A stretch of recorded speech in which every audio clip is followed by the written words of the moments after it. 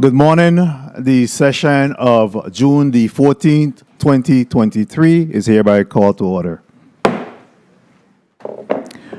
First of all, we'll have the invocation by Reverend Charles L. Brown, Jr., Chaplain of the Legislature of the Virgin Islands, and then that will be followed by the National Anthem and the Virgin Islands March. Chaplain. Let every heart pray. God, we thank you for this opportunity to come together as one body in the name of service. And so, God, we thank you for these 15 who have gathered. We ask, Lord God, that you would anoint them with the spirit of service, that they would always keep in mind to not just serve the institution, but also to serve the greater territory as they deliberate over these resolutions, bills, and permits. God, we thank you for those who have stepped up to serve in terms of the nominees.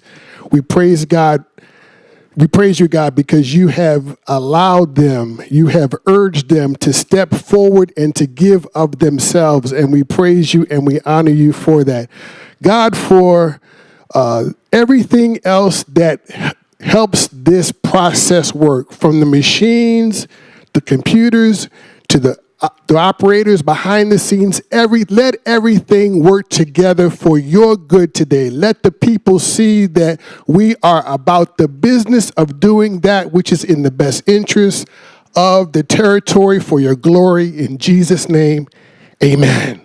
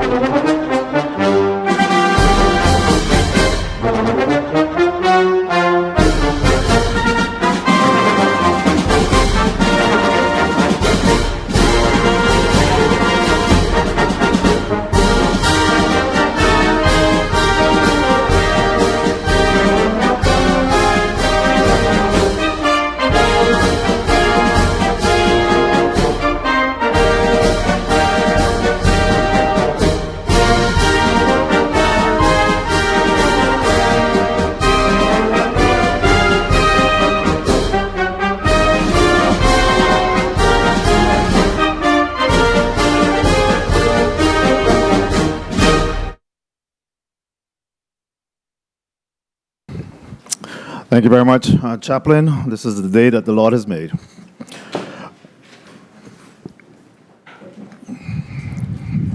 At this time, Madam Secretary, can we have a roll call? Thank you, Mr. President. Senator Marvin A. Blyden. Senator Blyden absent. Senator Angel Bolquez Jr.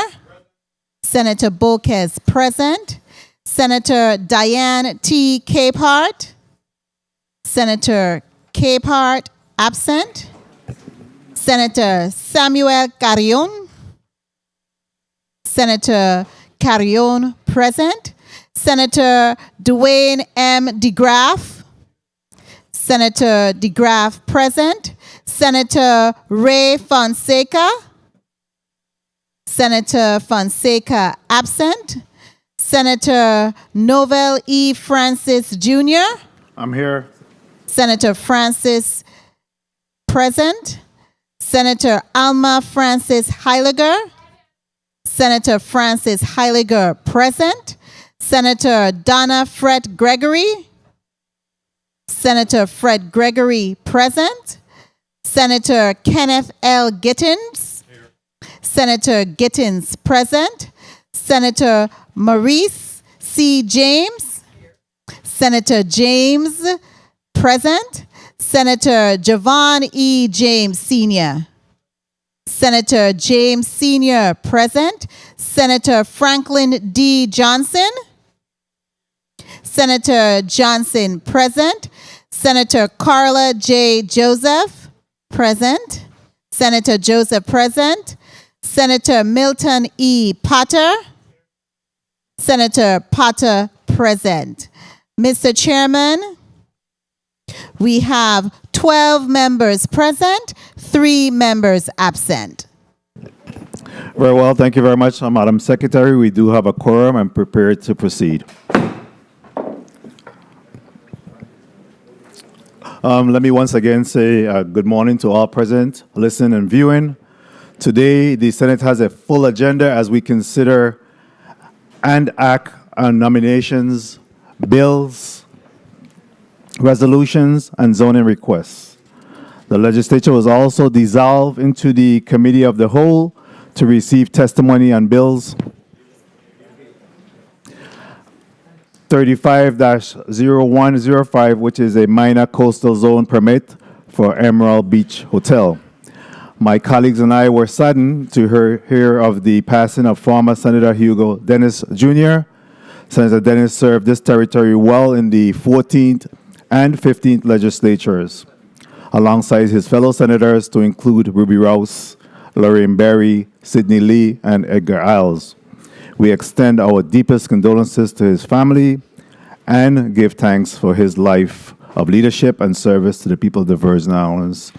I'll also like to take this opportunity to extend our continued prayers to our brother colleague, Senator Marvin Blyden, as he continues to go through some medical situation. We want to wish him well, a speedy recovery, and get back home to us in short order. God bless you, my brother, and continue to be well. At this time, Madam Clerk, is there any correspondence to be read into the record? Yes, Mr. President. You may proceed with reading of those correspondence. June 13th, 2023, the Honorable Novell E. Francis Jr., Senate President, 35th Legislature of the Virgin Islands. Dear Mr. President, I am writing to inform you that because I am outside the territory undergoing medical testing and treatment, I will be unable to attend legislative session on June 14th, 2023. Please mark my absence as excused, and please accept my apologies for any inconvenience caused, as well as my best wishes for a collegial and productive session. Sincerely, Marvin A. Blyden, Vice President, 35th Legislature of the Virgin Islands. June 9th, 2023, the Honorable Novell E. Francis Jr., Senate President, 35th Legislature of the Virgin Islands. Dear Mr. President, please be advised that I will be out of the territory from June 12th to the 15th, 2023, to attend the National Accreditation of Hospitals, NABH H annual meeting. This conference represents an annual meeting of behavioral health professionals from the nation's largest hospitals and facilities. It will include days of in-depth policy discussion with many sessions to choose from, industry keynote speakers, and plenty of opportunities to network and collaborate. Therefore, as the chairman of the Committee on Health, Hospitals, and Human Services, I find it prudent to be in attendance and participate in the discussions. As such, kindly mark me as excused and share any pertinent documents with my office. Cordially, Senator Ray Fonseca, 35th Legislature of the Virgin Islands. June 14th, 2023, the Honorable Novell E. Francis Jr., Senate President. Dear Senate President, please be advised that I will not attend the legislative session scheduled for June 14th, 2023. I am out of the territory attending the National Association for Behavioral Health Care annual meeting in Washington, D.C. Please ensure that I receive all the information provided in today's legislative session, if not accessible on the legislative drive. Furthermore, I note the importance of legislative session and regret my absence. I ask to be recorded as excused. I thank you in advance and wish you a very productive hearing. Best regards, Diane T. Capehart, Senator, 35th Legislature of the Virgin Islands. This concludes the reading of correspondence, Mr. President. Thank you very much, Madam Clerk. Please mark or record Senator Marvin Blyden as excused, Senator Ray Fonseca as excused, and Senator Diane T. Capehart as excused. Madam Secretary, can we get a tally at this time?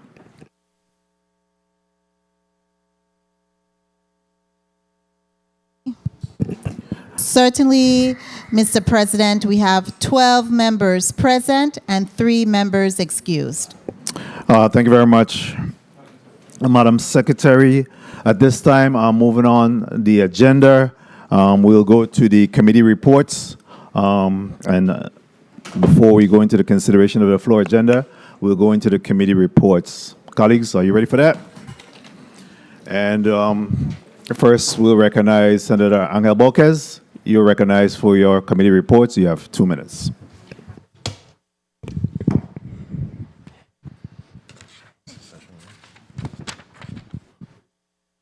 Thank you, Mr. President. Mr. President, colleagues, the Committee on Culture, Youth, Aging, Sports, and Parks convened on April 21st, 2023 to receive updates from the Department of Sports, Parks, and Recreation, as well as the AARP of the Virgin Islands. The committee received a comprehensive testimony from the Commissioner White that outlined recovery and capital projects, programs, and partnerships, as well as a SWOT analysis breakdown.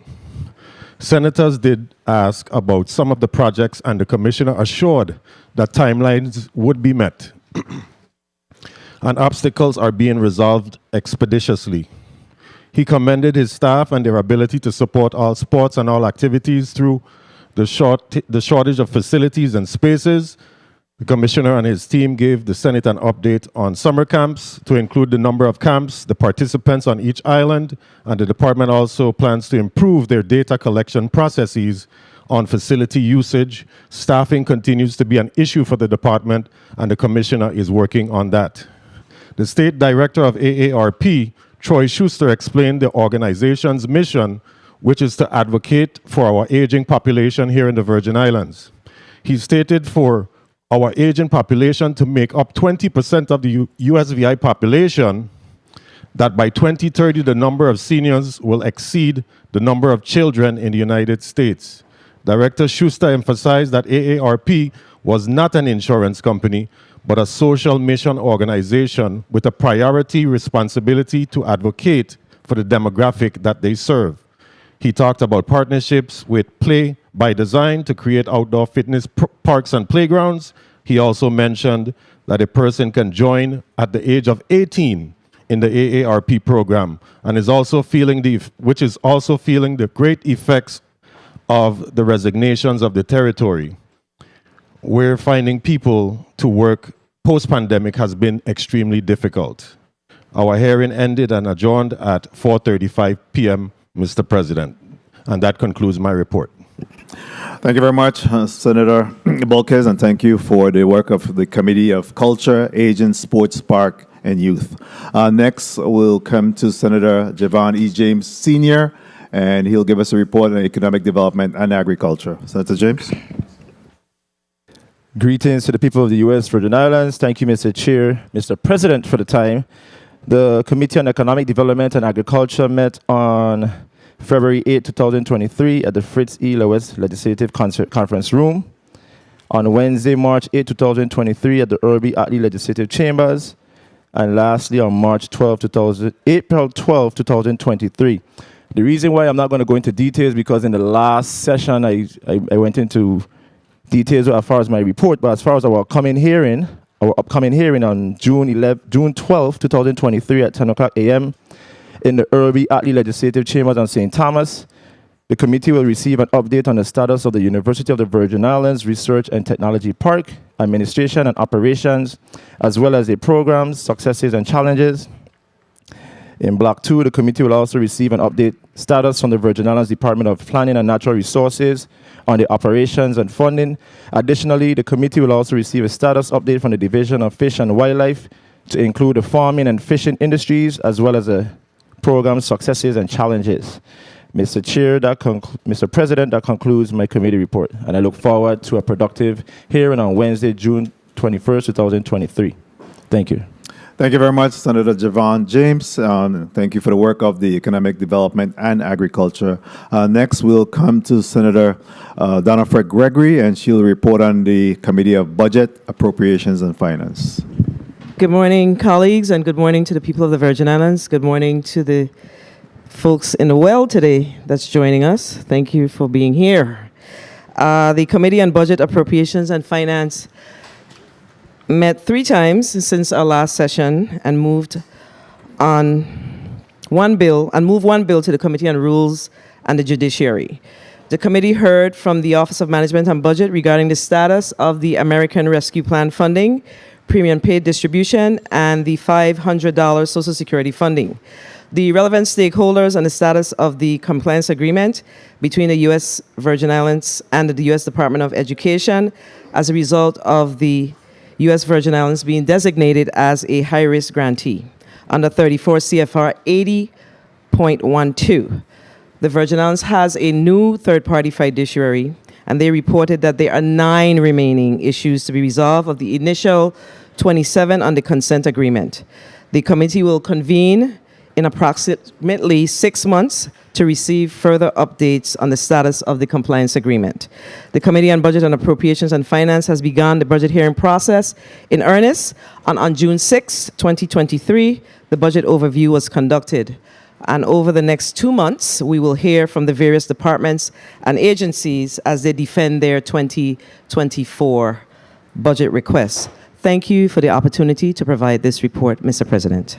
Thank you very much, Senator Fred Gregory, and the work of Budget, Appropriations, and Finance. You get work cut out for you. So we look forward to, again, the amount of meetings that we'll be having during the summer. Next, we'll hear from Senator Milton E. Potter, and he'll report on disaster recovery, infrastructure, and planning. Good morning. Thank you very much, Mr. President. Morning, colleagues. Good morning to the people of the Virgin Islands, and a special good morning to the folks who have joined us in the well. The Committee on Disaster Recovery, Infrastructure, and Planning met on Monday, May 15, 2023. The committee received updates from the Office of Management and Budget, specifically Director Jennifer O'Neill, Mr. Dara Smalls of the Territorial Hospitals Redevelopment Team, as well as Commissioner Derek Gabriel and his team from the Virgin Islands Department of Public Works on all anticipated, completed, and in-process disaster recovery-related projects and programs, and the status of all federal funding, specifically pertaining to those agencies. Our next meeting will be held later on this month, and we will be inviting the Water and Power Authority, Commissioner of the Department of Education, as well as the Executive Director of the Waste Management Authority to speak on all disaster recovery projects and funding. Mr. President, that concludes my committee report. Thank you very much. Thank you very much, Senator Potter. And again, thank you for the work of disaster recovery, infrastructure, and planning. And next, we'll come to Senator Marie C. James, and she will report on the Committee of Education, Work, and Workforce Development. You recognize Senator James. Thank you, Mr. President. Thank you, Mr. President. The Committee on Education and Workforce Development met on May 24th, 2023. We invited the Department of Labor Commissioner, Gary Malloy. Also present was Sonia Boyce from the Virgin Islands Workforce Development Board, Joanne Murphy, who is the chairwoman of the Virgin Islands Career and Technical Education Board. We also decided that we would like to hear from training providers in the Virgin Islands, given the issue of the labor shortage that we're facing in the Virgin Islands with the upcoming construction work and trying to get residents trained for high-skilled areas. So we invited Douglas Rideout, the CEO of M1 Enterprises, U.S. Virgin Islands, LLC, and Mr. Alex Isaac, the president of and CEO of 340 Integrated Project Team. I believe that the committee gained a lot of information from the Department of Labor, and also, of course, additional issues were put on the floor by the CTEC board that we are addressing. Our next committee meeting is on July 31st, 2023. Thank you, Mr. President. Thank you very much, Senator Marie C. James, on your reporting on the Committee of Education and Workforce Development, and thank you for the work that's being done in that committee. Next, we'll hear from Senator Kenneth L. Gittins, and he will report on the Committee of Homeland Security, Justice, and Public Safety. Thank you, Mr. President. Good morning to all. The Committee on Homeland Security, Justice, and Public Safety had one meeting since the last session. That meeting was held on May 22nd in the Fritz E. Lowitz Conference Room on St. Croix. The committee vetted several first responding agencies such as the Virgin Islands Police Department, the Virgin Islands Fire and Emergency Medical Services, the Department of Human Services, Vitima, and the Red Cross relative to their hurricane preparedness for this hurricane season. The committee members were not satisfied with what was told to us. Their level of preparedness was extremely low, and they got their marching orders to get on target, as we will be bringing them back before the committee. The committee has also scheduled our next hearing for June 22nd, where we'll be vetting several bills assigned to the committee. I just want to say as well that justice is in full motion, as we will be here voting on the nomination of the Attorney General today. And I want to take the liberty to say congratulations in advance. Looking forward to supporting that nomination. Thank you, Mr. President, sorry. Thank you very much, Senator Gittins, and thank you for the work that's being done on behalf of the people on the Committee of Homeland Security, Justice, and Public Safety.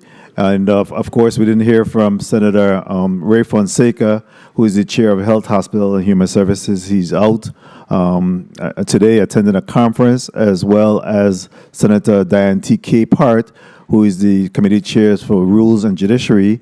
And again, she would have reported on a number of nominees that we'll be considering later on in this session that was approved through the committee, as well as Senator Blyden, who's also out, and he would have reported on housing, transportation, and telecommunication. At this time, we'll recognize Senator Carla Joseph, and she'll report on government operations, Veterans Affairs, and consumer protection. Pleasant good morning once again, and thank you so kindly, Mr. President. Since our last session, the Committee on Government Operations, Veterans Affairs, and Consumer Protection met twice and continued our oversight responsibilities over various government departments and agencies, as well as vetted and took action on several legislative measures. A total of 5 legislative measures were favorably approved by the committee on both of their April 25th and May 31st meetings. 2 bills were held in committee by the chair. I would like to also take this opportunity to thank all of my committee members who were in attendance. And we also heard from 2 agencies, specifically the Virgin Islands Lottery. And we had in attendance the executive director of the Virgin Islands Lottery, Mr. Raymond Williams, and also for the Taxi Cab Commission, we also had the chairperson of the Taxi Cab Commission, Ms. Loretta Lloyd, as well as the executive director for the Taxi Cab Commission, Ms. Vernice Gums. The committee will have its next meeting and hold its next meeting on July 12th in the St. Croix district. Thank you so much, Mr. President, for the opportunity to report. Thank you very much, Senator Joseph, again for your report, and the Committee of Government Operations, Veterans Affairs, and Consumer Protection. And thank you for the work that's being done by that committee. At this time, we'll recognize Senator Dwayne DeGraff for a report on the work that's being done by our minority senators as the minority leader. Senator DeGraff, you're recognized. Thank you, Mr. President. Good morning, colleagues. Good morning, everyone. The minority has met with the Vernon Police Department in regarding to tighten up on some of the gun laws in the territory because we see the nonsensical ways that our young population are being killed senselessly. So presently we are working on a follow-up with them. And prior to that, we have done some gun buybacks where we take cash for guns, and we had 4 of them, 2 on St. Croix, 2 on St. Thomas, to try to get guns off the street. So we are on a strong initiative to try to address the gun violence situation in this territory and do all that we can from this area here. So that's one of the main areas we're working on presently. And thank you for the time, Mr. President. Thank you very much, Senator DeGraff, and thank you for the work that's being done by our minority senators, again, to continue the work of the legislature of the Virgin Islands. At this time, I'll report on the Committee of the Whole. To date, the Committee of the Whole has convened 4 times. The activity for June 9th, 2023 hearing as follows. The committee met in the Fitzlowitz Conference Room in St. Croix to consider 3 zoning requests, Bill number 35-0079, and Act amending official zoning map SCZ-10 for the island of St. Croix to change the zoning designation of Plot 71, Estate Concordia, West End, from residential low density 1 and 2 families to R3 residential medium density. This zoning is for the Lutheran Social Service of the Virgin Islands, which would bring the property use as a children's home into zoning conformity and allow for construction of a new Sister Emma cottage for children with severe and developmental disabilities. We also heard on Bill number 35-0080, and the petitioner, Mr. Michael Jules, and the Church of God 7-Day zoning request is to bring the property's use as a church into zoning conformity and allow construction of a building for use as a church and other public uses such as a daycare, soup kitchen, etc. The trailer that is currently on the property would be converted for the use as a caretaker's residence. Bill number 35-0092, and again, the petitioner, Larry Albert, currently uses the property for livestock farming and is seeking allowance for mixed-use development. These 3 zonings requests are on today's legislative agenda for consideration by my colleagues and I. I also want to take this time to congratulate DPNR on the ribbon cutting ceremony that's being held this morning at 11 a.m. at the Elaine Ione Spurv Library and Museum of Cultural Arts that's opening on the island of St. John today. I also want to welcome former Senator Judy Gomez to our halls today. Good morning, Senator. Welcome. Welcome for being here. At this time, we'll take a 2-minute recess, and when we return, we'll set the agenda for today's session. The committee session of June 14th stands at recess for 2 minutes.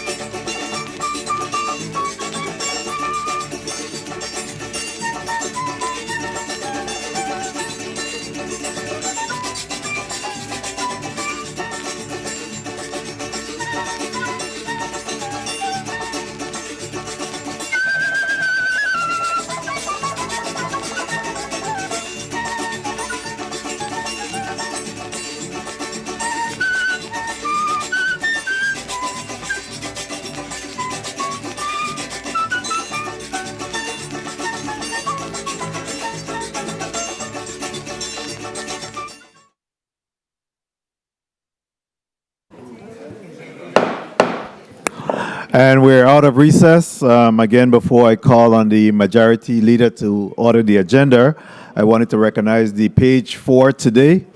Please, Ms. Amani Austin, please come forward.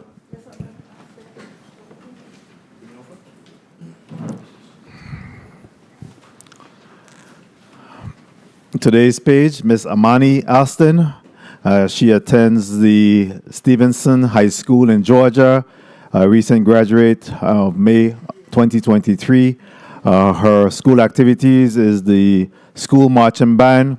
Her favorite subject is history and science. Hobbies, playing the clarinet. She's into music. And of course, her career goal is to become a midwife.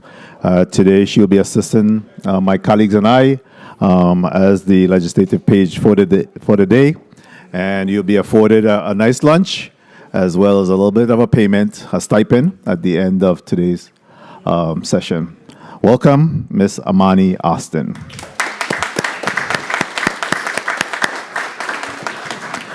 Thank you very much. At this time, do I hear a motion? Senator Gittins, Majority Leader, you're recognized for your motion. Thank you, Mr. President. Good morning again to all. Mr. President and colleagues, I move to order today's agenda as follows. Block 1, consideration of nominations with a debate time of 2 minutes to consider the nominations of Ariel M. Smith, Esquire, and Judge Harold Willocks. Also, Yvette D. Ross Edwards, Esquire, and Anna Wallace. Following Block 1, we will dissolve into Committee of the Whole to discuss Bill number 35-0105. Then we will rise out of session into Committee of the Whole. I restate. Following Block 1, we will dissolve into Committee of the Whole to discuss 35-0105. Then we will rise out of Committee of the Whole and move to Block 2 for consideration of zonings with a 2-minute debate time. The zonings will consist of 35-0079, 35-0080, 35-0092, and anything else that's added thereafter. Then Block 3, consideration of resolutions with 2 minutes. There are 2 resolutions, Bill number 35-0016 and 35-0062, with a 2-minute debate time. That's for Block 3. Then Block 4 will be the consideration of bills with a 4-minute debate time. Right now we have 35-0012 and anything else that's special order. The special orders and overrides will be considered after we rise back into full session, which will be after the Committee of the Whole. I so move. Thank you for your objection. Thank you, Senator. Senator Gittins, your motion has been heard, seconded by Senator DeGraft, as well as Senator Javon. I'm sorry, it was presented by Senator Gittins, objected to by Senator Carla Joseph as well. Seconded by Senator Joseph, and Senator Bolkes, objected to by Senator DeGraft, the Minority Leader. Let's get it together.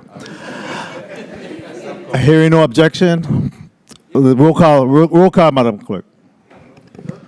Senator Marvin A. Blyden. Senator Blyden, absent. Senator Angel L. Bolkes Jr. Senator Bolkes Jr., yay. Senator Diane T. Capehart. Senator Capehart, absent. Senator Samuel Carrion. Senator Carrion, yay. Senator Dwayne M. DeGraff. Senator DeGraff, nay. Senator Ray Fonseca. Senator Fonseca, absent. Senator Novell E. Francis Jr. Yay. Senator Francis Jr., yay. Senator Alma Francis Heiliger. Right? Senator Francis Heiliger, absent. Senator Donna A. Fred Gregory. Senator Fred Gregory, yay. Senator Kenneth. She said hair. Oh. Senator Fred Gregory, yay. Senator Kenneth L. Gittins. Yes. Senator Gittins, yay. Senator Maurice C. James. Yes. Senator James, yay. Senator Javon E. James Sr. Yes. Senator James Sr., yay. Senator Franklin D. Johnson. Nay. Senator Johnson, nay. Senator Carla J. Joseph. Yes. Senator Joseph, yay. Senator Milton Potter. Yes. Senator Potter, yay. Mr. President, 9 yeas, 2 nays, 4 absent. Thank you very much. The motion carries For the purpose of the ordering to today's agenda, Madam Clerk, please call up the items in block number 1.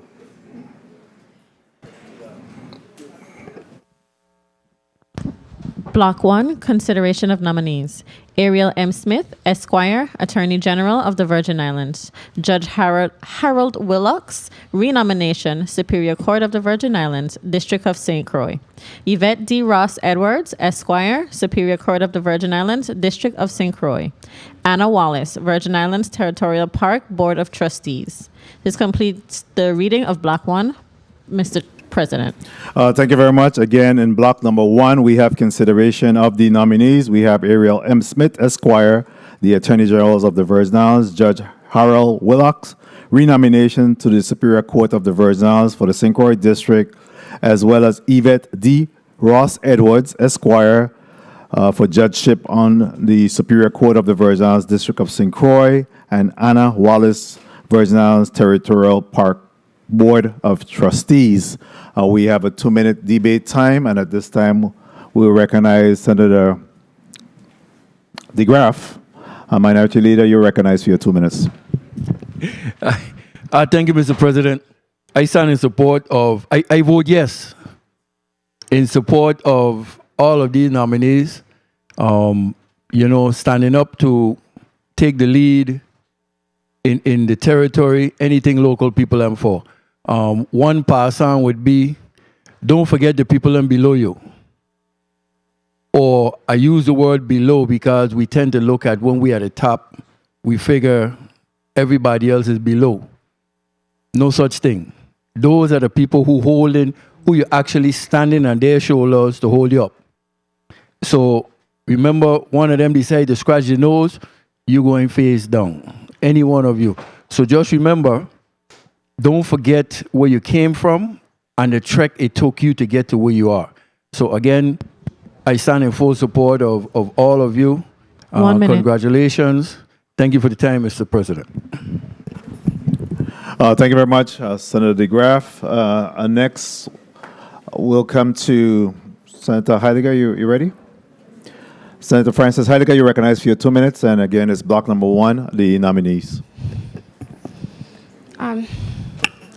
Good morning, and thank you. I was preparing some documents for today. I rise in support of all the nominations. So I attended many of the hearings, and I listened to what was being offered. So I am in full support. Thank you. Thank you very much, Senator Francis Heidegger. Senator Johnson, you're recognized for your 2 minutes at this time. Good morning. Thank you very much, Mr. President. Good morning to all my colleagues. Good morning to the viewing and listening audience. And we have a big audience here. Good morning to you, too. Mr. President, I rise in most of these nominees, except one. And at the appropriate time, I know you wonder why, but there's a lot of issues that I have to deal with that I've always said anytime I come here, I'm going to vote. Ain't going to bid, I ain't going to vote. So you will definitely see my no at the appropriate time with that individual one that I have my personal issues with, that I stand to my grounds, what took place with me and that individual. I'm not saying this person is not prepared and capable to do the job.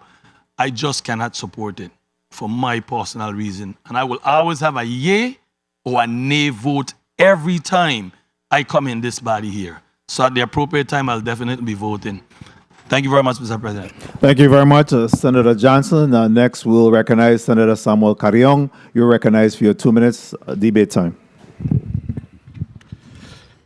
Thank you, Mr. President. Good morning to all. I rise this morning in support of all the nominations in Block 1. I had an opportunity to view the hearing in the Committee of Rules and Judiciary. And I want to thank each nominee for their willingness to serve, especially Ms. Anna Wallace, to the Virgin Islands Territorial Park Board of Trustees. I want to thank the governor for continuing nominating members to fill this board. As we know that the Territorial Park system was recently passed, and we're moving forward with implementing and structuring the Territorial Park system. So this is a crucial part of that. And I feel honor to have been the sponsor of that bill. Also, Attorney Smith and Judge Willocks, and very proud also to see Yvette D. Ross, Attorney Ross Edwards. 1 minute. To the bench. So these are individuals that I've had the opportunity to meet. They've been serving this community. They've given their time and service to our government and to the people of Virgin Islands. So I just wish them the best, and at the appropriate time, I'll be voting in the affirmative. Thank you, Mr. President. Thank you very much, Senator Carrion. Next, we'll recognize Senator Javon E. James Sr. You're recognized for your 2 minutes. Greetings once again to the people of the U.S. Virgin Islands. I stand in support of all the nominees. I am not going to go into details because I was in the Committee on Rules and Judiciary hearing in which I had the opportunity to vet these nominees. I want to wish them the best as they serve the people of the U.S. Virgin Islands. I also want to say, once again, get well soon to our colleague, Senator Marvin A. Blyden. We are all hoping and praying that you get back on your feet so you can do the work of the people. I also want to say my sincere condolences to the family and friends who have lost a loved one, whether it was through vehicular accidents or homicides, and the list goes on. With that said, in closing, I want to wish my colleagues a productive day, and I look forward to hearing what the good minority senator has to say. I'm going to pull him to the side. I'm very interested in finding out. But besides that, I stand in support of all the nominees. Thank you, Mr. Chair, for the time. Mr. President. Thank you very much, Senator Javon James Sr. Next, we'll recognize Senator Angel Boquez Jr. Senator at large, you're recognized for your 2 minutes. Thank you, Mr. President. Mr. President, colleagues, I unequivocally rise in support of all of these nominees in this block. I have no reservations. They are experienced, they have capacity, they bring a whole lot of volume, and it speaks to who they are in this society. I had the opportunity to vet them in rules and judiciary. We asked them questions about their experiences, how they would handle situations, and I am in full support of each and every one of these nominees here today, and looking forward to voting in the affirmative when the time comes. Thank you, Mr. President. Thank you very much, Senator Boquez Jr. Next, we'll recognize Senator Donna Fred Gregory. You're recognized for your 2 minutes, Ms. Finance Chair. Thank you, Mr. Chair, and it is my absolute pleasure to rise in support of the nominees in this block, particularly our own very own Yvette Ross Edwards, a Virgin Islander, and a Virgin Islander that has stayed in the paint with us here in the territory. So when our Virgin Islanders step up, it is important for us to support them. And I know that they're more than qualified to serve in these positions. Of course, Harold Willocks, he is being renominated, and we know of his the work that he does in this Virgin Islands. And of course, he is a graduate of Morgan State University. So I am indeed in support of his nomination.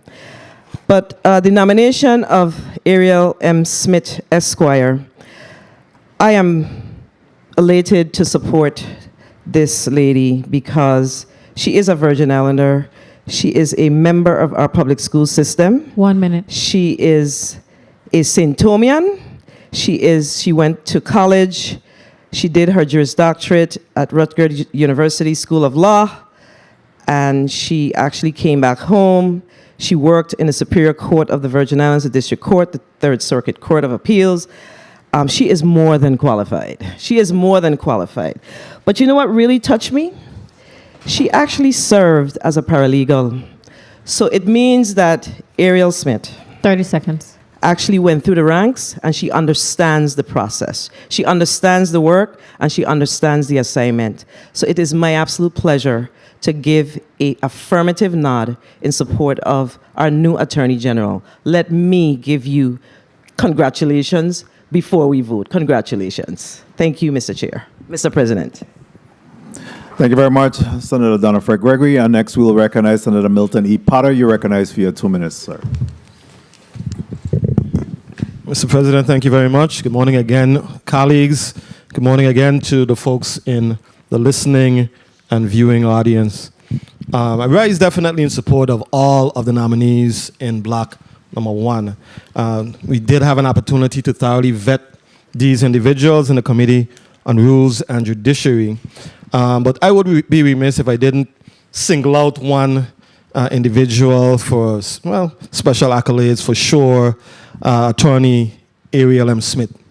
I had an opportunity to become somewhat familiar with Attorney Smith's work ethic and the caliber and the quality of the person who served as an attorney. And Attorney Smith is solid. She's determined. She's always engaged.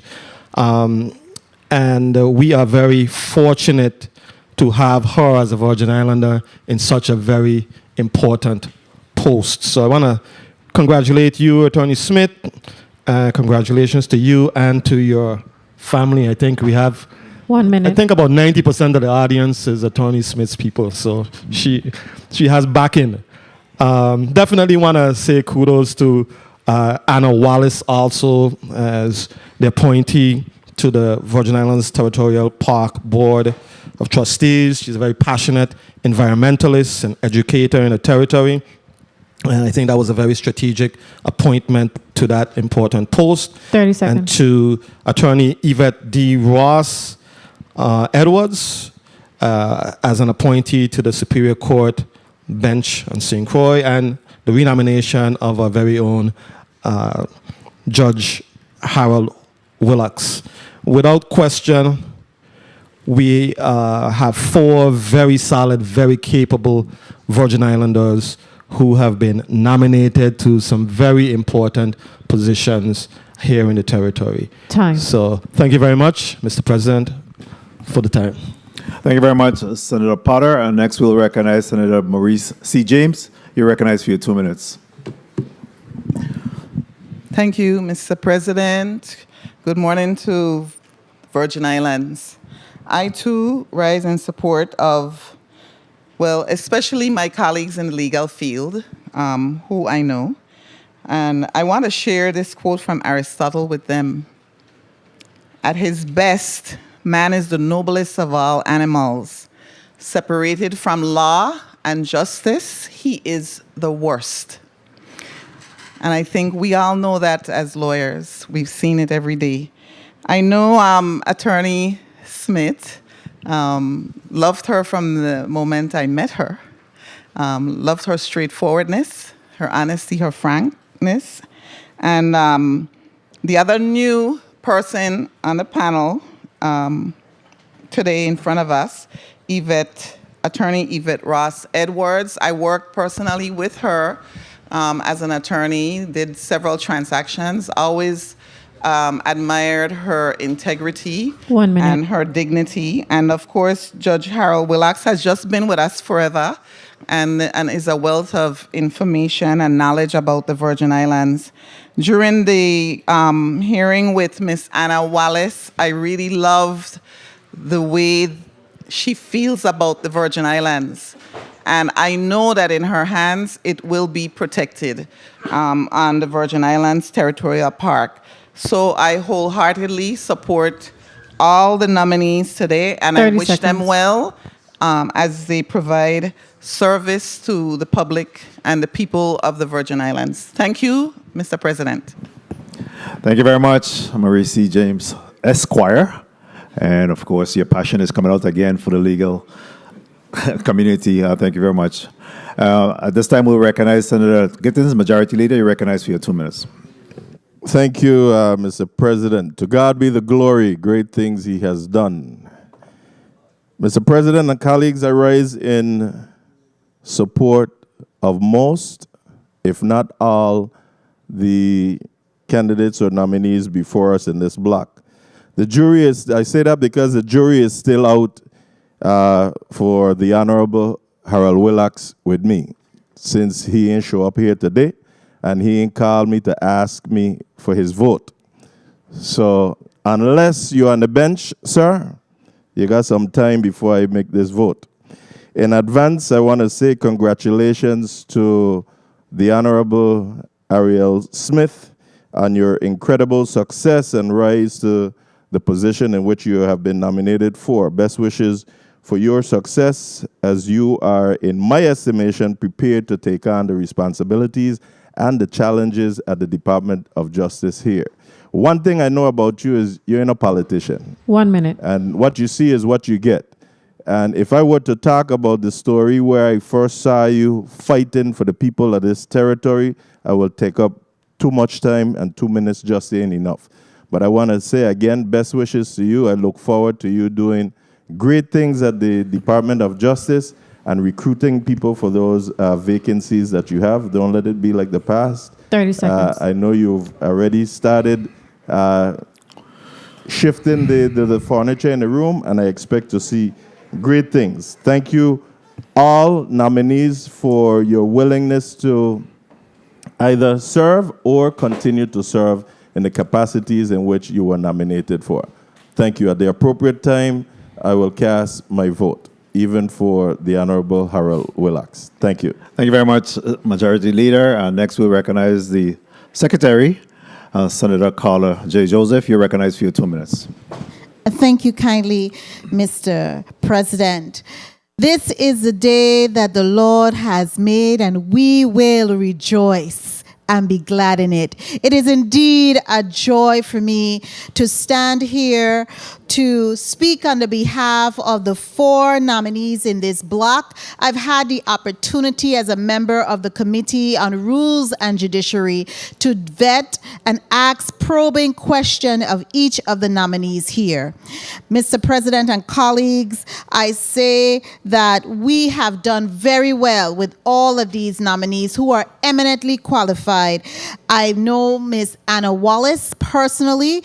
I've been working with her many years, for decades, when she worked for the Environmental Rangers, and her passion for environmental justice is renowned. Also, I've worked with Judge Harold Willox when I served as a program manager for a risk program while he was at the Office of the Public Defender. And I know his passion for justice, and I really appreciate all that he has done on the bench. I also rise in support of Yvette D. Ross Edwards. I had the opportunity to speak to this lady and how she was able to sacrifice moving forward, even in her career, to even go into judgeship because of her family. And family is very important to her. And finally, Miss Ariel Smith, I knew about her before I even met her. I've heard good things about her, so I definitely rose in support of her nomination. What I want to talk about specifically is each of these nominees worked their way up. They have experience in the fields that they are being appointed to. So they just didn't come up here. They work from entry level and they work their way up. So, Mr. President and colleagues, at the appropriate time, I will be casting my vote in the affirmative for all of these nominations. Thank you kindly. Thank you very much, Senator Joseph. If the Madam Timekeeper could put 2 minutes on the clock for me. I first of all want to thank the governor for these nominees and sending down these nominations. I also want to thank the nominees for their willingness to serve in these various positions. And I suffer no illusion or delusion. I truly believe that these individuals are qualified for the position that they are before us for. I want to start off, of course, with Ms. Anna Wallace Francis and her Virgin Islands Territorial Park Board of Trustees. I certainly support that. Public service is one of the highest calling. It's a thankless job, but again, thank you for your willingness to do it. Yvette Ross Edwards, again, I extend my best wishes to you. I still have a couple of clients that's calling saying they haven't heard from you yet about referrals, but again, I know you, when I asked that question on the floor, you indicated to me that you need to be given a job. You need to make sure that this nomination go through before you're able to make that selection. Harold Willox, again, a personal friend of mine. I've seen him work. He certainly is one of those individuals that don't hide from this community. He's part of the community. He didn't get up in the ivory tower and forget about his people. He's still there and serve in both capacity as a resident as well as a judge. Miss Ariel Smith, again, an individual that have served as a public defender, as a prosecutor. She's no slouch. 30 seconds. I've heard from her employees, she's tough, but she's fair. I had the opportunity to work with her, alongside her, at least for a whole week when she served as acting governor and I as acting lieutenant governor, and got to know her a little bit better. She talked about her passion for the work that she does and her commitment to the people of the Virgin Islands. And I really want to thank her for her willingness to serve in this capacity as the people's lawyer, Attorney General of the Virgin Islands. Time. Again, I certainly stand in support of all of the nominees before us today. In consideration is Ariel M. Smith, Esquire, Attorney General of the Virgin Islands. Judge Harold Willocks, renomination to Superior Court of the Virgin Islands. Yvette D. Ross Edwards, Esquire, Superior Court of the Virgin Islands, District of St. Croix, and Anna Wallace, Virgin Islands Territorial Board of Trustees.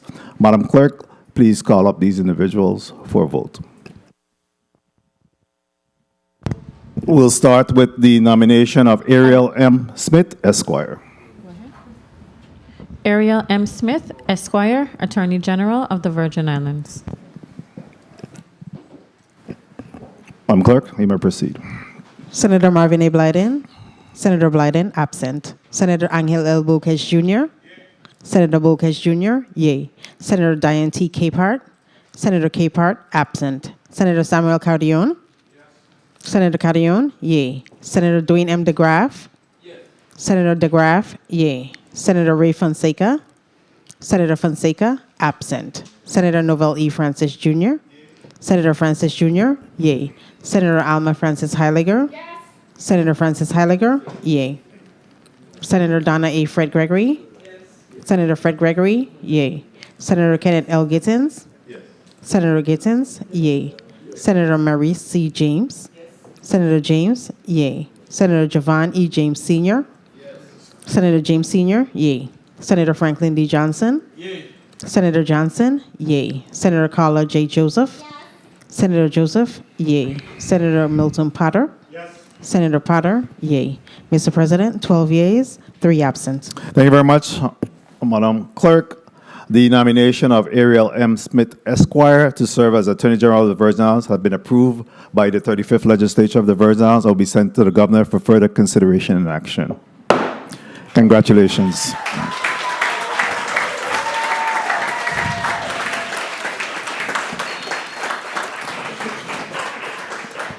Madam Clerk, please call up the next nominee. Judge Harold Willocks, renomination, Superior Court of the Virgin Islands, District of St. Croix. Senator Marvin A. Blyden. Senator Blyden, absent. Senator Angel L. Bocage Jr. Senator Bocage Jr., yay. Senator Diane T. Capehart. Senator Capehart, absent. Senator Samuel Carrion. Senator Carrion, yay. Senator Dwayne M. DeGraff. Senator DeGraff, yay. Senator Ray Fonseca. Senator Fonseca, absent. Senator Novell E. Francis Jr. Yay. Senator Francis Jr., yay. Senator Alma Francis Heiliger.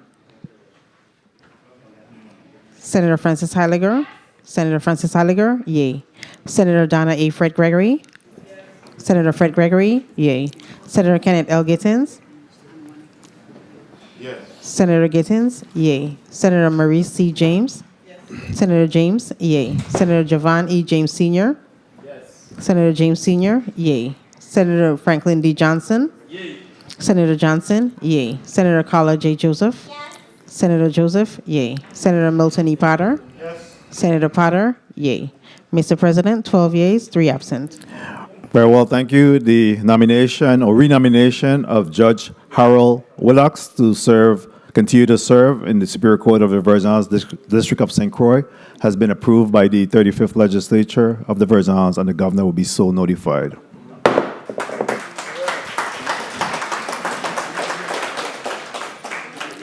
Madam Clerk, please call up the next nominee.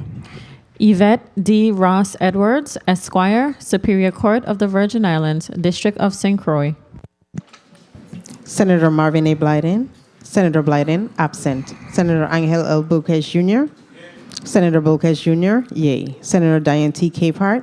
Senator Capehart, absent. Senator Samuel Carrion. Senator Carrion, yay. Senator Dwayne M. DeGraff. Senator DeGraff, yay. Senator Ray Fonseca.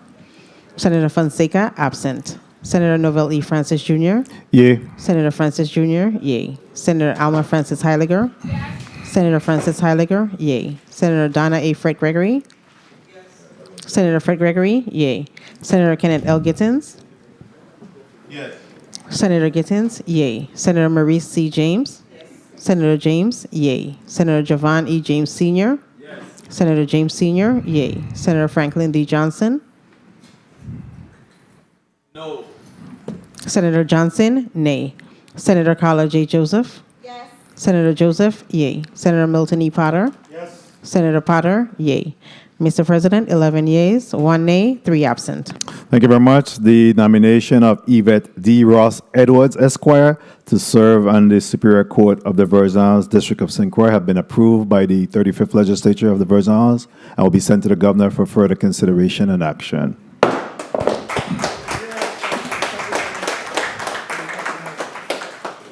Madam Clerk, please call up the next nominee. Anna Wallace, Virgin Islands Territorial Park Board of Trustees. Senator Marvin A. Blyden. Senator Blyden, absent. Senator Angel L. Buquez Jr. Senator Buquez Jr., yay. Senator Diane T. Capehart.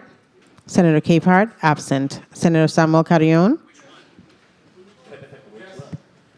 Senator Carrion, yay. Senator Dwayne M. DeGraff. Senator DeGraff, yay. Senator Ray Fonseca. Senator Fonseca, absent. Senator Novell E. Francis Jr. Yay. Senator Francis Jr., yay. Senator Alma Francis Heiliger. Yes. Senator Francis Heiliger, yay. Senator Donna A. Fred Gregory. Senator Fred Gregory, yay. Senator Kenneth L. Gittins. Yes. Senator Gittins, yay. Senator Maurice C. James. Yes. Senator James, yay. Senator Javon E. James Sr. Yes. Senator James Sr., yay. Senator Franklin D. Johnson. Yay. Senator Johnson, yay. Senator Carla J. Joseph. Senator Joseph. Yes. Senator Joseph, yay. Senator Milton Potter. Yes. Senator Potter, yay. Mr. President, 12 yeas, 3 absent. Thank you very much, Madam Clerk. The nomination of Anna Wallace to serve on the Virgin Islands Territorial Park Board of Trustees have been approved by the 35th Legislature of the Virgin Islands. Will be sent to the Governor for further consideration and action. Thank you very much. Again, this round out block number 1. At this time, we allow for Attorney General nominee Ariel M. Smith, Esquire, to come into the well. Designee.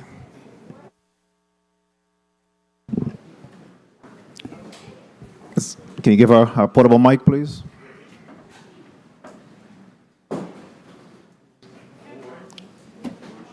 Or you could use, let's grab one of those mics. Please recognize the mic of, please come with a portable mic.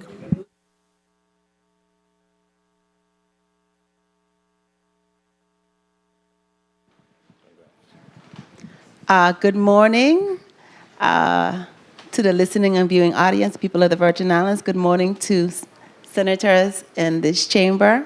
I thank you very much for your support. To God be the glory. I will definitely start by saying that. I say a special thank you to my family who is present, my co-workers who are present, my pastor who is present, Attorney Gomez, who is present and an ardent supporter of not only me, but the Department of Justice. I am going to do the good work for the people of the Virgin Islands, and I can assure you that I will do my very best. Thank you again for your support, and I appreciate the opportunity. And I'm running to catch a plane, so I wasn't trying to be rude, but thank you again. All right. Thank you very much, and again, congratulations on your nominations. At this time, we'll dissolve into the committee of the whole and take a 2 minutes recess.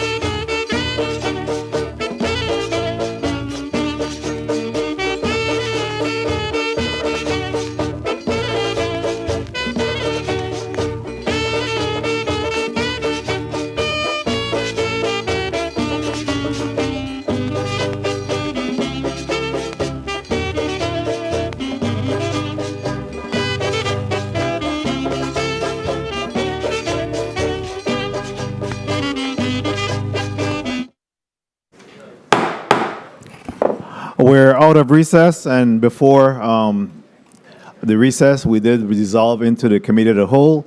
Madam Clerk, please call up the next item on today's agenda. The 35th Legislature will step down from legislative session and convene a committee of the whole to receive testimony on the following. Bill number 35-0105, an act ratifying the governor's approval of minor coastal zone permit CZT-12-16W issued to Emerald Beach Corporation doing business as Emerald Beach Hotel for a term of 20 years for the installation, use, and occupancy of submerged land by 3 swim buoys, an aquabana, and a floating dinghy dock seaward of parcel numbers 70-D-1 and 70-T-1, Estate Lindbergh Bay, St. Thomas, Virgin Islands. Invited testifiers, the Honorable John Pierre L. Oriol, Commissioner, VI, Department of Planning and Natural Resources, Mr. Marlon Hibbert, Director, Division of Coastal Zone Management, VI, Department of Planning and Natural Resources, Mr. Carlton Dow, Executive Director, Virgin Islands Port Authority, Mr. David Gossin, Owner and President, Calypso Water Sports, LLC. This concludes the reading of today's Committee of the Whole agenda. Mr. Chair. Thank you very much, Madam Clerk. At this time, we have the testifiers already seated, and we'll just have them at least identify themselves before they go into their testimonies. Mr. Hibbert. Good morning. Good morning, Senate President. Thank you. Marlon Hibbert, Director of the Division of Coastal Zone Management, Department of Planning and Natural Resources. And you'll also be representing the Commissioner? Yes. Apologies for his absence. He is at the reopening of the Ionian Sproul Library in St. John. Very well. Thank you. Next, Mr. Colzine. Good morning, Honorable Senate President and Honorable members here, and everyone else. Good morning again. I'm David Gosin, the owner of Calypso Water Sports, and I'm looking to have my application heard, and hopefully it's turns to be favorable. Thank you. Very well. Next. Michael Krigge, Emerald Beach Resort, Director of Properties. Thank you. Very well. Again, we have before us your application, and we'll go to Mr. Hibbert for his testimony at this time. Good day, Senate President, Honorable Novell E. Francis, Jr., and other members of the 35th Legislature of the U.S. Virgin Islands, legislative staff, and members of the viewing and listening public. My name is Marlon Hibbert. I am the Director of the Division of Coastal Zone Management in the Department of Planning and Natural Resources. Today, we are presenting testimony on the following permit. Minor Coastal Zone Permit, CZT 12-16W, issued to Emerald Beach Corp., doing business as Emerald Beach Hotel. If ratified, this permit allows for the continued use and occupancy seaward of parcel numbers 70D-1, 70T-1, Estate Lindbergh Bay, St. Thomas, U.S. Virgin Islands. The permit allows for the installation of 3 buoys that span 150 feet parallel to the shore and are 80 feet from the shore, equaling an initial swim area of 12,000 square feet, minus 3,516.49 square feet for the area of the aquabana located within the swim area, for a total swim area of 8,483.5 square feet. This permit also allows for the installation and use of an aquabana with measurements of 59.3 times 59.3 feet, equaling an area of 3,516.49 square feet. Permit allows for the installation and use of a floating dinghy dock with measurements of 40 feet by 6.5 feet, equaling an area for the dock, plus an area surrounding the dock of 1,796 square feet. An annual rental fee of $5,946.69 payable in advance has been negotiated with the permittee. For the first initial payment, due upon receipt of the effective permit, the permittee will be required to pay a total of $2,813 for the aquabana only to account for the cost of installing buoys for the swim area and that the permittee is not immediately installing the floating dock. For each subsequent payment due every year on the anniversary of the effective date of the permit, the permittee will pay the full total of $5,946.69. The swim area cost is calculated with the consideration that the aquabana is located inside the swim area. If the aquabana or any part of the aquabana is moved from the swim area, the cost of the swim area will be increased starting in the year the aquabana is moved and for every subsequent year. In the 4th, 8th, 12th, and 16th year of this permit, the fees will be renegotiated either with the permittee according to Title 12 Virgin Islands Rules and Regulations 910-5E and or taking into consideration the Consumer Price Index. Upon the 20th year of the permit or at expiration, the rental fee shall be adjusted pursuant to an increase in the CPI in the manner described in paragraph 5 of this subsection, and every year after until a renewal permit is approved or the permittee vacates the premises in accordance with paragraph 5, subsection J of this permit. The term of the permit is for 20 years. This concludes our testimony on behalf of the department, and we are available to answer any questions as best as we can. Thank you very much, Director Hibbert. We also provided some graphics, Senate President. Yes. We'll come to those as soon as, after we hear from Mr. Gosin, we'll come to those graphics. Again, Honorable Senate President and honorable members again, honorable senators. My name is David Gosin. I'm testifying here today on behalf of, to bring my aquabanas, Calypso Water Sports. It's all eco-friendly. I look forward to providing local jobs. It's going to be all local jobs and donating to charitable organizations on your island. I hope that I can expand into your different territories. I have many eco-friendly products that will become later on. And that's pretty much it in a nutshell. I don't have much to say more than just it's eco-friendly. All the research has been done. I think there's going to be great revenue. And I just look forward to helping the people in the Virgin Islands. Thank you. Thank you very much. There's also a correspondence that was sent forward from Director Dow, Executive Director of the Virgin Islands Port Authority. At this time, I'll ask the Madam Clerk to read that correspondence. June 13th, 2023, Honorable Novell E. Francis Jr., Senate President, 35th Legislature of the Virgin Islands. Dear President Francis, I am in receipt of your invitation to testify before the Committee of the Whole hearing at the Earl B. Otley Legislative Hall on St. Thomas on June 14th, 2023. Unfortunately, I am unavailable to testify today due to a scheduling conflict. As the Executive Director of the Virgin Islands Port Authority, I was invited to testify regarding Bill number 23-0559, an act ratifying... regarding BR 23-00559, an act ratifying the Governor's approval of minor coastal zone permit CZT-12-16W issued to the Emerald Beach Corporation, doing business as Emerald Beach Hotel.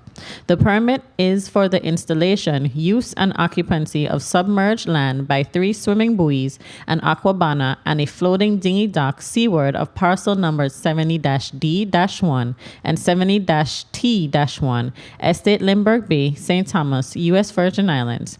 The term of the permit is 20 years.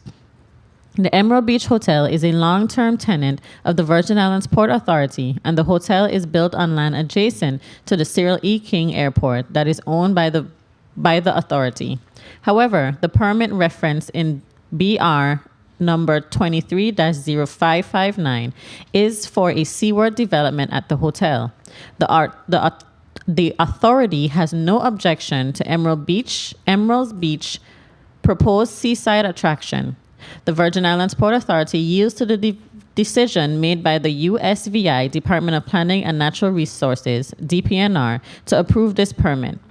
DPNR is the agency with jurisdiction to approve any use of the territory's beaches and submerged lands.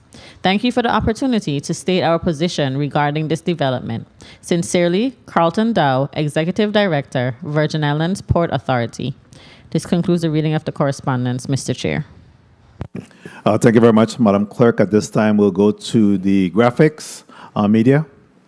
And Mr. Hippert or Mr. Goldstein, if you could just discuss whatever shows up on the graphics.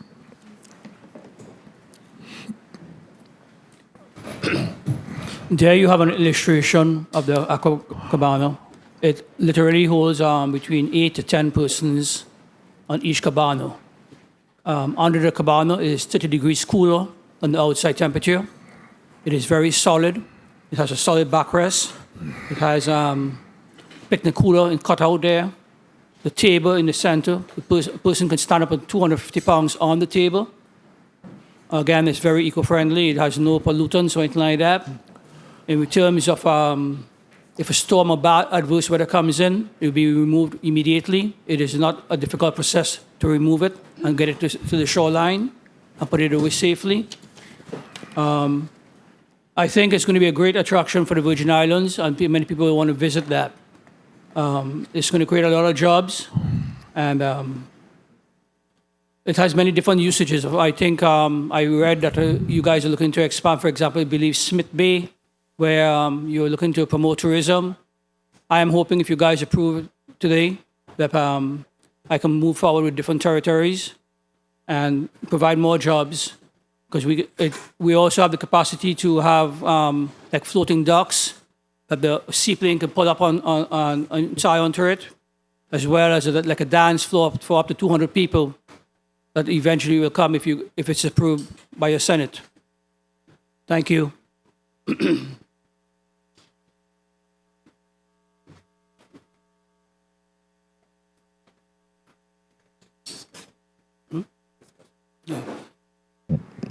Right there, on that one there, you see there's a step-up ladder where the persons will gain entry from the water.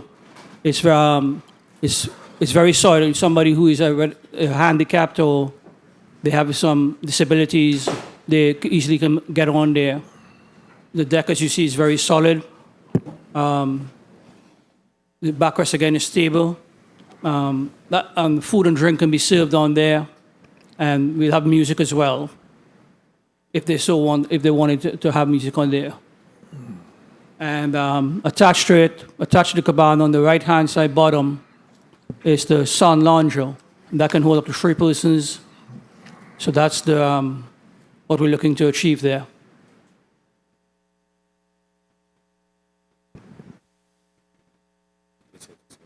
Yes, it's the same thing, sir.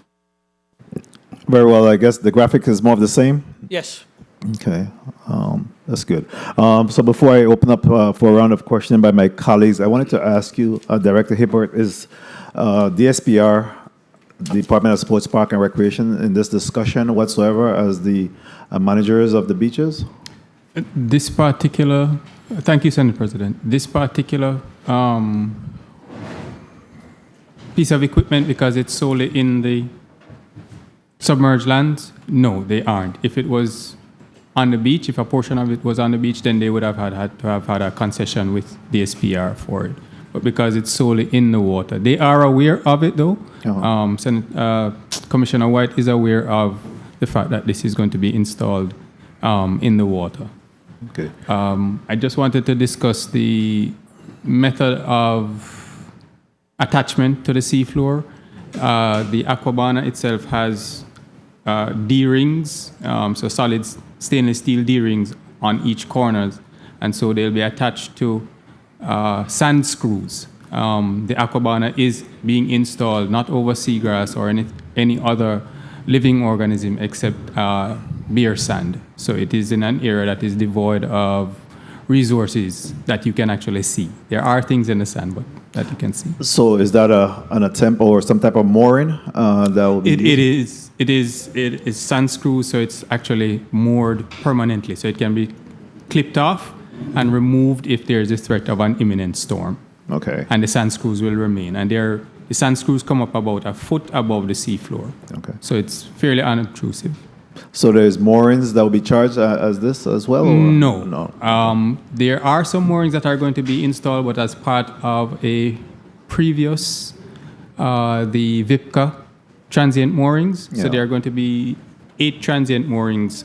So it will support the industry overall, because those transient moorings, those transient boaters can come into Emerald Beach Hotel and have the services or the amenities, enjoy the amenities that are available from the site as well. So it's your testimony there's no launching or anything that happens from the beach onto this vessel? No, it should be, there are no vessels coming, there are vessels, so if, and again, Senate President, let me try to, I think there was one graphic that was missing. The dinghy dock is supporting the transient vessels, so they can come, pull up alongside, no overnighting is allowed on that dinghy dock. They can pull up, utilize the services along the beach, pull up to the beach, but it's there for that service.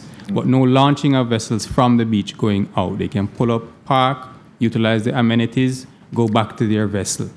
And then people enjoying the Aquabana are going to go from the beach, board the Aquabana, or swim up to it, as the case may be. Very well. I'll open up to my colleagues at this time. We have 2 minutes. Senator Francis Heiliger, you're recognized for your 2 minutes. Thank you. Good morning to my colleagues, to the people of the territory, to the testifiers. My first direct question is to the gentleman in the middle. I forgot what your name was. Mr. Gosine. Mr. Cosine? Gosine. Gosine? Yeah, Gosine. Gosine. Okay, nice to meet you. You spoke about jobs. Approximately how many jobs would this Aquabana potentially bring about? Initially, when we start up, it's going to be between 5 to 8 jobs. If we're allowed to expand with different eco-friendly water sports, like electric bodyboards and whatnot, kayaks, canoes, whatever, I anticipate between 10 to 15 persons. Okay. About 10 to 15. Yes, okay. and if maximum if you're allowed to expand. Yeah, I'm sorry. Okay. Yes, if I'm allowed to expand. For DPNR, explain this to me a little bit. You spoke about 12,000 square feet minus 3,516.49 for the Aquabana itself. Are you saying that we're carving out 12,000 square feet for them to be able to utilize? So the area. Explain that. Yes, Senator Heiliger, thank you.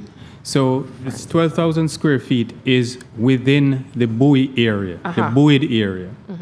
And then the Aquabana sits inside of it. So it's not being carved out. It is still accessible to all members of the public. Okay, that's what I was. It is not being carved out. It is just to protect the Aquabana and to prevent any other motorized vessels coming in the area. So think of it as a swim area with an amenity inside of it. So basically, for that specific space, it's going to be limited to only persons that are swimming. Swimming, yes. Okay. And for this, they're going to pay $5,446 a year. Yes. Divided, that's roughly $495 a month to basically occupy over 3,506 square feet. How did you come up with that calculation? Okay.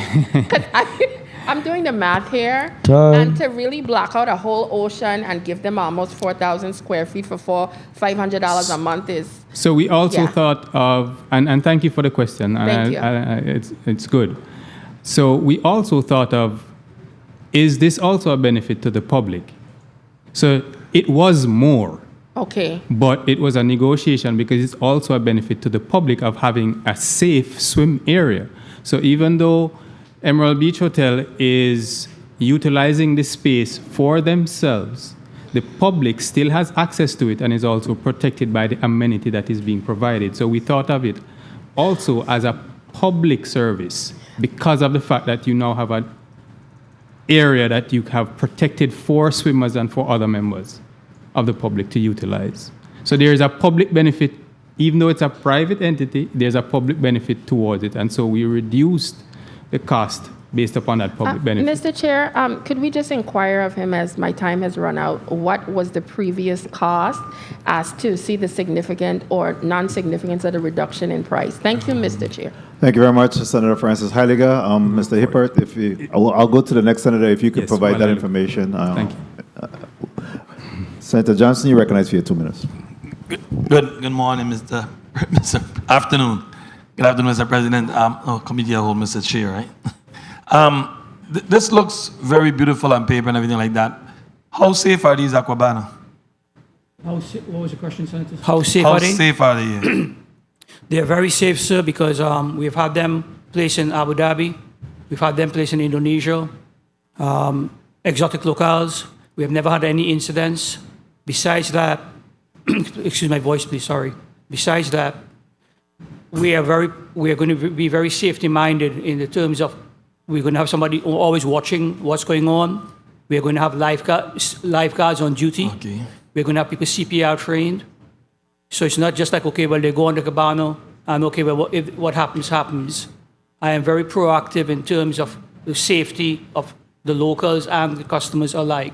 So approximately how many cabanas you plan to put in water It's to going to be start? 4 cabanas, with the capacity of the 4 cabanas between 25 to 30 people. And how many lifeguards you will be We're going having? to have at least 2 lifeguards. And approximately what will be the cost? Can anybody people have to actually pay to utilize the cabanas? Right. So just a wrong figure. You don't have to give me a full. Okay. Well, we're still doing a study on that. It probably will be around $30, $40 per person. For how long? Sorry? For how long? $30? For 1 hour, sir. 1 hour? Yes, sir.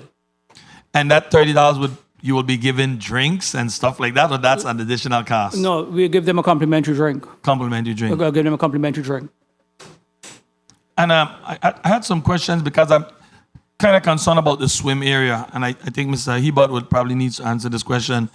Is there already a swim area in that, right on that side of Emerald Beach? Yes, there are some buoys in place. So we're expanding the swim area. It is, pardon me, Senator, thank you for the question. So there are some swim buoys that are out a little further. So this is actually like a buffered area again, within that larger area. So where these cabanas going to be is going to be inside of the swim area that's already there? Yes. No vessels should be inside of there? No vessels should be inside of any of those areas. And there are, in fact, at Lindbergh, there are 2 entry points, one at the western end and one at the eastern end for any motorized vessels. There are some water sports operators there already. Okay. But there's a ingress and egress at the very western end, and then there's an ingress and egress at the very eastern end, just directly in front of the Emerald Beach Hotel as well. Okay. Thank you very much. No further question, Mr. Chair. Thank you very much, Senator Johnson. Mr. Gosain, is motorized or anything, or No, sir, it's all non-motorized, sir. Non-motorized. Very well. Senator DeGraff, you recognize for your 2 minutes. Thank you, Mr. Chair. Good morning, Kali. Good afternoon, Kali. Where in proximity is it to that the floating structure they have down there that the Oli family owns? Okay, so thank you, Senator DeGraff. The Oli family CTC Charters is at the western end of Lindbergh. This facility would be directly in front at the eastern end of Lindbergh Bay, in front of Emerald Beach property. Okay, so we have those facilities. They are for entertainment, for families and things. So then the individual goes down to the beach to enjoy the beach. What kind of impact does it have on me who just want to go to the beach? Well, the impact, so CTC Charters has an area that they have designated for the floating edifice. If you are going to use that amenity, there's a transactional agreement between them and you. But anything around it is public. Anything around the Aquabana is also public. So if I wanted to swim within the area beside the Aquabana, I can. Again, because that is, the Aquabana is a paid amenity. If I go on it, then I have to make a transaction. But anything around it, in front of it, beside it, under it, is open to the public. Okay, and the floating dinghy dock is 40 feet by 6.5 feet wide? Yes. So is that again, would the 4 cabanas span 40 feet?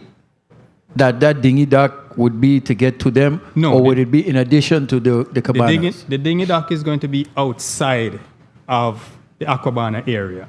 Okay. So and so because you don't want motorized vessels close to individuals swimming or the Aquabana, so the dinghy dock will be further east, outside of the area designated where the Aquabana is, and is for only vessels coming in to utilize the amenities of the beach as well as the Emerald Beach Corp.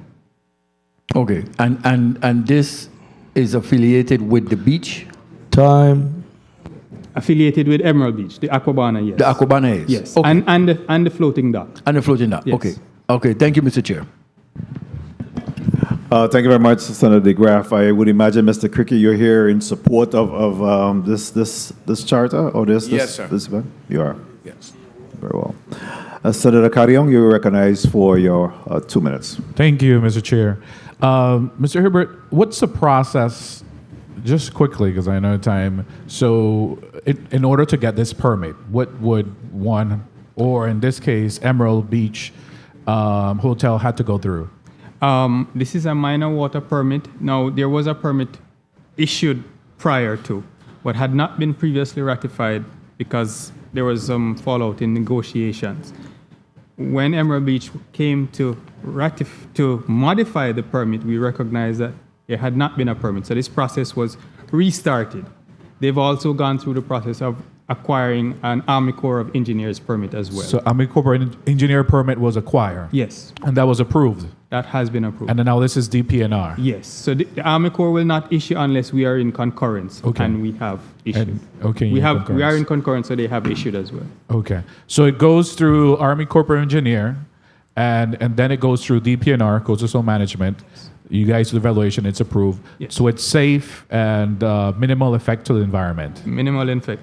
Okay. And then what happens? Then this goes to the governor, or it comes to us? It has gone to the governor, and you guys for the are governor's working on it. signature. So executive branch is also an approval. Yes. And now it's here before us. Yes, sir. What's the length of time for this process? Admittedly, this one took longer than it should have. When you say longer, what's that? Over a year.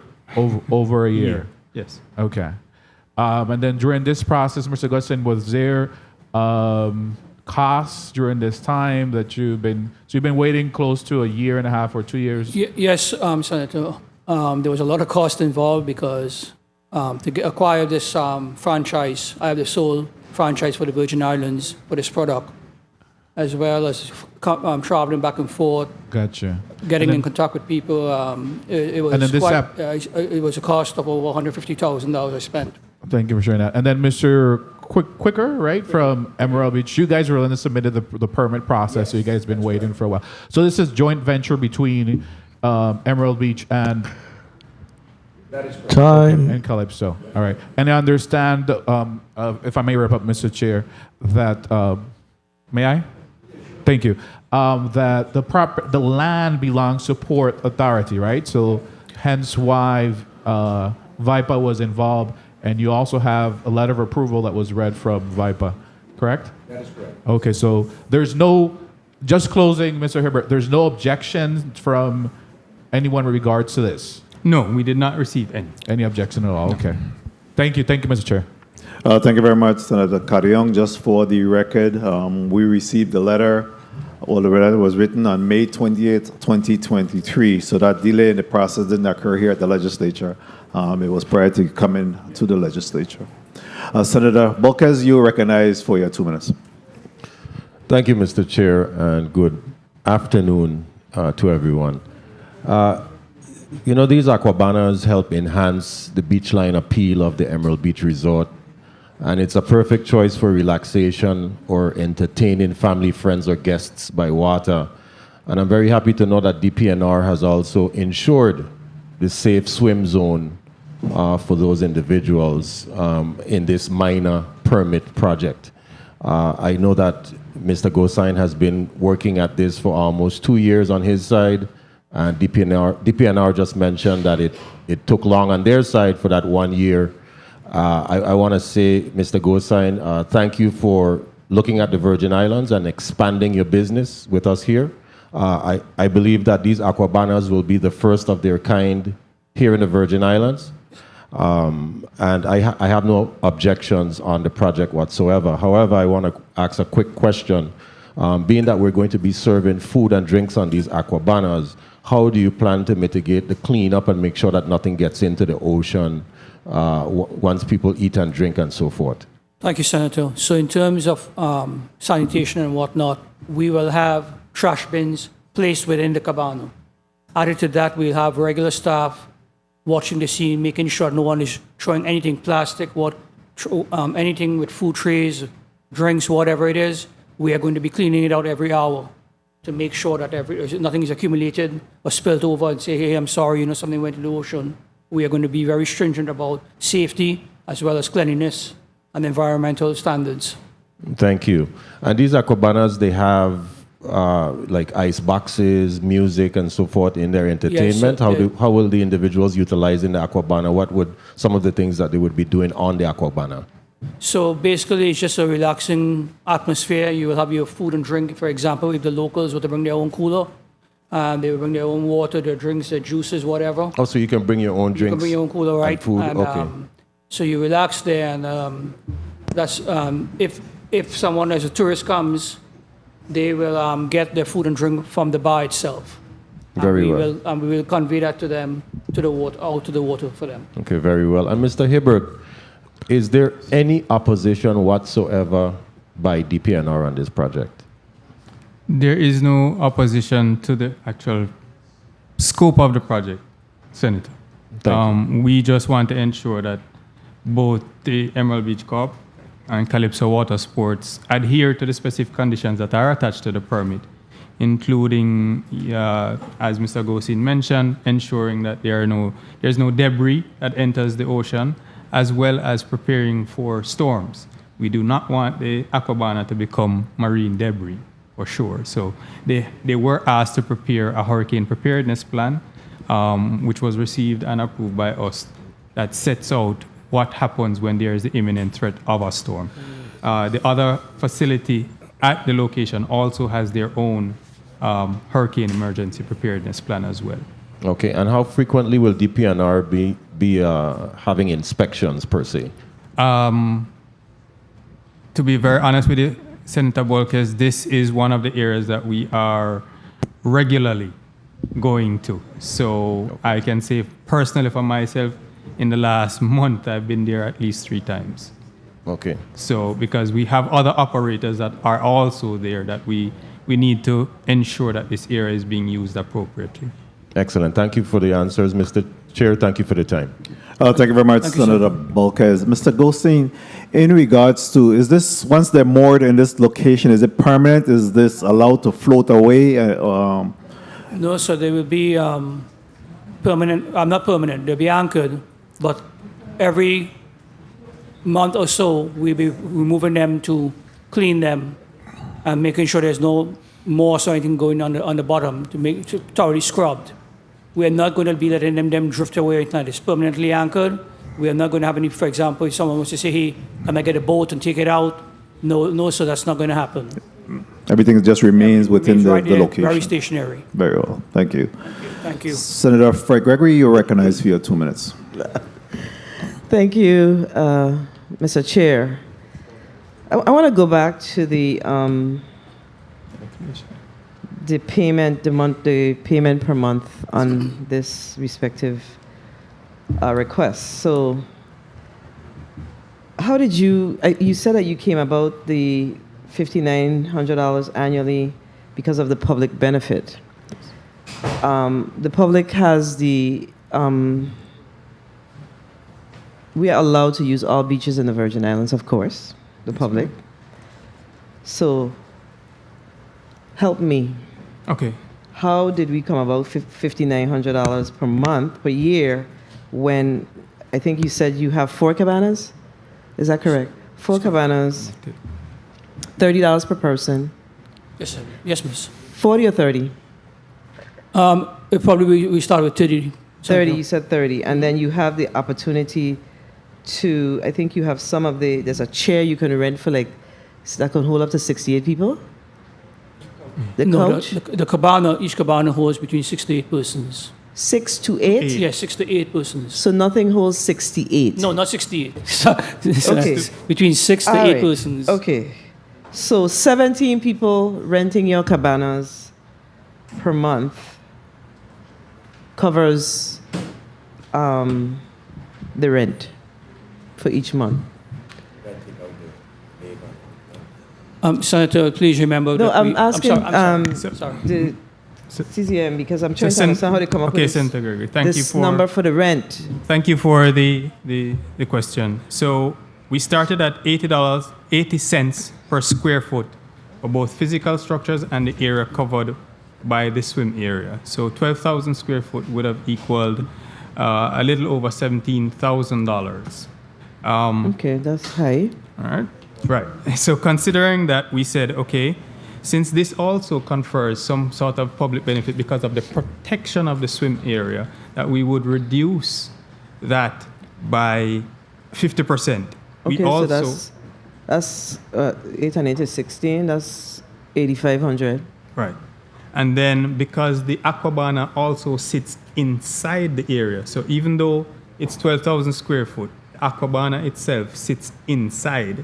So we subtracted this square footage of the aquabana from. Okay. And that's how we came up with So the that's how you came up with. That's why I Yes. wanted to be clear on the Yes. method that you use. Yeah, so there was a Okay. reduction overall, but because it's already inside. So Thank your you. method makes sense. Thank you. And I just have one last question, if you would allow me, Mr. Chair, and that's associated with. So there's another water park Yes, ma'am. operation that actually, if I'm not mistaken, it came before the 33rd legislature for approval. It was. So how does this impact their business? I mean, I really wish it was on another beach, frankly, because we also have a water park that some very young people have on the same beach in Limburg Bay. So how does that impact their business? So from our perspective, I don't think there is any competition between the two. One is a floating lounge. One is for a more active person. In a mic. Pardon. One is for a more active individual who wants to swing, swim, slide on a much more active platform. The lounge is for people who just want to have a drink, want to lounge. I think they're two distinct. They're catering to two distinct types of people. So I think there will not be any competition. In fact, I think they may enhance each other. So somebody may utilize one park and then want to take a break by lounging, or the lounger may want to go and do something more active. And I think they may be complementing each other in the long run. All right, thank you for your responses. Thank you, Mr. Chair. The only thing that I want to make sure is that we don't hear in the news locals can't come in to use the cabana. Thank you. It sounds like one is for young people and one is for seniors. I did not mean it that way. We know which one we got to go to, right? So, Tapata, you recognized for your 2 minutes. Thank you very much, Mr. President. I was saying the same thing. I know exactly which one I'm going to be suited to participate in.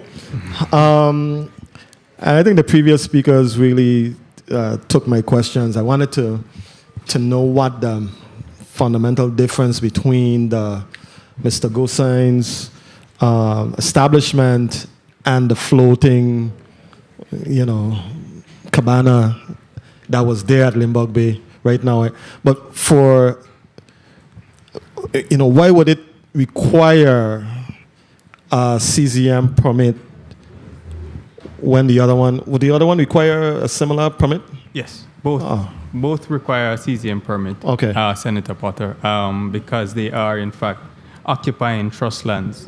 Okay. And as part of the coastal zone management rules and regs, they require a minor permit. I got you. Yes.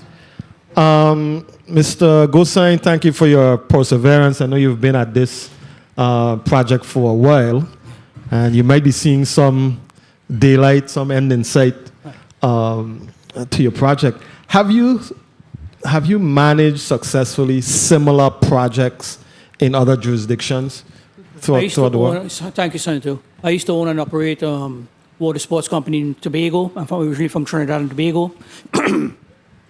Very humbly speaking, whatever business projects I do, whether it's retail management, water sports, I have a very small home health agency in Florida.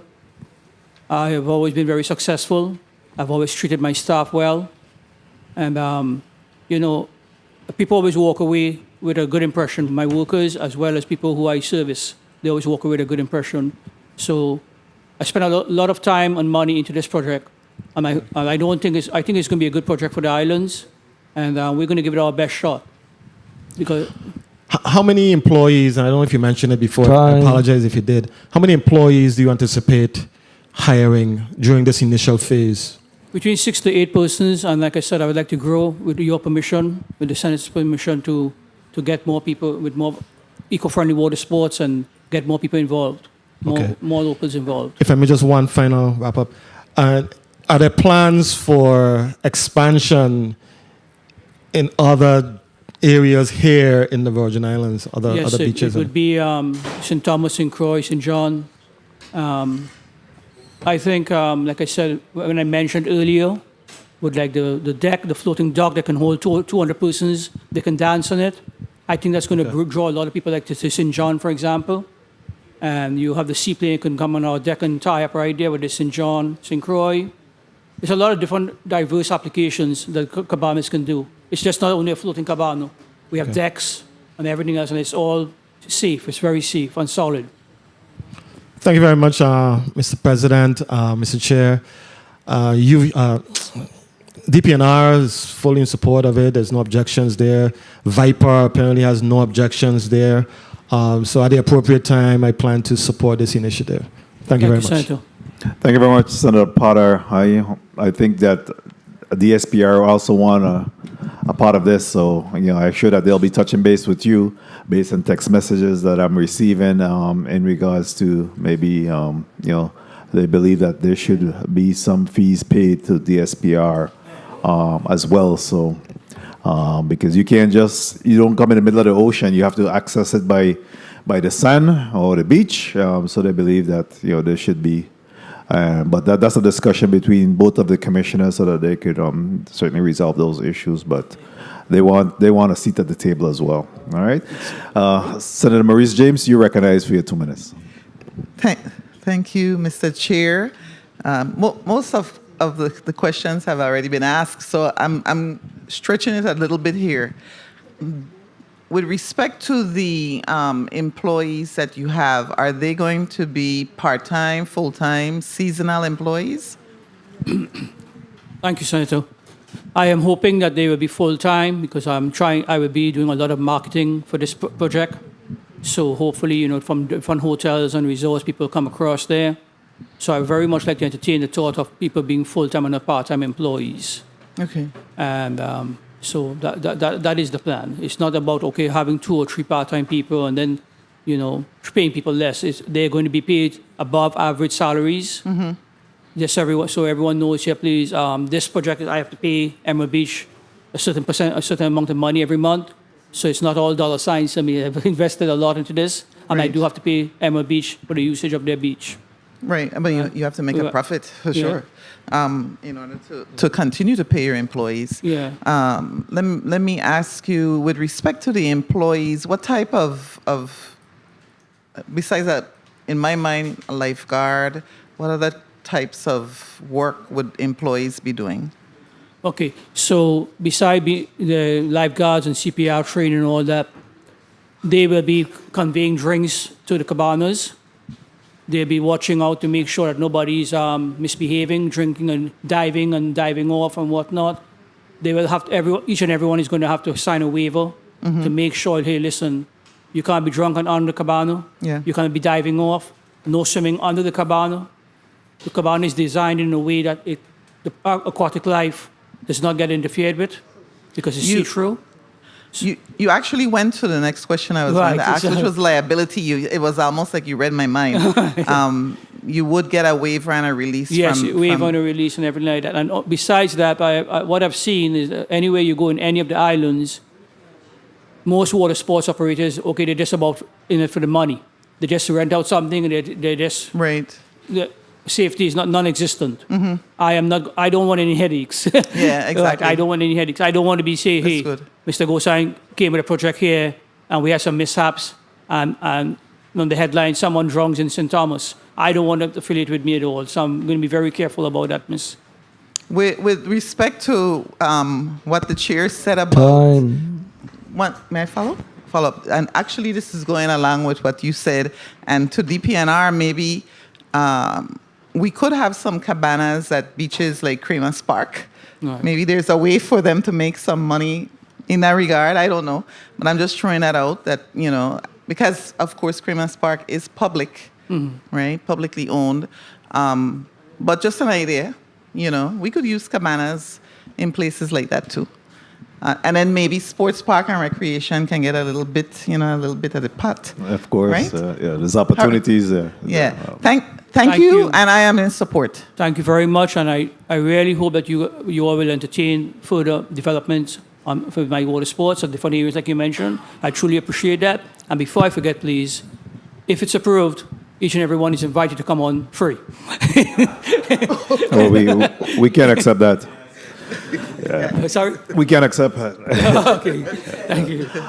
Thanks, but no thanks.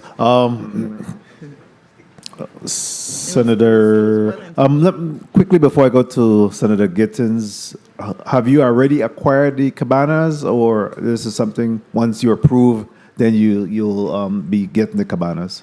Cabanas are already on site, sir, because we thought we were going to be approved late last year, and for whatever reason it was not. So the cabanas are already here. The mooring company's already been contacted. They're ready to go. So if it is approved, everything's ready to go within a couple of days. Thank you. Thank you very much. Senator Gittins, you're recognized for your 2 minutes.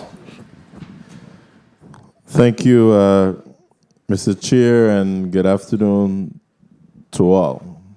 I definitely support this venture, but let me get a little clarity there from the previous speaker. You were mentioning when she asked about the positions that you'll be hiring, and you made mention of lifeguards, and you said something about drinks. What the lifeguard would have to do with drinks? Well, the lifeguard is going to just have to be there. For example, someone just... My proposal is besides someone just using my cabanas, let's say for some reason someone was in that swim area, or even not even using my cabanas, the mayor they're near the beach, we would make sure they're going to rescue them. That's number one. But number two, even though it's only four. No. The question is, what do they have to do with drinks? You mentioned something with drinks. No. I just want, for my own protection and for my own peace of mind, I would like to have them just there, because our cabanas are being placed in 4.5 to 5 feet of water. But just still, I want to make sure that I understand your question, sir. Okay, no, I don't think you do. Let me just say this. They ain't serving drinks, right? I'm sorry? They're not serving drinks. No, they're not serving drinks. Okay, that's why I want you to be clear at. And these, what do you call it? Aquabanas or Aquabanas. Aquabanas. Yes, sir. Okay. And especially now that we're in the hurricane season, will these aquabanas be left up 24/7, or they'll be taken down each day? Absolutely, they will not be left out there, sir. And any inclement weather coming in, any storms, hurricanes, whatever, they'll be removed right away and taken ashore and stored up safely. If, for example... but they'll stay up. You're saying that they'll just be taken down? No, they'll be deflated and taken out and put away. On a daily basis? No, not on a daily basis. Time. No, that's for hurricanes. So, sir, that's only for hurricanes. Take your time with me, man. I support the venture, but that's what happens when you rush in. Sorry. Take your time and listen and understand what I'm asking. Okay. I just need to know if these are going to be fixed in the water, not taken down, or every evening when you're done, when the normal day is done, whether or not they'll be taken down. No, they will not be taken down, sir. Okay, so the only removal is when there's inclement weather coming. Yes, sir. Okay. And when you speak about boats coming in to enjoy these amenities of the hotel, would they need to purchase day passes or anything like that? What would be the charge for the dinghy? I think you responded to one of my colleagues on that before. There will be no charge that I'm aware of that the boat's coming to use that, sir. None. Okay. Thank you, Mr. Chair, but I'm looking forward to supporting this. But you killed the whole idea when you said award free. No, I'm sorry. No, I didn't mean to. No, I didn't mean to sway your decision in that. So forgive me for that. It's my bad habit of trying to. Of talking too fast. No, besides talking too fast, I like even if I like to. If I met someone on the street, I would offer them a free trial. I'm like, that's how I am. Sorry about that. Thank you for the venture. And like my colleague from St. Croix said, you could expand your adventure too, okay? Your venture. Thank you. Thank you, sir. Specifically to St. Croix, yes. No, no problem. Thank you very much, Senator Gittins. Senator Joseph, you're recognized for your 2 minutes. Thank you so much, Mr. Chairman.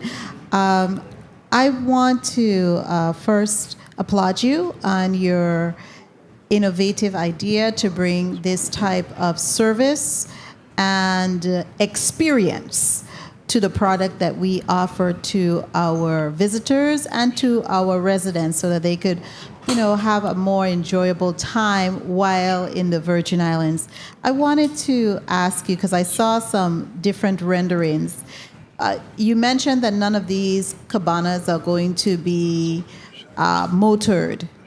Are they going to have any lights in the evening time?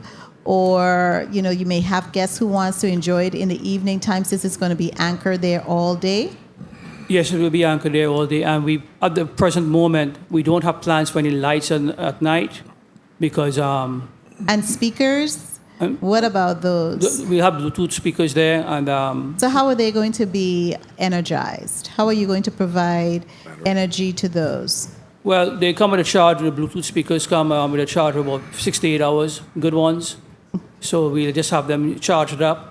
And of course, it's not... What is used to charge them? Is it battery or is it something that you have to put in? No, we do not have to put anything on the cabana itself. We just charge them in our house and wherever we are. And we're just going to tie them in the cabana. Okay. And that's what we're going to do. So it's no oil that you have to put in it or is charged there. Okay. Now, I wanted to also ask you, because I saw some other renderings. Your permit, Mr. Hebert, this permit is only for the submerged land and is restricted to just these cabanas. Is there any way that this permittee could expand and put in place other water sports activities? With a modification to this permit, yes. Okay, they can with the modification. Time. Mr. Chairman, I'm getting somewhere. Right, so with a modification, would the modification have to come through this body as well, or no? No, it doesn't. Okay, so that's my issue there. Because you have all of these drawings, these pictures here with this big slide, and as one of my colleagues adequately, and she mentioned it, that you may not be saying today that you're competing with this local business, which is down to the west, but with a modification, you can. That doesn't have to come through this body. So when we are looking to playing, let me finish, and the same, providing the same service and not competing, I want to look out for our little people here in the Virgin Islands, especially our young men, okay, who are doing some fantastic work, and not have them be swallowed up, pushed aside by big business, and who has a bigger capacity than they do. So I have to have that comfort level when voting, especially knowing that it can be modified. It doesn't have to come through this body, and they can put up these slides and the like, which could be in competition rather, to what is existing. Mr. Hebert, you wanted to respond. Yes, Senator Joseph, thank you. That's a very good question. And I'll respond by saying a modification application is just that. It's an application for review, and it may either be approved or denied. So if it is in direct competition and the department has made an analysis that says it is indirect and it exceeds the carrying capacity of now this area, because that's something else we have to look at. There are multiple businesses in this area and also other interests. And at some point, this area has to be, there must be a stop point. And so analyzing the carrying capacity of the area, then if there's an expansion required, then we have to look and make an informed decision. And again, an application is just that, not a permit. I understand, but I also understand that things change when people are not looking and are not vigilant, okay? And I have an issue with it. I am not in the business of giving away our islands to individuals, and that's no respect to you, right? When disrespect, thank you, disrespect to you, thank you, my colleagues, you're so wonderful, right?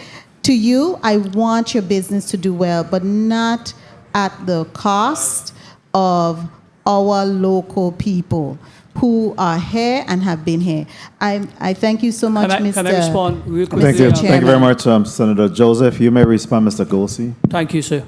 I absolutely have no plans, even though that slide is illustrated in the thing there. I absolutely have no plans whatsoever to bring any type of water slide to be in competition with what's already there at Lindbergh B. Absolutely no plans. At no time will I be interested in doing that. So there'll be no competition on my part, me applying for anything, modification for any type of permit. I will not have anything similar to that. So I do respect you have to look out for your island people, and I respect that as well. But again, I will not have anything that's similar. My project is simply the cabanas. No water slides, nothing close to that at all. And the cabana is all I'm thinking about right now. There will be no time there. Thank you. Thank you very much.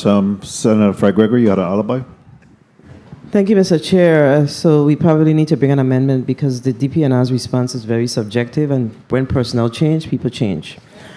Very quickly, I want to get from you, what is the insurance liability? What coverage are you looking to have for this? I have $1 million project? liability. How much? 1 million.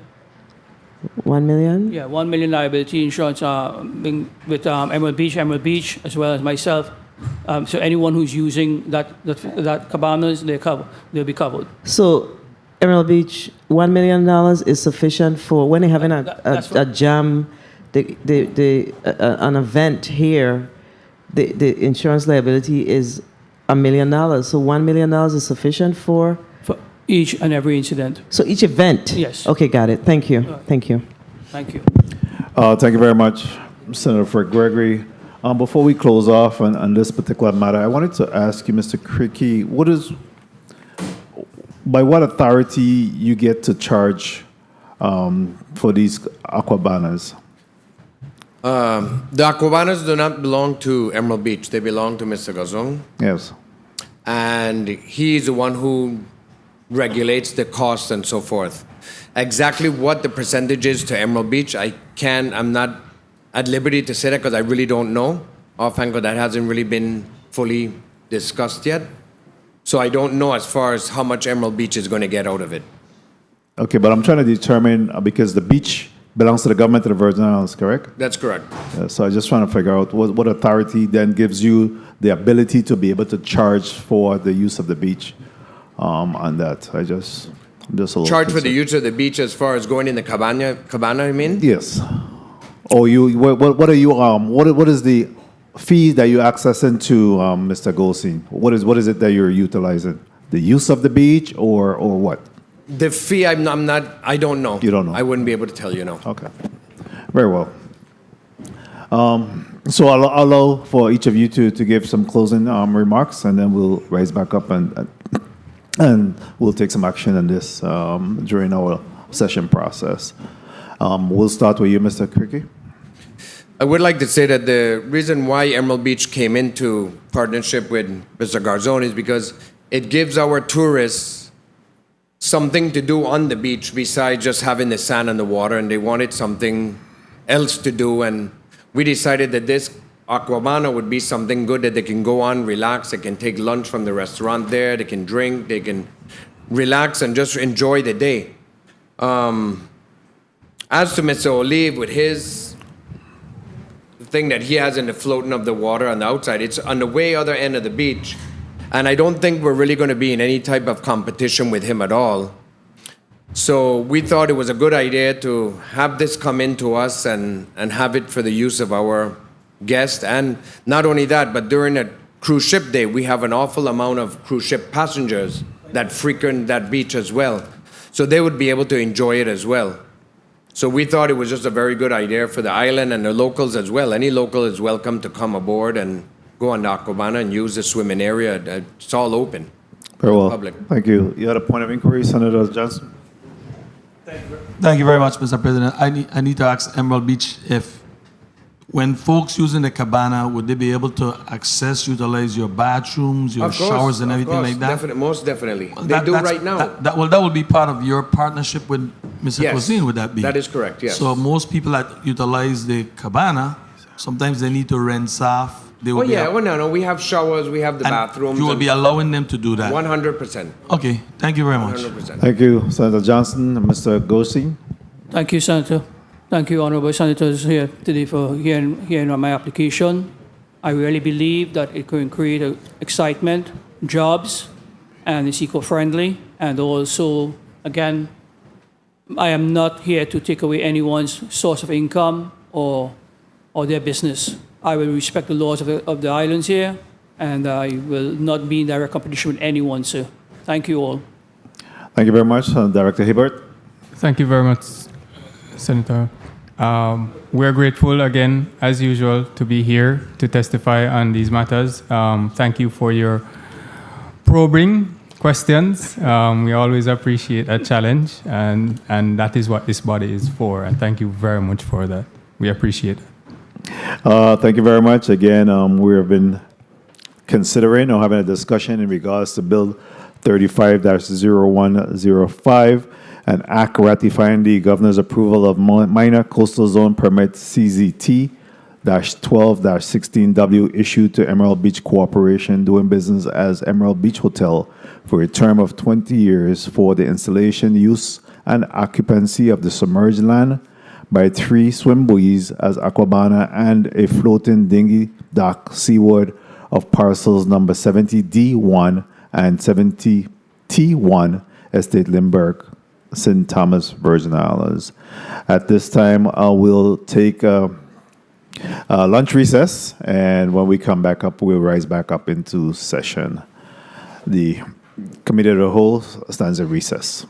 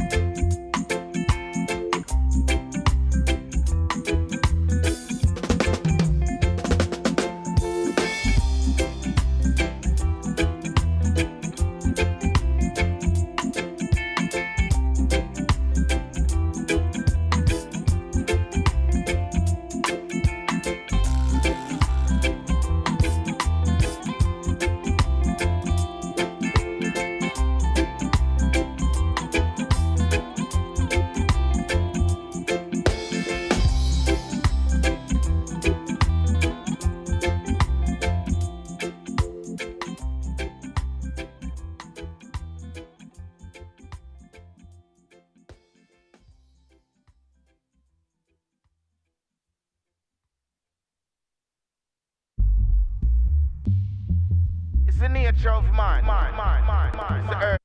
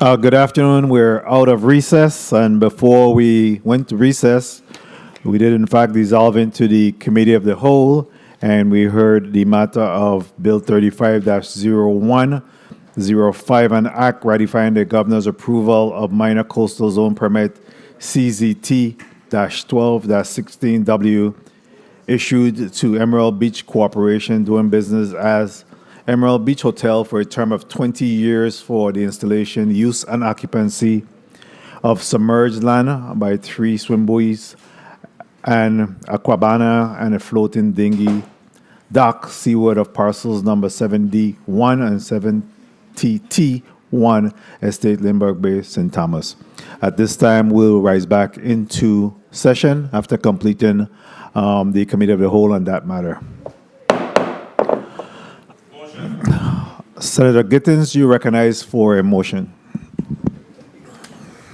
Thank you, Mr. President. Mr. President and colleagues, I move that Bill number 35-0105, an act ratifying the governor's approval of the minor coastal zone permit, which was just discussed in Committee of the Whole, to be placed in Block 2 as the last item in that block under zoning. I so move.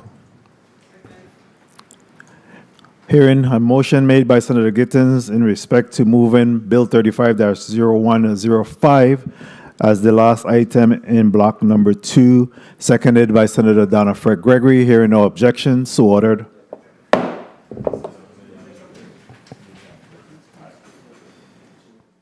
At this time, Madam Clerk, please call up the items in block number 2. Okay. Block 2, consideration of zonings and Bill number 35-0079, an act amending official zoning map number SCZ-10 for the island of St. Croix to change the zoning designation of plot number 71, Consolidate Estate Concordia, West End Quarter, St. Croix, Virgin Islands, from R-2, residential low density 1 and 2 family, to R-3, residential medium density. Bill number 35-0080, an act amending official zoning map number SCZ-10 for the island of St. Croix to rezone plot number 52-B, Estate Hannah's Rest, West End Quarter, St. Croix, Virgin Islands, from C commercial to B-3 business scattered. Bill number 35-0092, an act amending official zoning map number SCZ-11 for the island of St. Croix to rezone plot number 140-H, Estate St. George, Prince Quarter, St. Croix, Virgin Islands, from R-2, residential low density 1 and 2 family, to B3, business scattered. Bill number 35-0093, an act granting a zoning use variance from the R-2 residential low density 1 and 2 family zoning designation from parcel number 14. No, Madam Clerk. That matter hasn't been special ordered. Oh, yeah. Excuse me. Bill number 35-0105, an act ratifying the governor's approval of minor coastal zone permit CZT-12-16W issued to Emerald Beach Corporation doing business as Emerald Beach Hotel for a term of 20 years for the installation, use and occupancy of submerged land by 3 swim buoys and aquabana and a floating dinghy dock seaward of parcel number 70-D-1 and 70-T-1, Estate Lindbergh Bay, St. Thomas, Virgin Islands. This concludes the reading of Block 2, Mr. President. Thank you very much, Madam Clerk. Colleagues, we have 4 items in block number 2, 35-0079, 35-0080, 35-0092, and 35-0105. 2-minute debate time. Senator Alma Francis Heidegger, you recognize for your 2 minutes. Good afternoon once again to my colleagues, to the people of the territory. I rise in support of these rezonings. I had the opportunity to listen to several of them, whether during the Committee of the Whole, as well as having conversations with individuals who have requested some of these rezonings. Some of them were very non-controversial, and I personally did not have any issues with any of them. So at the appropriate time, I will be voting in the affirmative. Thank you. Thank you very much, Senator Francis Heiliger. Next, we'll hear from Senator Johnson. You're recognized for 2 minutes. 4 items in block number 2. Good afternoon. Thank you very much, Mr. Chair. You know, I sit down here today, and especially this last piece of measure that came before us, and see that it can be something that can work, something that will help us in our tourist industry, and some activities for local. So for sure, at the appropriate time, I will support that, and all of the other measures that I've seen in the other committees, I definitely will support in all these measures in this block. 2 minutes wasn't needed. Thank you very much, Mr. President. Thank you very much, Senator Johnson. Use it or lose it. Next, we'll hear from Senator DeGraff. You're recognized for your 2 minutes. Thank you, Mr. President. Good afternoon, colleagues. Good afternoon, everyone. We just heard from Bill 35-0105. Thank you to the owner of that business for sticking it out after hearing that it was held up for a year. I said, gee, son, Brett, that it shouldn't have to come to that for people to wait a year before it's heard. But I was in support of that too. Bill 35-0079, Bill 35-0080, and Bill 35-0092. I sat during the Committee of Jurisdiction and queried individuals, and I stand in full support of them also. So at the appropriate time, I'll render my positive vote. Thank you, Mr. President. Thank you very much, Senator DeGraff. Senator Carrion, you're recognized for your 2 minutes. Thank you, Mr. Chair. Thank you, Mr. President. So yes, we're in session. I also rise in support of all 4 of the measures in this block. Bill 35-0079, Bill 35-0080, Bill 35-0092, and Bill 35-0105. The last one we just heard in committee of the whole. I think it's great, providing more amenities and activities to do for our tourists and even our locals, so that improves our tourism product in the territory. Look forward to hearing the success of this business and expansion to the other district of St. Croix and other areas within our territory. In regards to the rezoning matters that we have before us, none of these, like my colleagues mentioned, were controversial. No objections were presented on any of these. DPNR provided information in the reports. We had the meeting in committee of the whole, and I then and there stated my vote in favor at the appropriate time. So I will be voting in affirmative in all these measures at the appropriate time. Thank you very much, Mr. President. Thank you very much, Senator Carrion, again for your comments there. And block number 2. Next, we'll hear from Senator Bolquez Jr. You're recognized for your 2 minutes.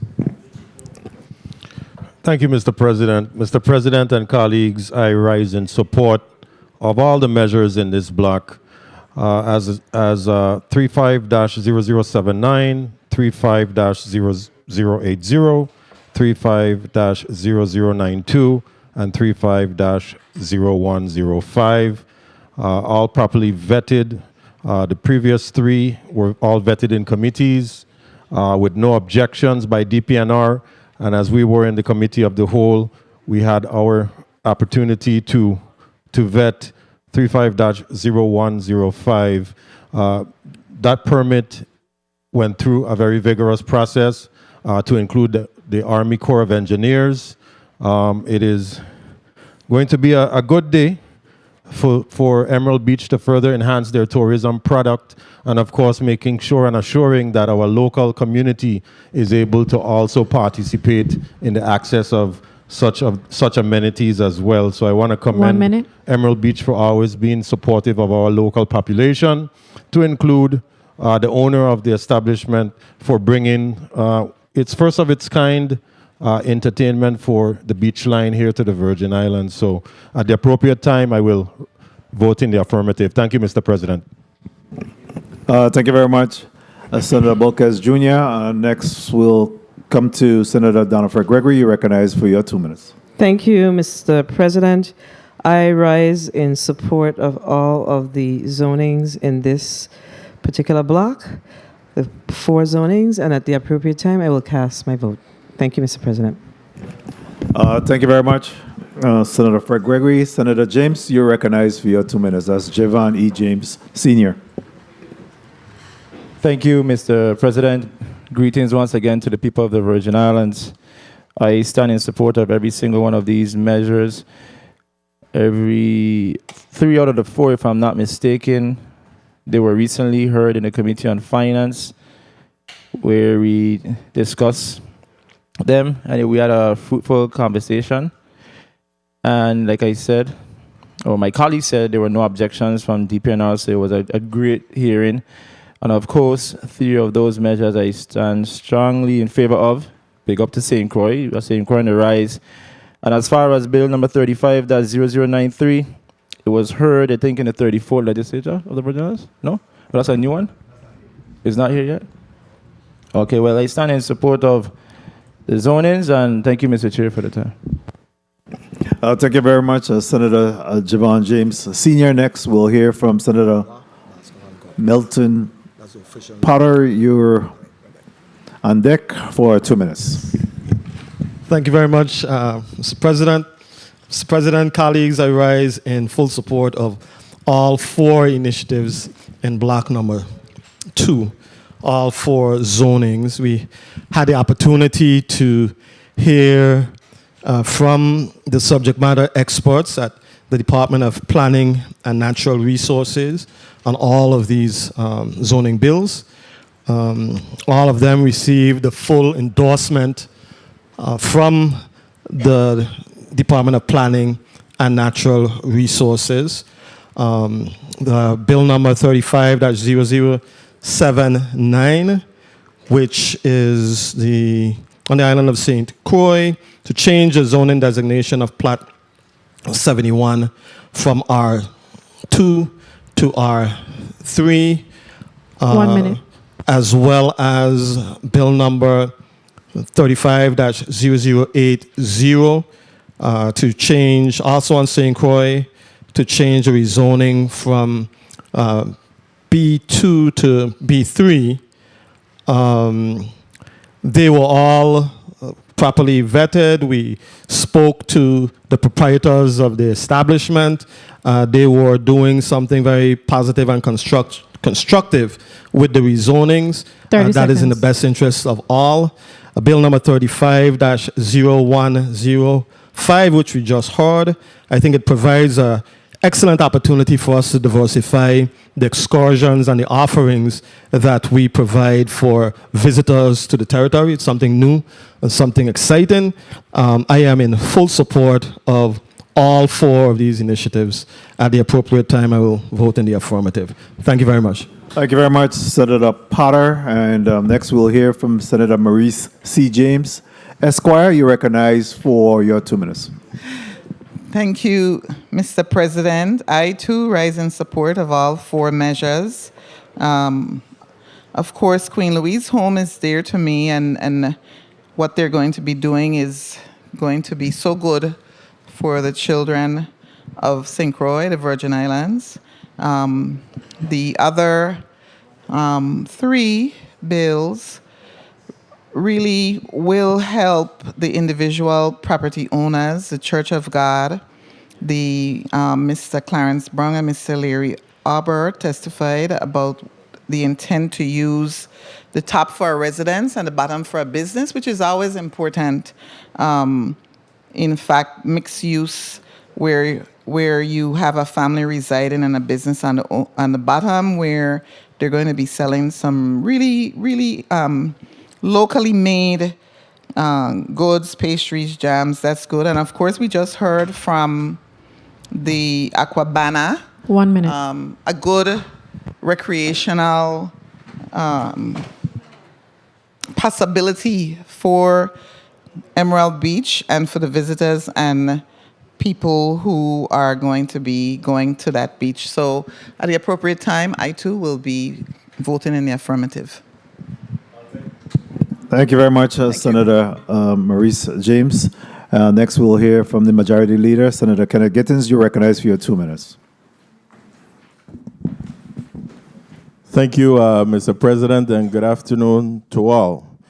Mr. President and colleagues, I rise in support of all the measures in this block and would divert from that to let the community be aware that with regards to the Veto buyout agreement, that we did request a copy of that agreement since this body voted to bail them out. However, on May 5th, when I wrote to WAPA, somewhere around May 18th, I got a response from the CEO stating that the agreement includes some confidentiality clause and therefore did not share the information with us. I thought that that was hogwash as they utilize public funds for this bailout. 1 minute. However, I requested a legal opinion on that same date, and today, June 14th, I did receive a legal opinion that states that WAPA does not have the authority to withhold information from the government of the Virgin Islands regarding the buyout agreement with the Veto for the acquisition of the LPG facilities performed using public funds. This legal opinion 30 will seconds. be shared with each and every one of you. However, I wanted the public to be aware of this as well. Thank you, Mr. President. At the appropriate time, I'll vote on the measure before us. Thank you very much, Senator Gittens. Next, we'll hear from the Madam Secretary, Carla J. Joseph. You're recognized for your 2 minutes. Thank you so much, Mr. President. Mr. President and colleagues, I have had the opportunity to sit in on all of these zoning hearings for these measures, and I've also talked to some of the neighboring residents. With every rezoning, especially when you are shifting into a rezoning that allows for a bar and restaurant, which is B2 and B3, I always have concerns, especially if it's in a residential area, densely populated residential area. We have landowners, property owners who have the right to live in peace at their residence. So when we change the zoning, and I say it every time, it changes the whole destiny of that neighborhood. 1 minute. That's how impactful these rezonings are. And we have to start to take a really strong look at it and serious look at it because it's adversely affecting our people. Some people are having major difficulties in sleeping, and we all need a very essential thing, sleep, to be able to rejuvenate, to rest, to come out, be alert. So that is my issue. And also this rezoning for the aquabanas. 30 seconds. I, again, have an issue with it. Relative to them being able to expand and then adversely impact this small business that with young men, started with young men, the Olives, right there in Limburg Bay. They have probably a bigger and better capacity to do that than our little people. And we're seeing a lot of our small businesses, local businesses, are being gobbled up. And so I have that concern. I've asked legal counsel to draft 2 amendments. I'm hopeful that it reach here in sufficient time to address these amendments, but I can't vote for them right this minute. Thank you so much, Mr. President, for the leeway. Thank you. Thank you very much, Senator Joseph. If the Madam Timekeeper could put 2 minutes on the clock for me. Real quickly, again, I stand in support of all of these measures that appear in block number 2, and it really speaks to the diversity of our portfolio, economic development, employment opportunities, funding of our tax base, which will transcend into us being able to provide better services to our community. We also have health and healthcare and well-being in one of these measures, again, for our most vulnerable population or disabled individuals. With the Emma Cottage, it's critical that we're in full support of that particular measure. So I intend to, vote in the affirmative.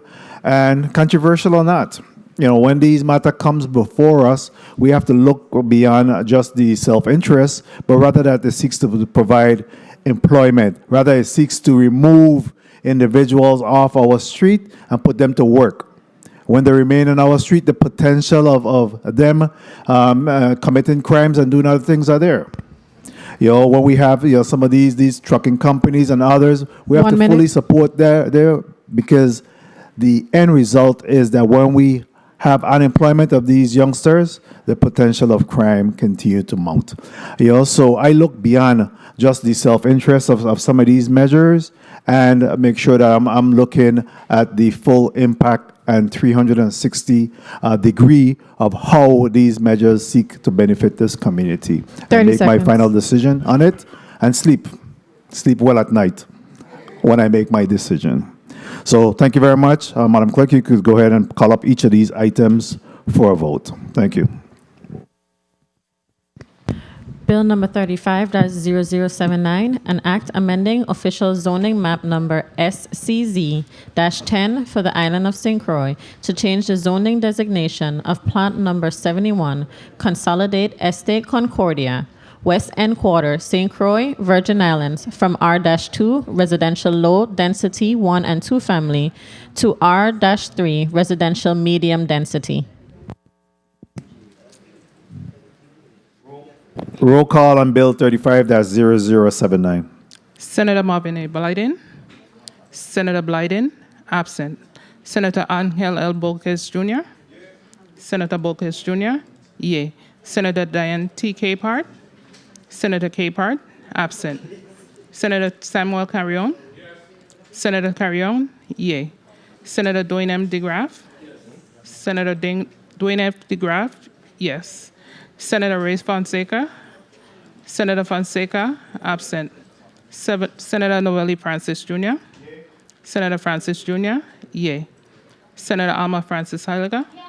Senator Heiliger, yea. Senator Donna Fred Gregory. Senator Fred Gregory, yes. Senator Kenneth L. Gittins. Senator Gittins, yea. Senator Maurice C. James. Senator Maurice C. James, yea. Senator Javon E. James Sr. Senator James Sr., yes. Senator Franklin D. Johnson. Senator Franklin D. Johnson, yea. Senator Carla Joseph, J. Joseph. Senator Joseph, yes. Senator Milton Potter. Senator Potter, yes. Mr. President, 12 yeas, 3 absent. Thank you very much.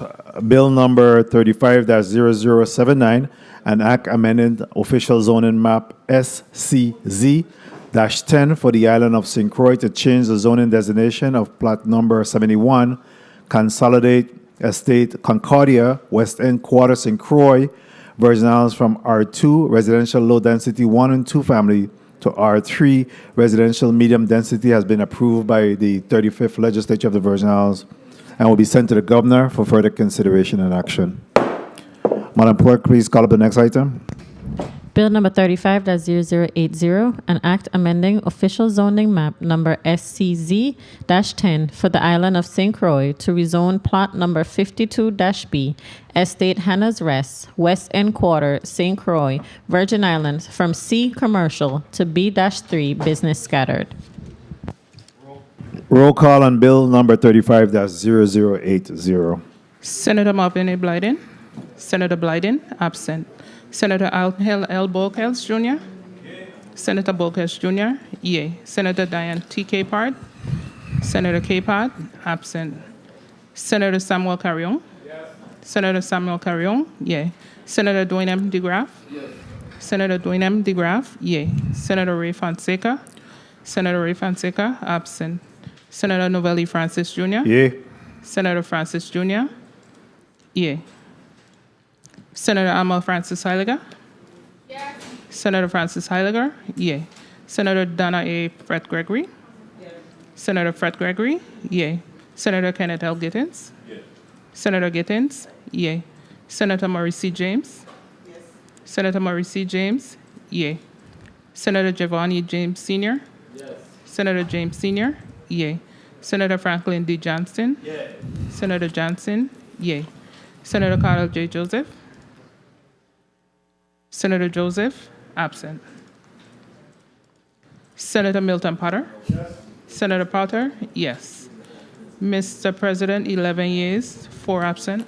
Thank you very much, Madam Clerk. Bill number 35-0080, an act amending official zoning map SCZ -10 for the island of St. Croix to rezone plot number 52B, Estate Hannah's Rest West End Quarter, St. Croix, Virgin Islands from C, commercial to B3, business scattered, had been approved by the 35th Legislature of the Virgin Islands. I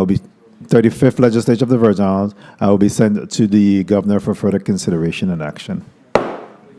Madam Clerk, please call up the next item. Bill number 35-0092, an act amending official zoning map number SCZ-11 for the island of St. Croix to rezone plot number 140-H, Estate St. George, Prince Quarter, St. Croix, Virgin Islands, from R-2, residential low density 1 and 2 family, to B-3, business scattered. Roll call on bill number 35-0092. Senator Marvin A. Blyden. Senator Blyden, absent. Senator Angel L. Bolkes Jr. Yeah. Senator Bolkes Jr. Yeah. Senator Diane T. Capard. Senator Capard, absent. Senator Samuel Carrion. Yes.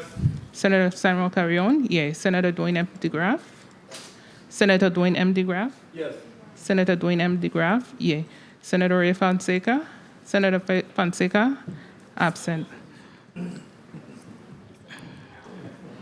Senator Novel E. Francis Jr. Yeah. Senator Francis Jr. Yay. Senator Alma Francis Heiliger. Yes.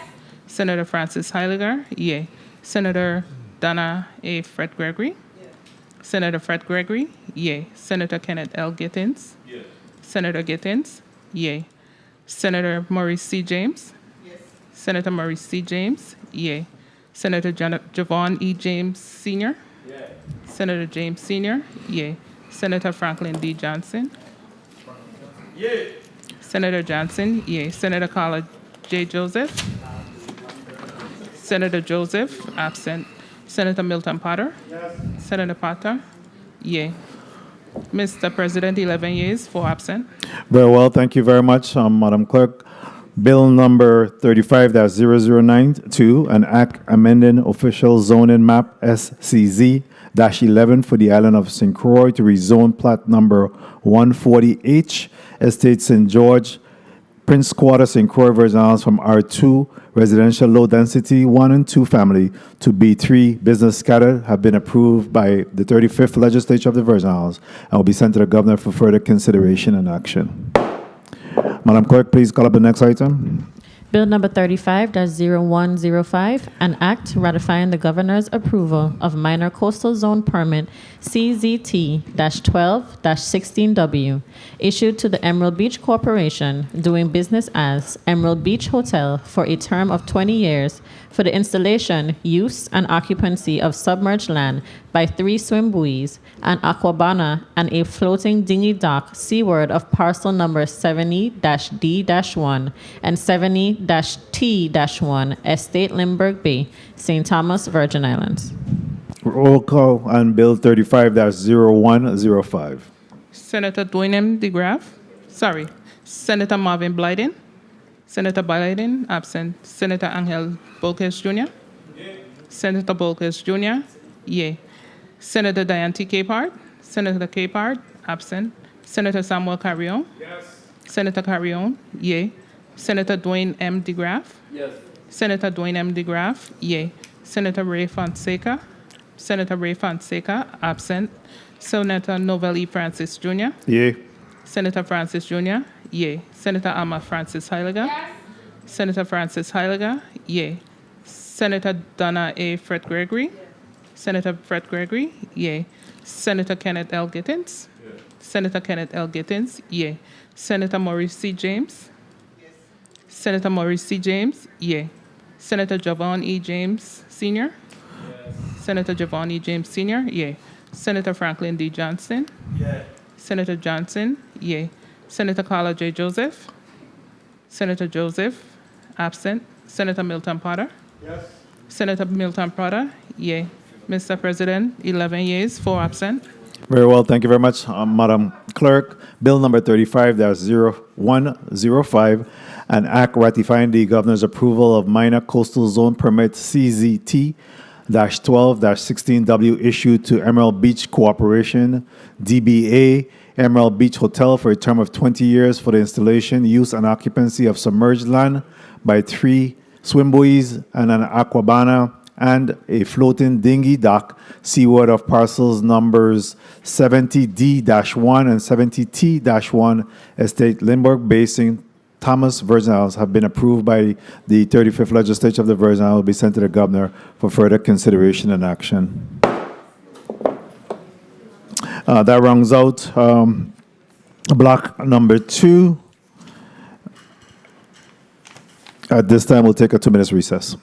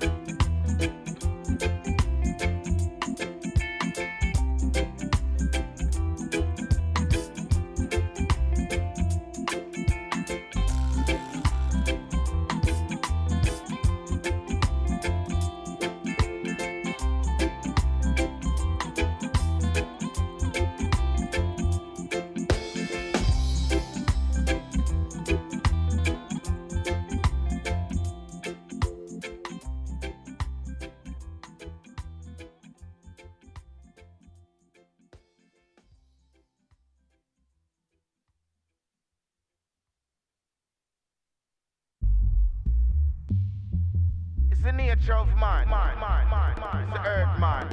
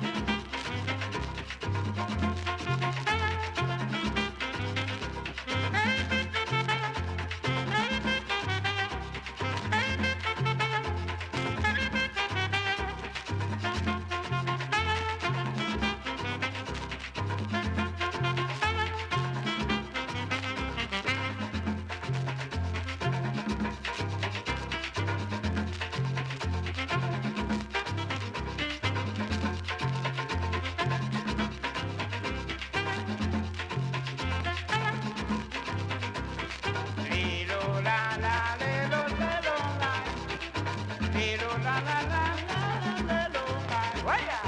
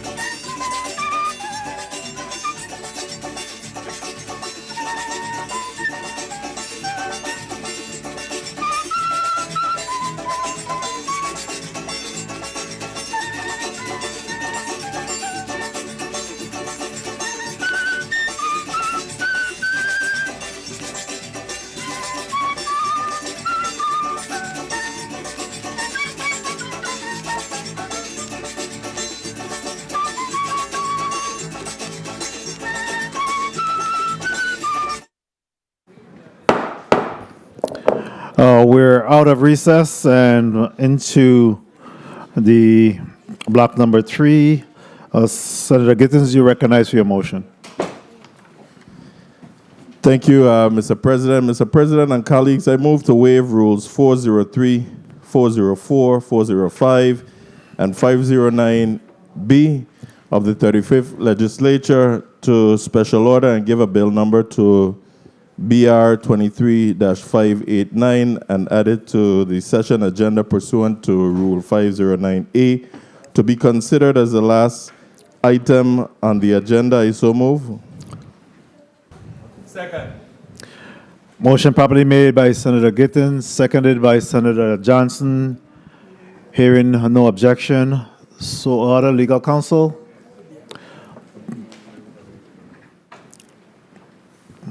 A bill number for BR 23-0589.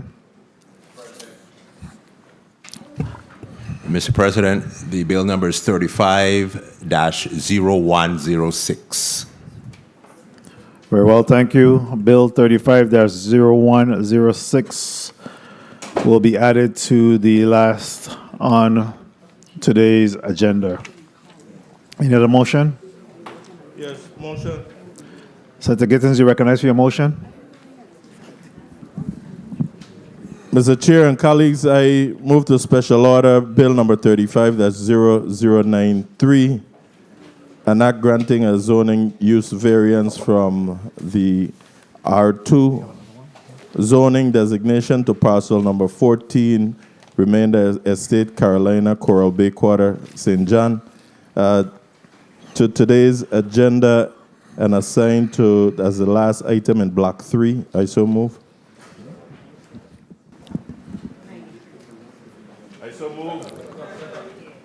Motion properly made by Senator Gittens,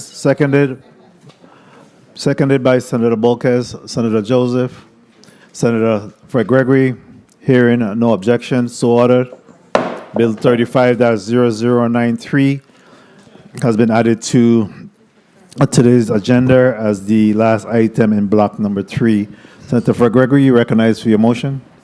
I move to special order bill number 35-088, an act amending official zoning map number SCZ-10 to rezone plot number 34-A Estate, Two Brothers and Smithfield, West End Quarter, St. Croix from R3 residential medium density to B3, that it be added to the last item on today's agenda. I so move.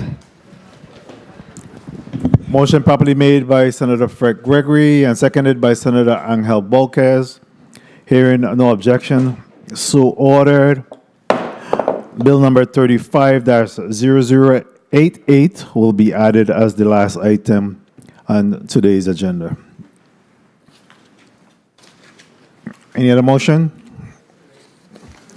Very well, Madam Clerk. Any special order overrides? Senator Gittens, you recognize for your override.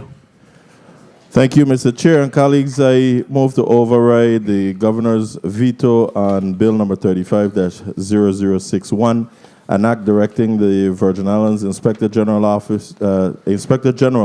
to conduct an audit of the Virgin Islands Water and Power Authority, making a $250,000 appropriation to conduct the audit and for other related purposes. I so move. Motion properly made by Senator Gittens for override of the governor's veto, seconded by Senator Joseph. This requires a simple majority. Roll call.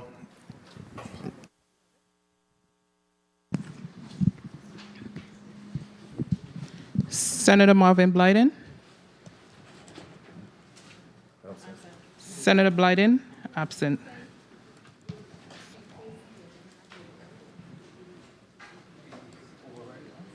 Senator Angel Bolkes Jr.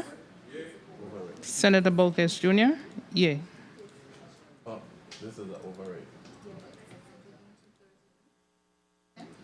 Senator Diane Capehart.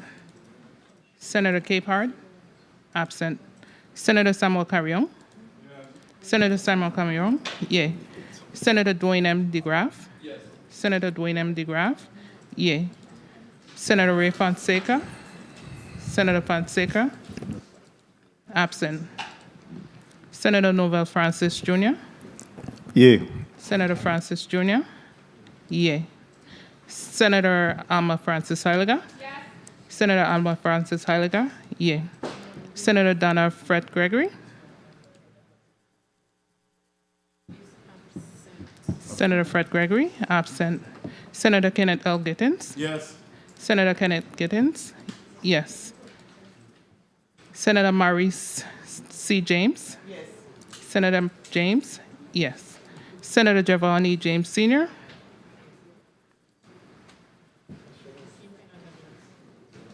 Senator James? Absent. Senator James, absent. Senator Franklin D. Johnson? Yay. Senator Johnson? Yay. Senator Carlo J. Joseph? Yes. Senator Joseph? Yay. Senator Milton Potter? Yes. Senator Potter? Yay. Mr. President, 10 yeas, 5 absent. Thank you very much. And the motion for override carries with 10 yeas, 5 absent. And now roll call and the override. This requires a 10 vote. Motion for the override. Senator Blyden? Senator Blyden, absent. Senator Angel Bolquez Jr.? Yay. Senator Bolquez Jr.? Yay. Senator Diane T. Capehart? Senator Capehart, absent. Senator Samuel Carrion? Yes. Senator Carrion? Yay. Senator Dwayne M. DeGraff? Yes. Senator DeGraff? Yay. Senator Ray Fonseca?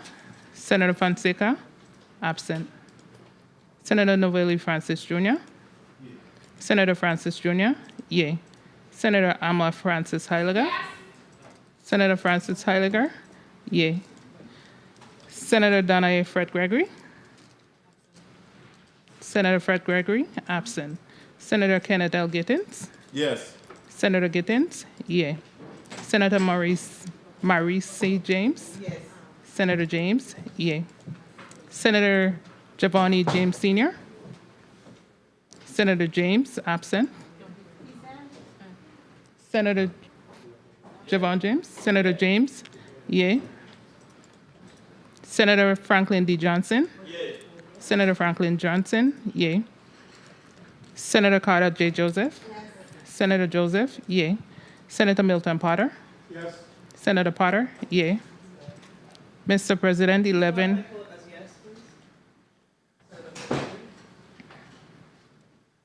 Please record Senator Fred Gregory's vote as yes. Mr. President, 12 yeas, 3 absent.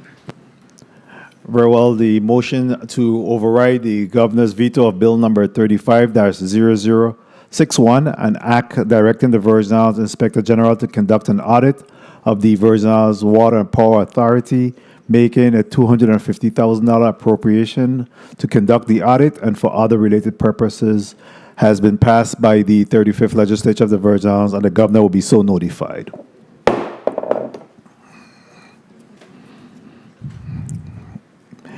Any other motions? Motion. Senator Johnson, you recognize for your motion. Mr. President, I move to override the governor veto bill of number 350055, an act amending Title 17 of the Virgin Islands Code pertaining to school curriculum in the elementary and secondary school. I so move. Motion properly made by Senator Franklin Johnson, seconded by Senator DeGraff. I heard Heiliger and Senator Fred Gregory, as well as Senator Maurice James, Javon James. Roll call. This requires a majority of 8. Senator Marvin Blyden? Senator Blyden, absent. Senator Angel L. Bolquez Jr.? Senator Bolquez? Not voting. Senator Diane T. Capehart? Senator Capehart, absent. Senator Samuel Carrion? Senator Carrion, yay. Senator Dwayne M. DeGraff? Yes. Senator Dwayne M. DeGraff, yay. Senator Ray Fonseca? Senator Fonseca, absent. Senator Novelli Francis Jr. Senator Francis Jr., yay. Senator Alma Francis Heiliger. Yes. Senator Francis Heiliger, yay. Senator Donna Fred Gregory. Yes. Senator Fred Gregory, yay. Senator Kenneth L. Gittins. Yes. Senator Kenneth Gittins, yay. Senator Maurice James, C. James. Yes. Senator Maurice James, yay. Senator Giovanni James Sr. Yes. Senator Giovanni James Sr., yay. Senator Franklin D. Johnson. Yay. Senator Franklin Johnson, yay. Senator Carla J. Joseph. Yes. Senator Joseph, yay. Senator Milton Potter. Yes. Senator Potter, yay. Mr. President, 12 yeas. Please record Senator Abolke's vote as yes. Tally. Mr. President, 13 yeas. 2 absent. Very well, thank you. And I'm sorry. 12 yeas, 3 absent. 12 year, 3 absent. Very well, the motion carries. Notwithstanding the governor's veto, will bill number 35-0055 become law. Motion on bill number 35-0055 to become law. Roll call. Roll call. Senator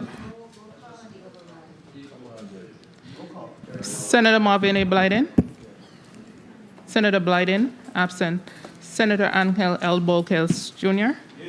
Senator Bolkels Jr., yay. Senator Diane T. Capehart.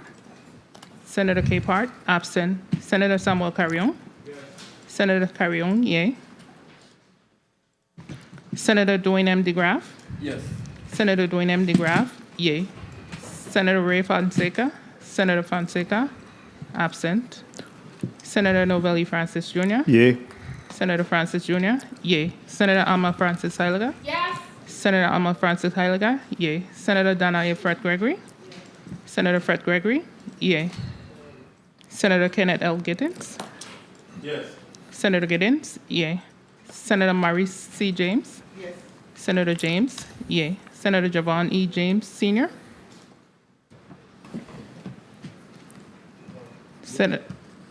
Senator James, yay. James Sr., yay.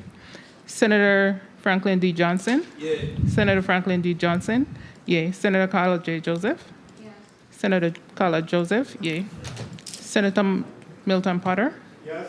Senator Potter, yay. Mr. President, 12 yeas, 3 absent. Very well, thank you very much, Madam Clerk. Bill number 35-0055, despite the governor's veto, is now law. An act amending Title 17 Virgin Islands Code pertaining to school curriculum in elementary and secondary schools. The governor will so be notified.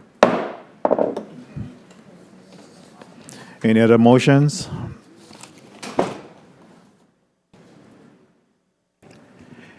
Hearing none, Madam Clerk, please call up the items in block number 3. Block 3, consideration of resolutions. Bill number 35-0016, a resolution honoring and commending the Board of Elections, the Supervisor of Elections, Carolyn Fox, and the entire Virgin Islands election system team for their tireless service and contributions to the Virgin Islands community, and on the occasion of their 60th anniversary of the establishment of the election system of the Virgin Islands. Bill number 35-0062, a resolution honoring and commending Gregory Hodge, better known as DJ Avalanche, for his outstanding contributions as a disc jockey, radio talk show host, and entertainer, and presenting to him the official key to the Virgin Islands. This concludes the reading of block number 3, Mr. President. Thank you very much. At this time, we have 2 items of block number 335-0016, 35-0062. And again, these are resolutions. 2 minutes debate time. Senator Alma Francis Heiliger, you recognize for your 2 minutes. Thank you. Good afternoon again to my colleagues, to the people of the territory. At the appropriate time, I will be voting on these measures. Thank you. Thank you very much, Senator Francis Heiliger. Senator Johnson, you recognize for your 2 minutes. Good afternoon again. Thank you very much, Mr. President. And I just follow my colleague in that same sense. For time's sake, I've seen all of these measures, and at the appropriate time, I will be voting in the affirmative of all of these bills on this block. Thank you very much, Senator Johnson. Senator DeGraff, you're recognized for your 2 minutes. Thank you, Mr. President. I too stand in support of these bills and at the appropriate time would vote in the affirmative. Thank you for the time. Thank you very much, Senator DeGraff. Senator Carrion, you're recognized for your 2 minutes. Thank you, Mr. President. I stand in support of most, if not all, of the measures in this block, and at the appropriate time, I will be voting accordingly. Thank you very much, Senator Carrion. And Senator Javon James Sr., you're recognized for your 2 minutes. Thank you, Mr. President. I too will be voting in affirmative for both resolution when the vote comes. Thank you. Thank you very much, Senator James Sr. Next, we'll go to Angel Balquez Jr. You're recognized for your 2 minutes. Thank you, Mr. President. Mr. President and colleagues, I stand and rise in support of both resolutions in this block and look forward to voting in the affirmative. Thank you, Mr. President. Thank you very much, Senator Balquez Jr. Senator Fred Gregory, you're recognized for your 2 minutes. Thank you, Mr. President. I stand in support of Bill number 35, that's 0016, the honoring and commending the Board of Elections and the entire Virgin Islands election system team. You know, folks are still fighting for the right to vote, which is being challenged in many locations nationally. And this is a right that we take for granted. So Virgin Islanders had to lobby to vote for governor as our governors were previously appointed. And recognition of our election system recognizes our limited sovereignty in choosing those persons who represent us. So I am most definitely in support. 1 minute. And of course, our very own Virgin Islander, DJ Avalanche, Gregory Hodge, better known as DJ Avalanche, for his outstanding contributions as a disc jockey, radio talk show host, and entertainer. He is a young Virgin Islander that is not only making a name for himself, but he is also contributing to putting the Virgin Islands on the map. And you know, there's a saying that many times a man is not honored in his own country. But today, we are saying, yes, a man can be honored in his own country. So at the appropriate time, I will vote in the affirmative for these 2 measures. Thank you, Mr. President. Thank you very much, Senator Fred Gregory. Senator Potter, you're recognized for your 2 minutes. Thank you very much, Mr. President. I too rise in full support of both items in block number 3. Bill number 35-0016, the resolution honoring and commending Director Fox and her team at the Virgin Islands Board of Elections for the, consistent hard work that they display in carrying out their mandate as an election system. I also stand in full support of Bill number 35-0062, the resolution honoring and commending Mr. Gregory Hodge, better known to most of us in the Virgin Islands as DJ Avalanche, for his outstanding contributions as a DJ. I've always said that it is critically important for communities and societies that are progressive to honor and commend their own when they achieve excellence.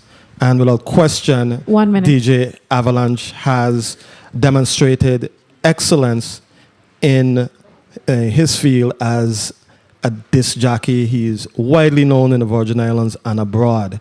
So at the appropriate time, Mr. President, I plan to vote in the affirmative for both items. Thank you. Thank you very much, Senator Potter. Senator Maurice C. James. Esquire, you're recognized for your 2 minutes. Thank you, Mr. President. I echo the sentiments of my colleagues that the right to vote is precious and we should honor the system that's making it possible, and also that we should, in fact, recognize and honor our own. So I, too, will be voting in the affirmative at the appropriate time. Thank you, sir. Thank you very much. Senator Kenneth Gittens, Majority Leader, you recognize for your 2 minutes. Thank you, Mr. President, and good afternoon to all again. Mr. President, I rise in support of most, if not all, of the measures before us in this block. I also want to thank my colleagues for their support on the override of the funds to be sent to the Inspector General's office to continue that audit.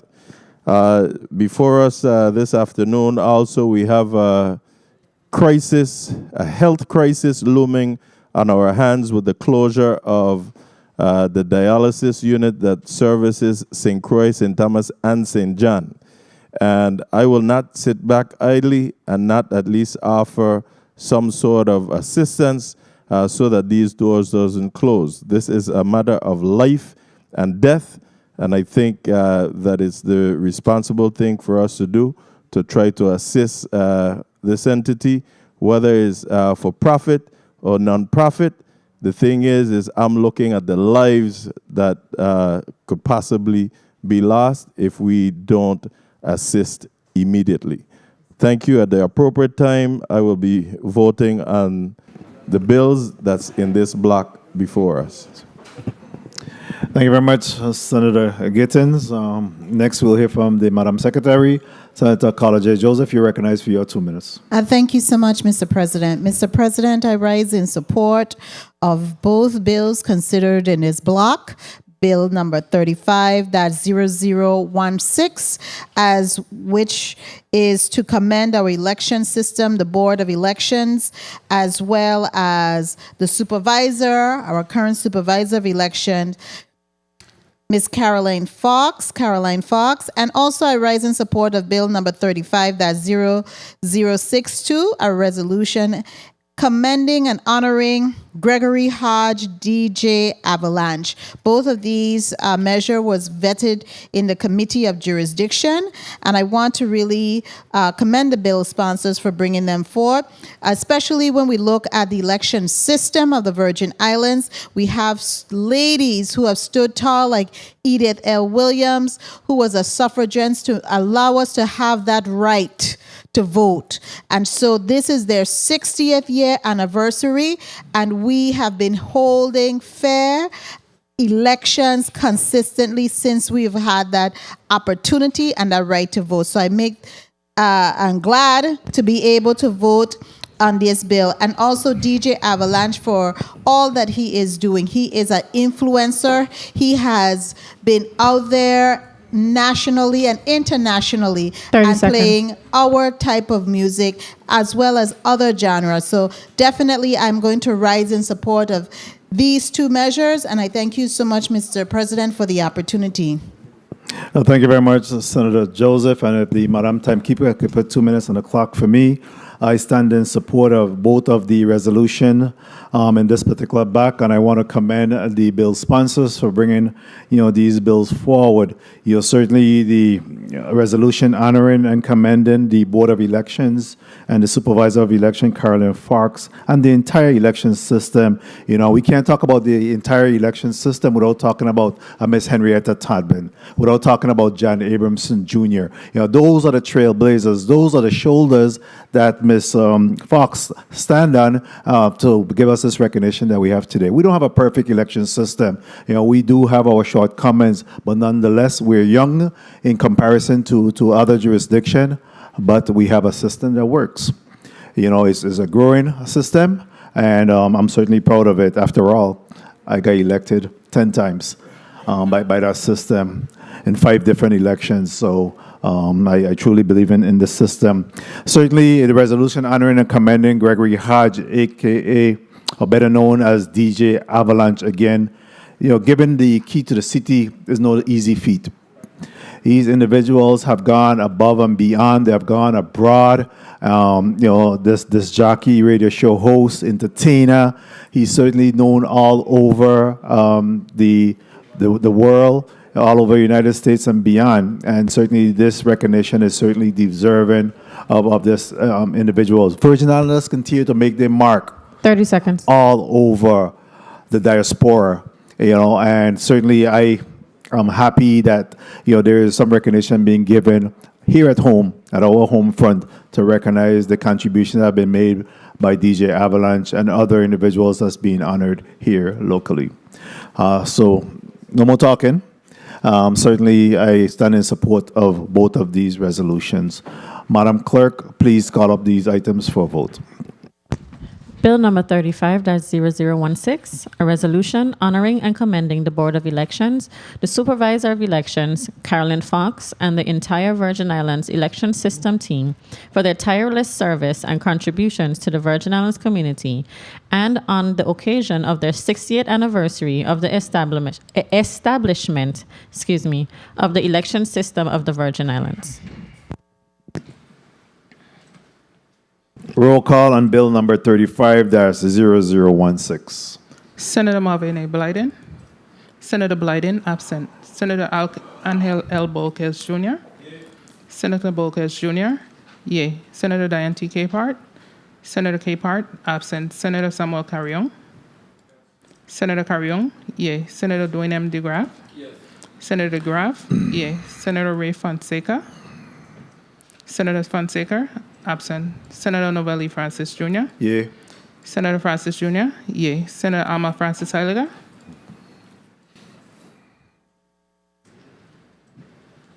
She did. Senator Francis Heiliger, not voting. Senator Donna Fred Gregory. Senator Fred Gregory. Yay. Senator Kenneth L. Giddens. Senator Giddens. Yay. Senator Maurice C. James. Yes. Senator James. Yay. Senator Giovanni James Sr. Senator James Sr. Yay. Senator Franklin D. Johnson. Yay. Senator Franklin Johnson. Yay. Senator Carla J. Joseph. Yes. Senator Joseph. Yay. Senator Milton Potter. Yes. Senator Potter. Yay. Mr. President, 11 yeas. 3 absent, 1 not voting. Thank you very much, Madam Clerk. Bill number 35-0016, a resolution honoring and commending the Board of Elections, the Supervisor of Elections, Caroline Fox, and the entire Virgin Islands election system team for their tireless service and contributions to the Virgin Islands community, and on the occasion of the 60th anniversary of the establishment of the election system of the Virgin Islands, have been approved by the 35th Legislature of the Virgin Islands and will be sent to the Governor for further consideration and action. Madam Clerk, please call up the next item. Bill number 35-0062, a resolution honoring and commending Gregory Hodge, better known as DJ Avalanche, for his outstanding contributions as a disc jockey, radio talk show host, and entertainer, and presenting to him the official key to the Virgin Islands. Roll call on Bill number 35-0062. Senator Marvin A. Blyden. Senator Blyden, absent. Senator Angel L. Bolquez Jr. Senator Bolquez Jr. Yay. Senator Diane T. Capehart. Senator Capehart, absent. Senator Samuel Carrion. Senator Carrion. Yay. Senator Dwayne M. DeGraff. Yes. Senator Dwayne M. DeGraff. Yay. Senator Ray Fonseca. Senator Fonseca, absent. Senator Novelli Francis Jr. Yay. Senator Francis Jr. Yay. Senator Alma Francis Heiliger. Yes. Senator Francis Heiliger. Yay. Senator Donna Fred Gregory. Senator Fred Gregory, yay. Senator Kenneth L. Giddens. Yes. Senator Kenneth L. Giddens, yay.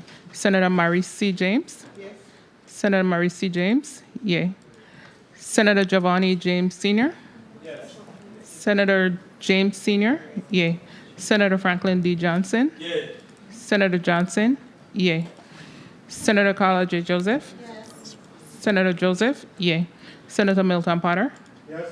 Senator Potter, yay. Mr. President, 12 yeas, 3 absent. Thank you very much, Madam Clerk. Bill number 35-0062, a resolution honoring and commending Gregory Hodge, better known as DJ Avalanche, for his outstanding contributions as a disc jockey, radio talk show host, and entertainer, and presented to him the official key to the Virgin Islands, have been approved by the 35th Legislature of the Virgin Islands and will be sent to the Governor for further consideration and action. Madam Clerk, please call up the remainder of the items. Let's take a 2-minute recess.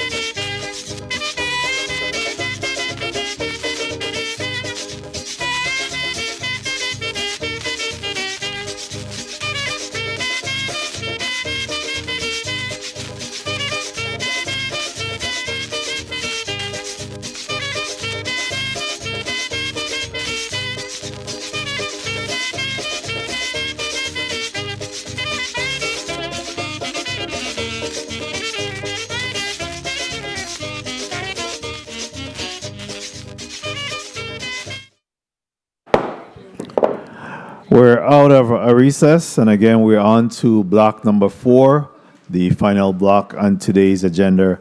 Senator Gittins, you recognize for your motion.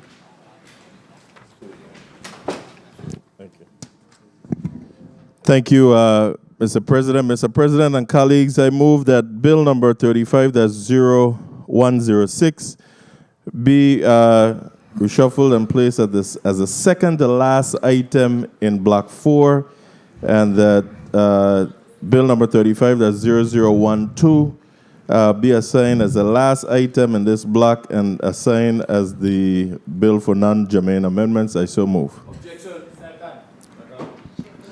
Motion properly made by Senator Gittins, seconded by Senator Jameson Bolkes, objected to by Senator DeGraff. Roll call.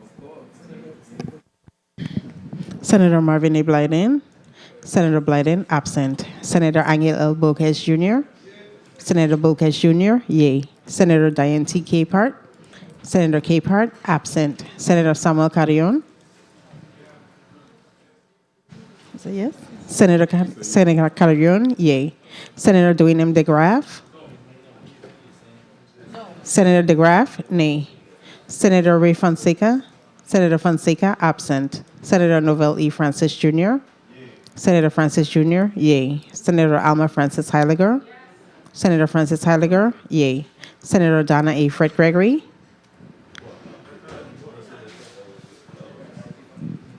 Senator Fred Gregory. Senator Fred Gregory, yea. Senator Kenneth L. Gittins. Yes. Senator Gittins, yea. Senator Maurice C. James. Senator James, yea. Senator Javon E. James Sr. Senator James Sr., yea. Senator Franklin D. Johnson. Senator Johnson, yea. Senator Carla J. Joseph. Senator Joseph, yea. Senator Milton Potter. Senator Potter, yea. Mr. President, 11 yeas, 1 nay, 3 absent. Very well, thank you. The motion carries. For the record, that second was Senator Javon E. James Sr. At this time, colleagues, we have the final block, block number 4, and in this block we have 35-0093, 35-0088, 35-0106, and 35-0012, which is also the non-germane amendment, will be attached to it.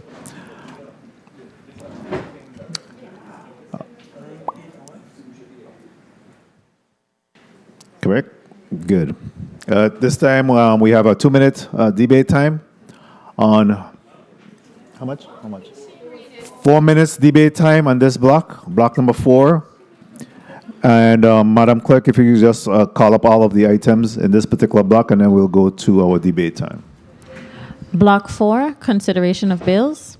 Bill number 35-0093, an act granting a zoning use variance from the R-2 residential low density 1 and 2 family zoning designation for parcel number 14, Remainder Estate Carolina, Coral Bay Quarter, St. John.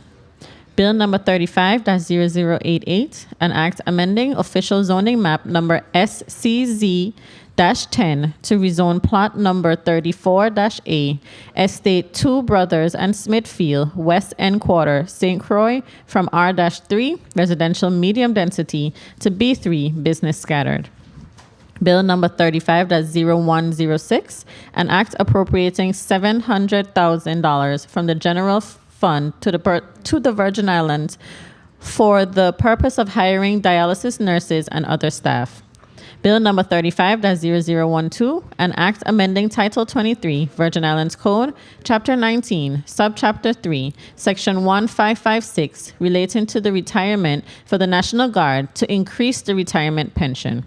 This concludes the reading of Block 4, Mr. President. Thank you very much, Madam Clerk. At this time, Senator Francis Heiliger, you're recognized for your 4 minutes. Thank you. Good afternoon to my colleagues, to the people of the territory, to my staff and central staff.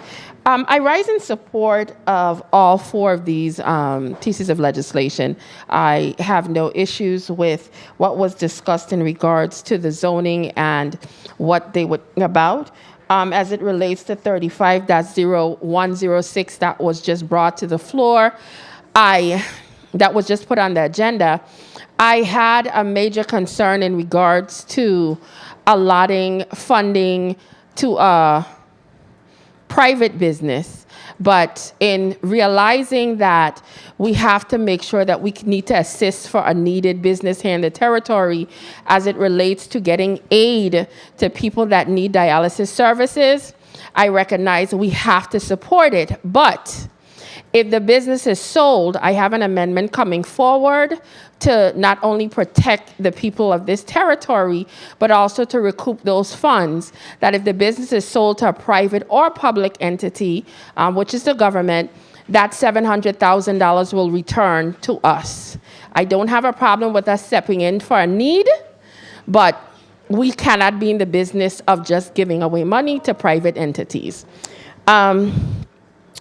As it relates to the non-germane bill and making sure that we have an increase when it comes to our military persons, I am 100% in support of that. So I look forward in voting in the affirmative for all four of these pieces of legislation, once amended for some of them. Thank you, Mr. Chair, for the time.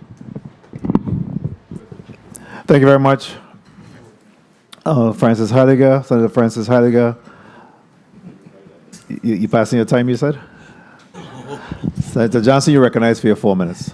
Good afternoon. Thank you very much, Mr. President. I stand in support of these four measures, and I must do say Bill number 35-0106 is very important that we do something to make sure that our folks that are on dialysis is not left in the dark.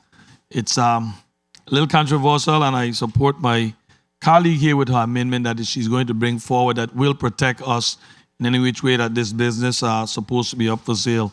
And Bill number 35-0088, I'm glad to see this measure coming back up. It's a young man that's really trying to establish himself and do business, and we must support small business. So at the appropriate time, I definitely will be supporting all four measures.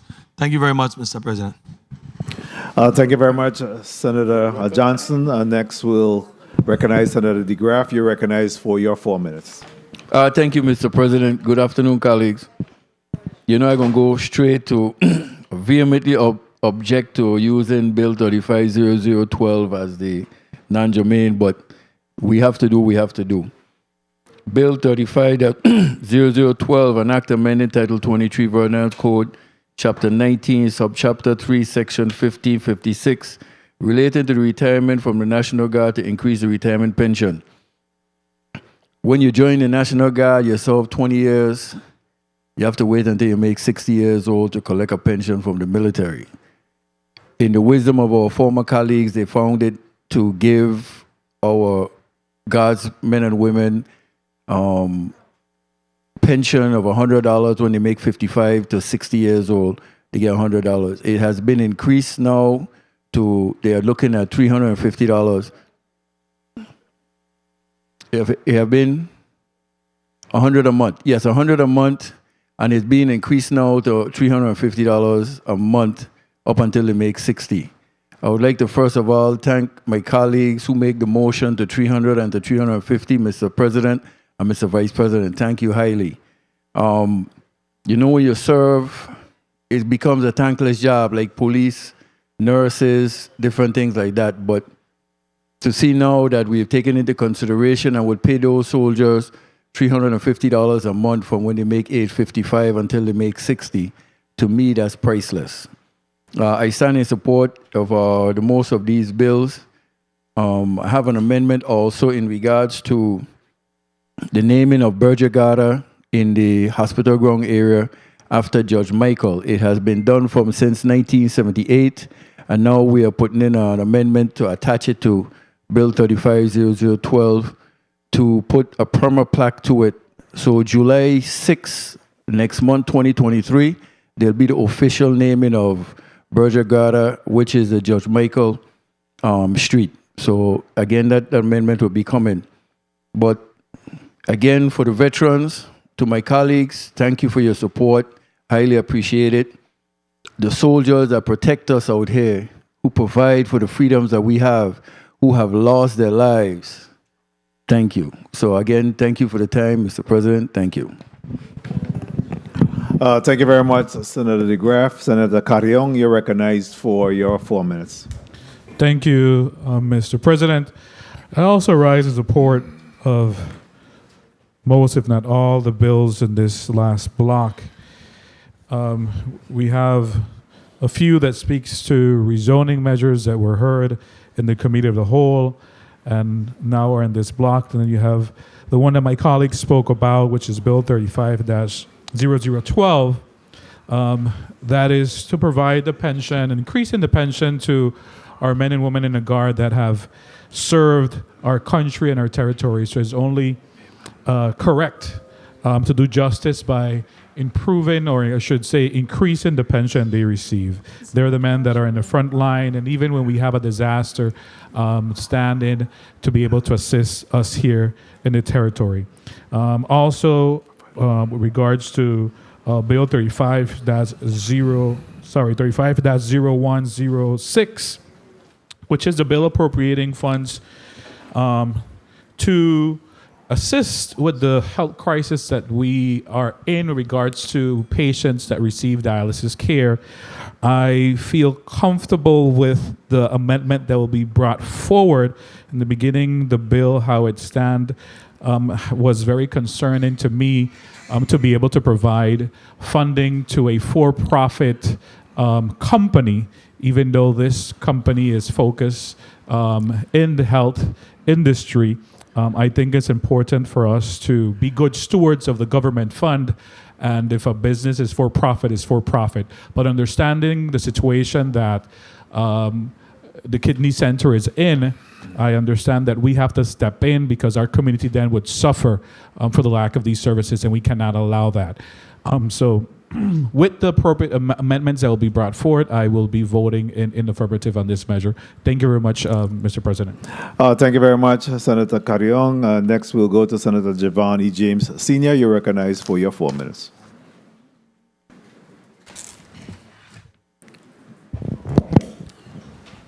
Thank you, Mr. President.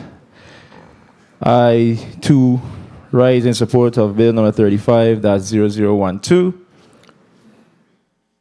relating to the retirement from the National Guard to increase the retirement pension. In the Committee of Jurisdiction, I was able to weigh in on the discussion, and I'm happy that amendments were made and to make sure that in the future, our men and women who serve this country in the military can be able to have some level of perks or benefits for their hard work and their time served in the military. So thank you to the sponsor of the measure and everyone who was involved with the amendment and making this bill come forward here today on the floor. As far as Bill number 35-0106, an act appropriating $700,000 for hiring dialysis nurses and other staff, I rise in support of that. I'm happy that the sponsor of this measure took into consideration the recommendations by his colleagues, so kudos to him. Hence why we had to wait so long, but it was a good wait. And I do stand in support of Amendment 35-329 to Bill number 35-0106. I know for sure it strengthens the bill. And I always say this, at the time it was funny and it turned into a big joke. By the time the governor was talking about sluxing and our eating habits, I really hope and pray moving forward that as we fund these things, that we continue to live a healthier life in the U.S. Virgin Islands. I mean, a lot of things that taste good, not actually good for us. I don't eat sweets. I stay far from those things. So, in closing, thank you, Mr. Chair, Mr. President, for the time. Thank you very much, Senator Javon James Sr. Next, we'll go to Senator Angel Bolquez. You're recognized for your 4 minutes. Thank you, Mr. President. Mr. President and colleagues, I rise in support of the measures in this block from 35-0093, also 35-0088, supporting small business entrepreneurship through this request of a zoning. Initially, it was vetoed, but however, there was recommendations by DPNR that the property in question be rezoned as a B3 and not commercial, and making those changes now to help support the entrepreneurship of these young people who are trying to make a difference in our territory is definitely beneficial to our economic development.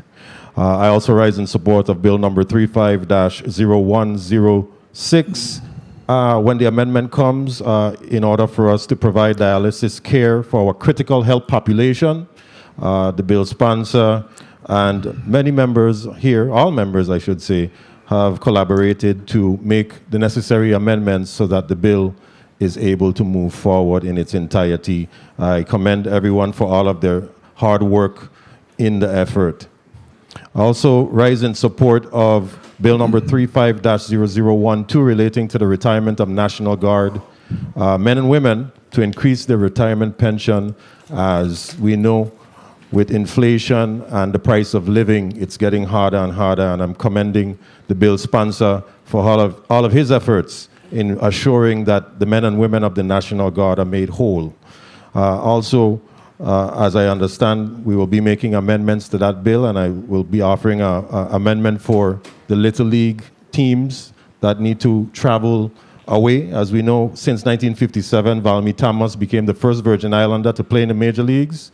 And at times in the Virgin Islands, we've always had a Virgin Island in the ranks since then, playing baseball in the world. And in fact, I believe that there are very few places in the world or populations that can say the same thing. This is why, as a legislature, we have made it a practice to support Little League Baseball and to fund the Virgin Islands' participation in regional and inter-regional Caribbean and national affairs. So I'm looking forward to offering that amendment so that our young people will be able to travel and compete in the inter-Caribbean. Mr. President, thank you for the time. Thank you very much, Senator Bolquez Jr. Next, we'll go to Senator Donna Gregory. You recognize for your 4 minutes. Thank you, Mr. President. This afternoon, I rise in support of the measures in this block as well, but particularly I am in full support of Bill number 35-0088, which is a measure that we actually passed in the April session that was vetoed by the governor because I believe there was an error where the zoning said commercial, and it should be zoned as a B3, business scattered, for a car-rental agency in the Island District of St. Croix. And it is equally important that we support small businesses in the Virgin Islands. So I'm asking for your support on Bill 35-0088. And of course, Bill number 35-0106, we've heard from our Health Committee, and we've heard of the challenges that we're experiencing here in the Virgin Islands with regards to dialysis treatment in the Virgin Islands. And the bill as presented, we experienced a number of challenges with the bill as presented.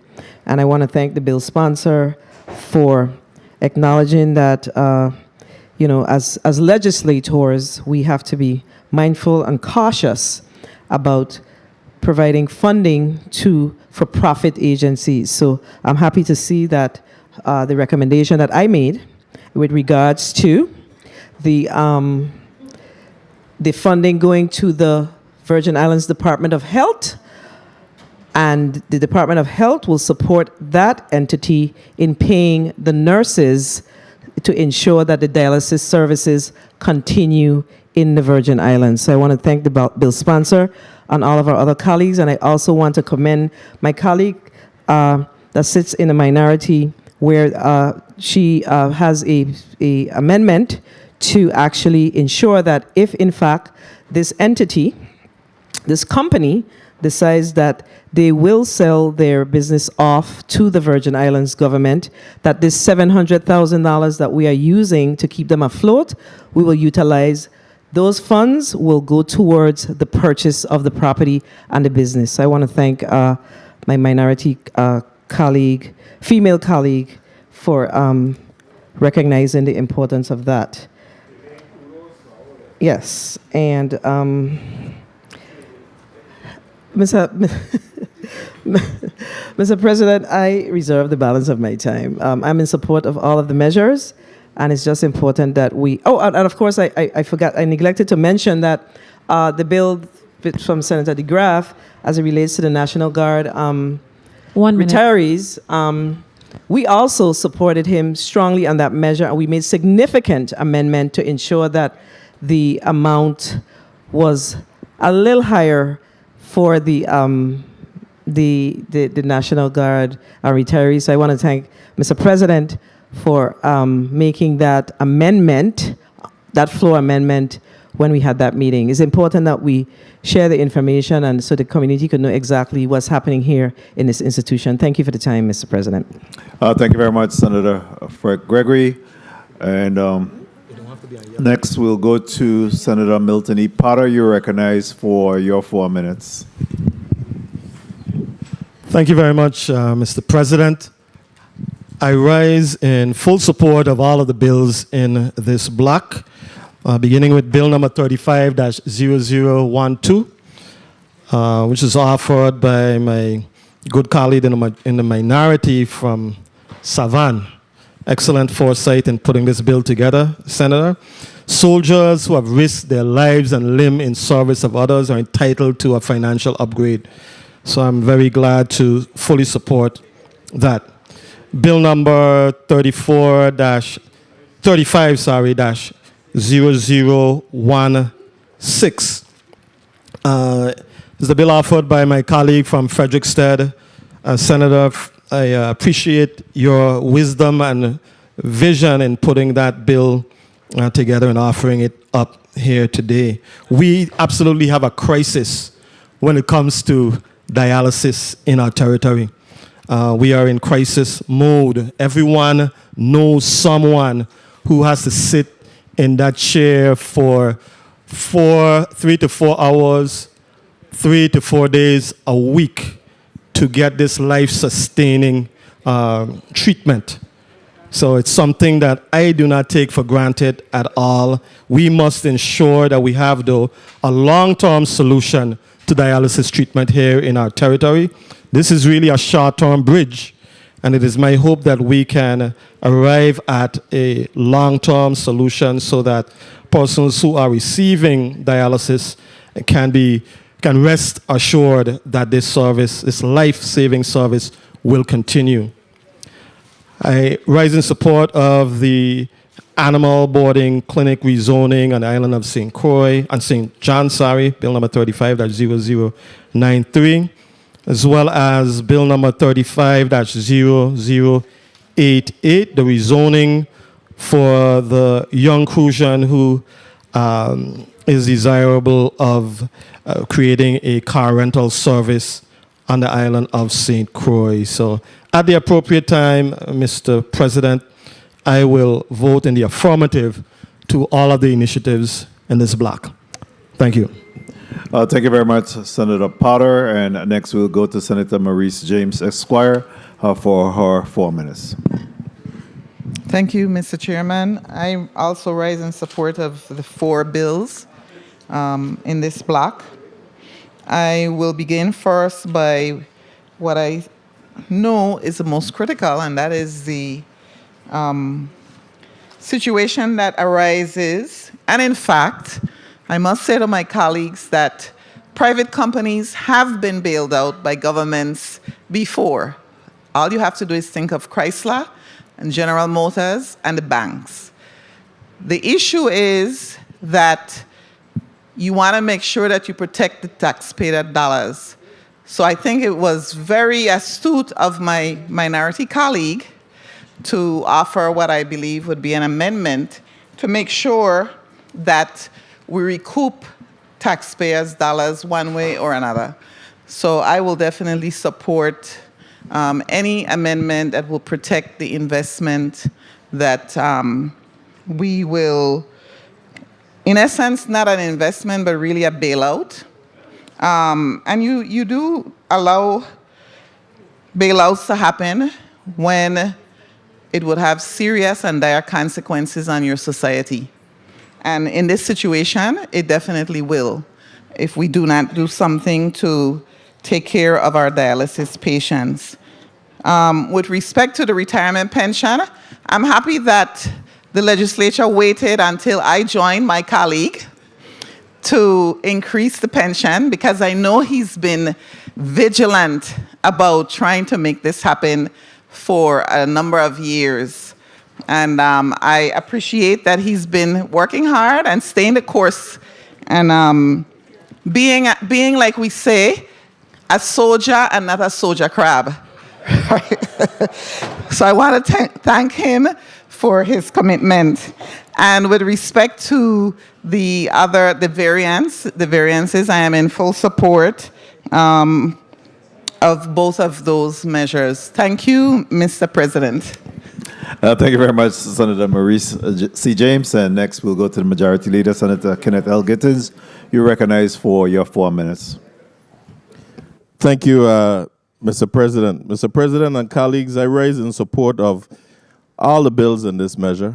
35-093, the St. John, Catherineburg zoning, 35-0088, the Two Brothers and Smithfield rezoning on St. Croix, which I also signed on to.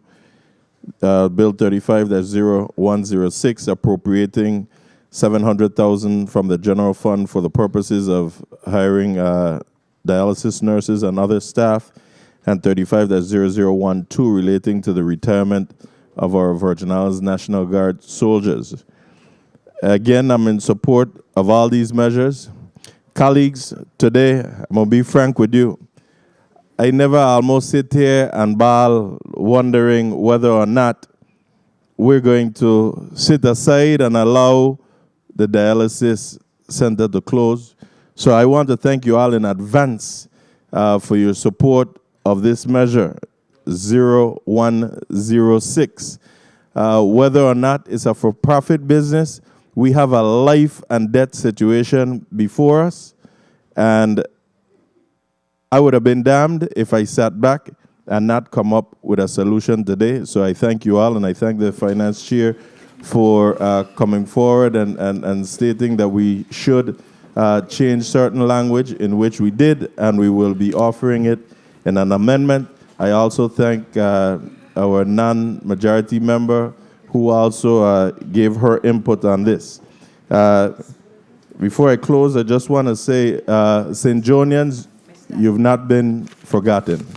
Regarding the land swap situation, that measure, as you can see, is not coming before us today. Last evening, I had the opportunity to sail to St. John, met with a dynamic number of St. Johnians over there on St. Thomas who have expressed great interest in this land swap, great concerns, I must say, and their concerns are legitimate. I had a conversation with the Senate President, who has graciously stated that he intends to hold a committee of the whole hearing regarding this issue on the island of St. John. So St. Johnians, you will have an opportunity to be heard. And one of the things that they are concerned about is to get actual property survey from the federal government as well, to determine just exactly how much property the federal government has on St. John. Because according to the U.S. Code, they're to only have a specific amount, and I can't recall off the top of my head that amount, but according to the discussion, it seems like they're way over. So we want to have this discussion and be able to look out, while we're looking out for the needs of our St. Johnians, we want to also make sure that we're doing due diligence. So St. Johnians, have no fear. The committee of the whole hearing will be coming to your shores soon. At the appropriate time, I'm ready to offer the amendment 30 seconds. to 35-0106, where those funds will not go directly to the Caribbean Kidney Center, but would rather go to the Department of Health and pay to the Caribbean Kidney Center once they have shown the invoices. Thank you again for your support on this measure. Thank you, Mr. President. Thank you very much, Senator Gittins. And next we'll come to the Senate Secretary, Senator Carla J. Joseph. You're recognized for your 4 minutes. Thank you kindly, Mr. President. Mr. President and colleagues, I rise in support of most, if not all, of these measures before us this late afternoon. Bill number 35-0093, that is basically a correction that we needed to make based on CZM recommendation. The governor had vetoed that previously, and we brought it back to make the corrections to adhere to the recommendation by the CZM to have, instead of a zoning, outright zoning, to have a zoning use variance, which is usually the preference for rezonings, that it is used for a specific reason rather than giving a blanket rezoning. So I will stand in support of that. Also, we have bill number 35-0106, which gives $700,000, proposed to give $700,000 to a private kidney dialysis entity on our big sister island. I'm very elated to hear that an amendment is coming to actually look at giving that funding to the Department of Health to actually look at supporting and helping out this entity, especially knowing that that's the only kidney dialysis center on our big island, and it has a lot of clients. My mother also was a kidney dialysis patient for over 15 years, and I know how vital that type of services to giving and keeping many people alive here in the Virgin Islands. So I look forward to supporting this bill once it's properly amended, and we are in fact giving the funding to the department and not directly to the kidney dialysis center, which is privately owned. And finally, I would like to also commend and vote on Bill 35-0012, which seeks to increase retirement pension payments to our brave men and women of the Virgin Islands National Guard. So I am in support of that. I actually sat in on the hearings. I heard what was said, and it was moving to know that these brave soldiers risk their very lives to protect our freedom, and they should be properly compensated when they retire. I really appreciate that. And I want to just comment on my time that I do have some challenges when it comes to rezonings. It's a known thing. I have some issues because some rezonings should not happen as they do. They should have some use variance based on a level of need and what we need to do. So it has to have a balance in place. That balance needs to be coming forward. Balance with need and addressing what we need to happen in the future. So I definitely will be voting on these items as they come forward. Thank you so much, Mr. President and colleagues, for the time. Thank you very much, Senator Joseph. If the Madam Timekeeper could put 4 minutes on the clock for me. I stand in support of all of the measures in this block number 4. And of course, bill number 35-0093, which is the St. John Animal Clinic. I certainly happy to move that measure forward, once again, and address some of the concerns that have been raised by DPNR, noise survey, design and development of a noise-proof building, no outdoor kennels. Those are some of the conditions that was left off of the initial measure that we're now fitting that situation and getting that clinic moving. I'm also happy to support Bill number 35-0088, the car rental company for the young individuals out in the Smithfield area. Bill number 35-0106, again, which speaks to providing some additional funding through the Department of Health to CKC, is certainly an important measure. Closing of the CKC is not an option.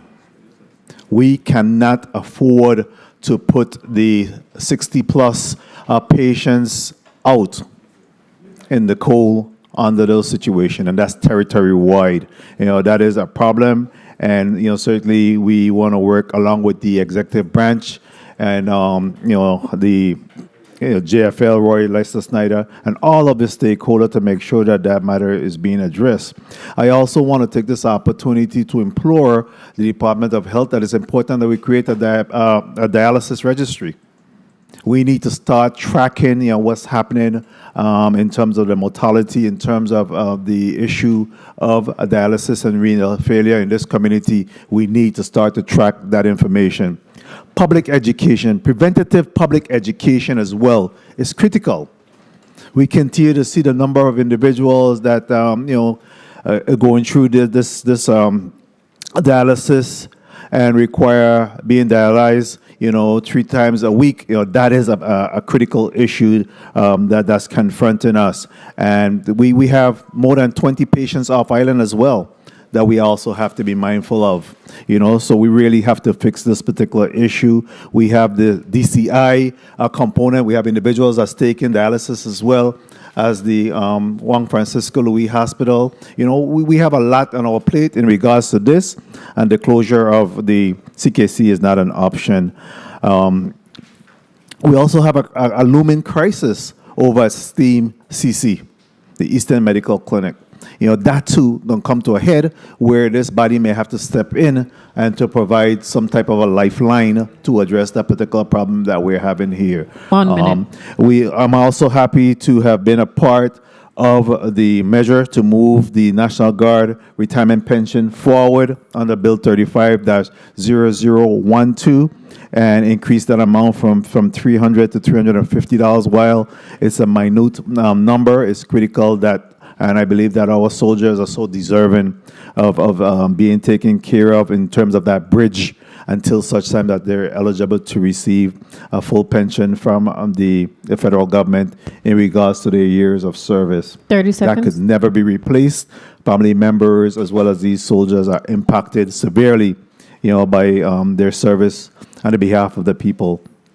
And on behalf of the United States of America. So we want to certainly commend them and do what we can in that measure. There's a couple of amendments, a few amendments too that will be tacked on to the non-germane bill. Again, trying to make sure that we're taking care of some pending issues and, filling the gap and voids in some instances in that matter. In the nick of time, I again stand in support of all of the measures in this block number 4. And I'll ask the Madam Clerk to please call up the first bill. Bill number 35-0093, an act granting a zoning use variance from the R-2 residential low density 1 and 2 family zoning designation for parcel number 14, remainder, Estate Carolina, Coral Bay Quarter, St. John. Roll call on bill number 35-0093. Senator Marvin A. Blyden. Senator Blyden absent. Senator Angel L. Bolkes Jr. Senator Bolkes, yes. Senator Diane T. Capehart. Senator Capehart absent. Senator Samuel Carrion. Senator Carrion, yes. Senator Dwayne M. DeGraff. Senator DeGraff, yes. Senator Ray Fonseca. Senator Fonseca, absent. Senator Novell for E. Francis Jr. Yay. Senator Francis Jr., yes. Senator Alma Francis Holliger? Yes. Senator Holliger, yes. Senator Donna A. Fred Gregory? Senator Fred Gregory, yes. Senator Kenneth L. Gittens? Senator Gittens, yes. Senator Maurice C. James? Senator James? Yes. Senator Javon E. James Sr.? Senator James Sr., yes. Senator Franklin D. Johnson? Senator Johnson, yes. Senator Carla J. Joseph? Senator Joseph, yes. Senator Milton Potter? Senator Potter, yes. Mr. President, we have 12 yeas and 3 absences. Very well. Thank you very much. Madam Clerk, Bill number 35-0093, an act granting a zoning use variance from the R2 residential low density 1 and 2 family zoning designation for parcels number 14, Remainder Estate Carolina, Coral Bay Quarter, St. John, have been approved by the 35th Legislature of the Virgin Islands and will be sent to the Governor for further consideration and action. Madam Clerk, please call up the next item. Bill number 35-0088, an act amending official zoning map number SCZ-10 to rezone plot number 34-A, Estate Two Brothers and Smithfield, West End Quarter, St. Croix, from R-2, residential medium density, to B-3, business scattered. Roll call on Bill number 35-0088. Senator Marvin A. Blyden? Senator Blyden, absent. Senator Angel L. Bolkes Jr.? Senator Bolkes, yes. Senator Diane T. Capehart? Senator Capehart, absent. Senator Samuel Carrion? Yes. Senator Carrion, yes. Senator Dwayne M. DeGraff? Yes. Senator DeGraff, yes. Senator Ray Fonseca? Senator Fonseca, absent. Senator Novell E. Francis Jr.? Yay. Senator Francis Jr., yes. Senator Alma Francis Holliger? Yes. Senator Francis Holliger, yes. Senator Donna A. Fred Gregory? Yes. Senator Fred Gregory, yes. Senator Kenneth L. Gittens? Yes. Senator Gittens, yes. Senator Maurice C. James? Yes. Senator James, yes. Senator Javon E. James Sr.? Yes. Senator James Sr., yes. Senator Franklin D. Johnson? Yes. Senator Johnson, yes. Senator Carla J. Joseph? Yes. Senator Joseph, yes. Senator Milton Potter? Yes. Senator Potter, yes. Mr. President, we have 12 yeas and 3 absences. Very well. Thank you very much. Madam Clerk, Bill number 35-0088, an act amending official zoning map SCZ-10 to rezone plot number 34A, Estate Two Brothers and Smithfield, West End Quarter, St. Croix, from R3 residential medium density to B3 business scattered, have been approved by the 35th Legislature of the Virgin Islands and will be sent to the Governor for further consideration and action. Madam Clerk, please call up the next item on today's agenda. Bill number 35-0106, an act appropriating $700,000 from the General Fund of the Virgin Islands for the purpose of hiring dialysis nurses and other staff. Amendment. Amendment, Senator Gittens, you recognize for your amendment? Thank you, Mr. President. Mr. President and colleagues, I rise to offer amendment number 35-329, an amendment to Bill number 35-0106. Bill number 35-0106, Section 1 is amended as follows. 1. In subsection A, strike the first instance, open quote, Caribbean Kidney Center, end of quote, and insert, open quote, Department of Health, end of quote. 2.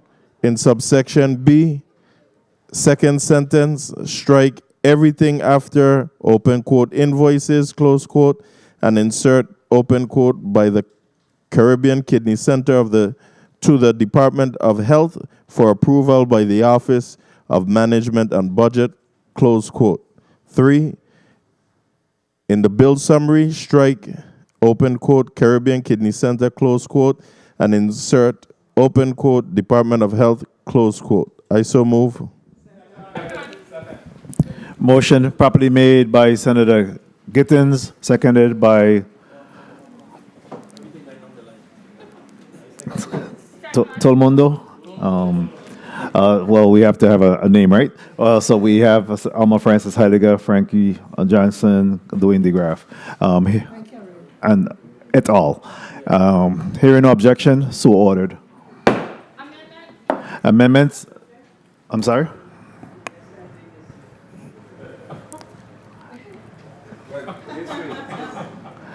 Amendment, Senator Francis Heidegger, you recognize for your amendment. I rise to offer Amendment 35-328, amendment to Bill number 35-0106, offered by Senator Alma Francis Heidegger, Senator Dwayne DeGraff, Senator Javon James, Senator Carry On. Who was that? Carry On. Carry On. Senator Angel Bolquez, and it reads, Senator Kenneth Gittins, he was the last one to sign. It reads, Bill number 35-0106, Section 1 is amended by redesigning subsection C and subsection D and inserting a new subsection C to read as follows. C, if the Caribbean Kidney Center is sold, the monies appropriated in Section A must be deducted from the proceeds of the sale and returned to the government of the Virgin Islands. I so move.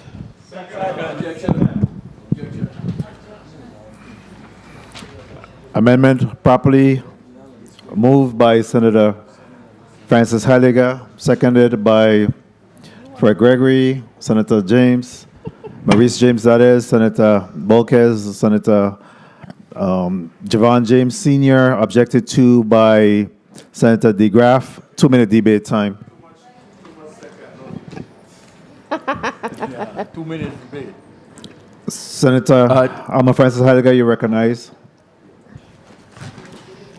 Well, when we first heard of the issues that was happening with the dialysis center here in the territory, when the piece of legislation was brought forward, as legislators, we are responsible for aiding and assisting the people of this territory. We do not want to see this business shutter, but when it comes to taking up public funds that could potentially be profiting a private business, that is something we do not want to do. So this amendment that I brought forward, that in the event that if this business chooses to sell, that the $700,000 that we are appropriating to assist them with getting nurses for this specific issue, that the monies will be deducted from the sales proceeds and returned to the government of the Virgin Islands. And I also would like to add that Senator Franklin Johnson also signed on. And I want to stress that I know sometimes businesses have a way of being tricky.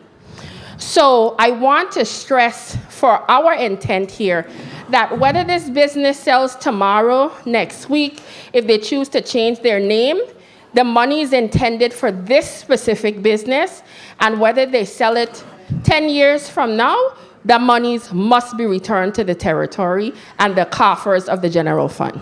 Thank you. You reserve the balance of your time? What's the time left? Senator Heidegger has 28 seconds. 28 seconds reserve remain. the balance of You my reserve time. the balance of the time. 28 seconds. Senator DeGraff, you recognize you have 2 minutes. Thank you, Mr. President. I stand in full support, but I'd like to hear you also mention in terms of how important the individuals who will receive this care are. So use your 28 seconds and get it out, please. I reserve the balance of my time. How much time remains for Senator DeGraff? Senator DeGraff has 1 minute, 45 seconds. Senator Alma Francis Heidegger, you got 28 seconds. At the beginning, I did express the need to assist the people of the territory that desperately need this service. And it is my intent, along with my colleagues, to make sure that when we see a need in the territory, we do whatever is necessary to protect and help the people that we represent here in the Virgin Islands. Thank you. Very well. Time expired. Senator DeGraff, you recognize. You have a minute and 45 and seconds. 45 seconds. Yes, Mr. President, I want to stress that in regards to the dialysis patients, that all my colleagues, we take it very serious. And to have the two amendments that are brought forward to do this here the way it's been done, I think is applaudable. So, you know, we should be patting ourselves on the back. And to our colleague who are just help adjust with how to have the other amendment written, again, it's a collaborative effort for us to do to let the people of Vernon know that we support the dialysis patients and we're going to do everything we can properly to make sure they are taken care of. I reserve the balance of my time. Return the balance of your time. Return. Very well. All time expired or return at this time. Madam Clerk, please call up the bill 35-0106 as amended. I'm sorry, let's go to the vote for the amendment. Senator Marvin A. Blyden. Senator Blyden, absent. Senator Angel L. Bolkes Jr. Senator Bolkes Jr., yes. Senator Diane Capehart. Senator Capehart, absent. Senator Samuel Carrion. Senator Carrion, yes. Senator Dwayne M. DeGraff. Yes. Senator DeGraff, yes. Senator Ray Fonseca. Senator Fonseca, absent. Senator Novell E. Francis Jr. Yeah. Senator Francis Jr., yes. Senator Alma Francis Holliger. Yes. Senator Francis Holliger, yes. Senator Donna A. Fred Gregory. Yes. Senator Fred Gregory, yes. Senator Kenneth L. Gittens. Yes. Senator Gittens, yes. Senator Maurice C. James. Yes. Senator Maurice James, yes. Senator Javon E. James Sr. Yes. Senator James Sr., yes. Senator Franklin D. Johnson. Yes. Senator Johnson, yes. Senator Carla Joseph. Yes. Senator Joseph, yes. Senator Milton Potter. Yes. Senator Potter, yes. Mr. President, we have 12 yeas and 3 absences. Very well. Thank you very much, Madam Clerk. At this time, the amendment carries. At this time, Madam Clerk, please call up Bill number 35-0106 as amended. Bill number 35-0106, an act appropriating $700,000 from the general fund of the Virgin Islands for the purpose of hiring dialysis nurses and other staff, as amended. Roll call on Bill number 35-0106. Senator Marvin A. Blyden. Senator Blyden, absent. Senator Angel L. Bolkes Jr. Senator Bolkes Jr., yes. Senator Diane T. Capehart. Senator Capehart, absent. Senator Samuel Carrion. Yes. Senator Carrion, yes. Senator Dwayne M. DeGraff. Yes. Senator DeGraff, yes. Senator Ray Fonseca. Senator Fonseca, absent. Senator Novell E. Francis Jr. Yeah. Senator Francis Jr., yes. Senator Alma Francis Holliger. Yes. Senator Francis Holliger, yes. Senator Donna A. Fred Gregory. Yes. Senator Fred Gregory, yes. Senator Kenneth L. Gittens. Yes. Senator Gittens, yes. Senator Maurice C. James. Yes. Senator James, yes. Senator Javon E. James Sr. Yes. Senator James Sr., yes. Senator Franklin D. Johnson. Yes. Senator Johnson, yes. Senator Carla J. Joseph. Yes.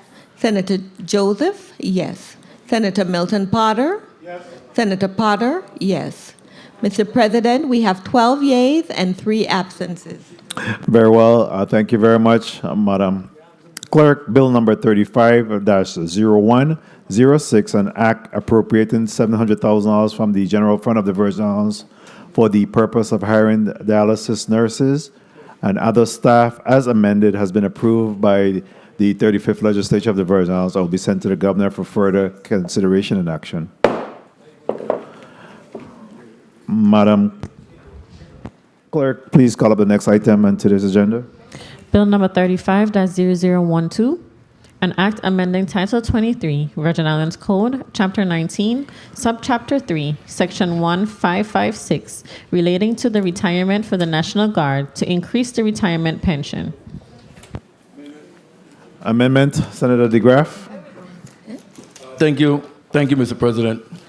I move amendment number 35-321 to Bill number 35-0012. Bill number 35-0012 is amended by adding an appropriate numbered section to read as follows. Section blank, Act number 4165 is amended by inserting Section 3 to read as follows. Section 3, the President of the Legislature or the President's designee shall have a perma-plaque copy of this resolution prepared and presented to the family of the late Judge Cyril Michael at an appropriate ceremony for that purpose. I so move. Motion properly made by Senator DeGraff, seconded by Senator Javon James Sr., Senator Carla Joseph, Senator Alma Francis Heidegger, and Senator Johnson. Hearing no objection, so ordered. Other amendments?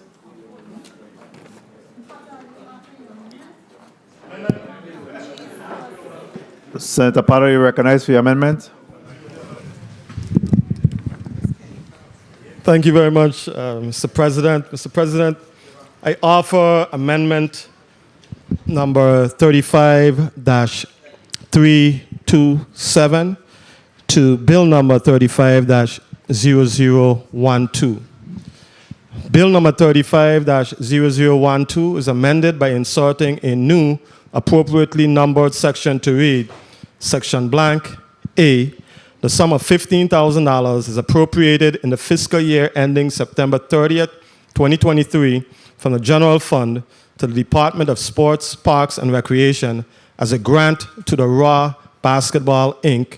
for participation in tournaments outside the territory. Raw Basketball, Inc. is subject to the reporting requirements of Title II, VIC, Section 29. The sums appropriated in Section A are available. C.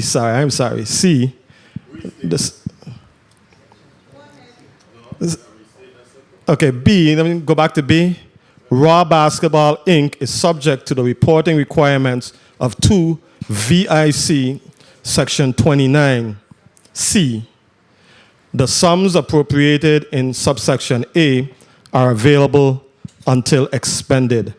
I so move. Motion properly made by Senator Potter, seconded by Senator Fred Gregory, objected to by Senator DeGraff. 2-minute debate time. Senator Potter, you recognize for your 2 minutes. Thank you very much for the opportunity, Mr. President. One thing that immediately comes to mind, and I think it is something that has hit all of us very much close to home over the last 2 weeks. We've seen the deaths via gunshot violence of two 16-year-olds, two 16-year-old young men. I think that opportunities for structured recreational activities such as basketball that our young men particularly are attracted to provides them with an opportunity for structure, for guidance, for positive mentorship. It is something that we need to, I think opportunities and organizations like this should be replicated throughout our territory, and I think that is one way to put a dent in what we are seeing regarding escalating crime in our territory. This group of young men consists of individuals from age 13 to age 18. It is something that I think would be of tremendous benefit and importance to the young people of this territory.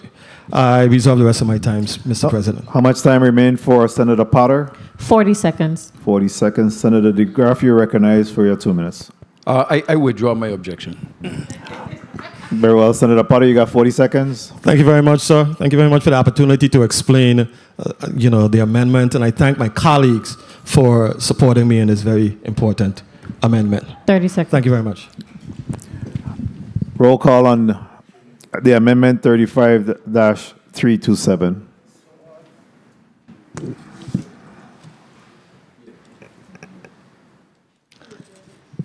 Senator Marvin A. Blyden. Senator Blyden, absent. Senator Angel. Senator Angel L. Bolkes Jr. Senator Bolkes Jr., yes. Senator Diane T. Capehart. Senator Capehart, absent. Senator Samuel Carrion. Senator Carrion, yes. Senator Dwayne M. DeGraff. Senator DeGraff, yes.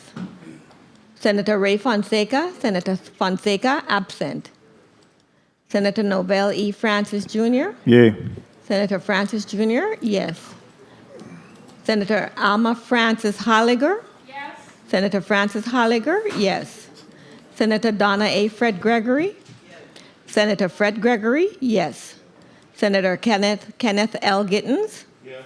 Senator Gittens, yes. Senator Maurice C. James. Yes. Senator James, yes. Senator Javon E. James Sr. Yes. Senator James Sr., yes. Senator Franklin D. Johnson. Yes. Senator Franklin Johnson, yes.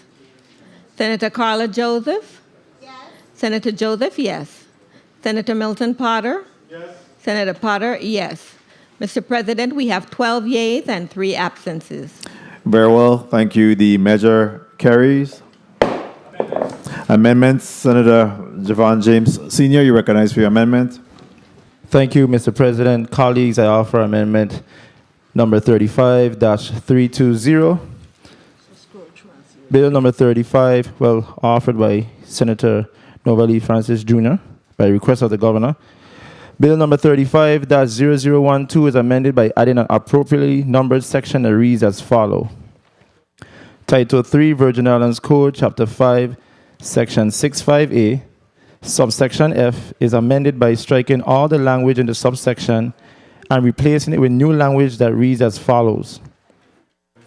The governor may appoint up to 2 persons who reside outside of the territory to fill vacancies on a board or commission in any district or island, as the case may be, notwithstanding any residency requirements prescribed by law. When making a nomination, the governor must specify which residency restricted seat the nominee will fill. To be eligible to serve on a board or commission, in addition to meeting any professional qualifications prescribed by law, the governing board or commission's membership, a nominee residing outside the territory must retain familial or business connections to any island of the territory and must have expertise in the subject matter under the board or commission's jurisdiction. I so move. Motion properly made by Senator Javon James Sr., seconded by Senator Bolkes Jr. and Senator Potter. Hearing no objections, ordered. Any other amendments? Amendment, Senator Bolkes Jr. Mr. Chair, I offer amendment number. I offer amendment to Bill number 35-0012 by offering amendment number 35-296. Bill number 35-0012 is amended by adding 3 appropriately numbered sections that read as follows. I apologize, Mr. President. May I please start over? The mighty start over. You may start over. Yes, sir. I apologize. Let me do this the right way. Mr. President, I offer amendment number 35-296, offered by Senator Marvin A. Blyden, Senator Donna Fred Gregory, Senator Milton E. Potter, Senator Maurice James, Senator Carla Joseph, Senator Kenneth Gittens, Senator Novelle E. Francis, Senator Samuel Carrion, Senator Dwayne DeGraff, Senator Franklin Johnson, Senator Alma Francis Heiliger, and Senator Javon E. James Sr. Bill number 35-0012 is amended by adding 3 appropriately numbered sections that read as follows. Section blank, there is appropriated in the fiscal year ending September 30th, 2023, the sum of $130,000 from the general fund to the Department of Sports, Parks and Recreation as a grant to the Virgin Islands Little League for the participation in regional tournaments. Section blank, the funds appropriated in section blank, the previously numbered section, remain available until expended. Section blank, the Virgin Islands Little League shall comply with the financial reporting requirements in 2 VIC section 29. I so move. Thank you very much. Motion properly made by Senator Bulkes, seconded by Senator Donifred Gregory, Senator Potter, Senator DeGraff. Hearing. I'm sorry? Objected to by Senator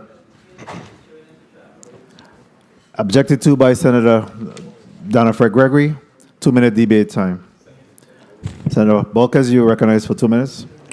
Thank you, Mr. President. Mr. President, it is imperative that we support our children here in the Virgin Islands as they develop in the sports, as mentioned by my colleague earlier. Sports are a gateway and a pathway for our students and young people to learn virtues and morals and values through play. We have had many great baseball players from the Virgin Islands and continue to develop young people in that sport.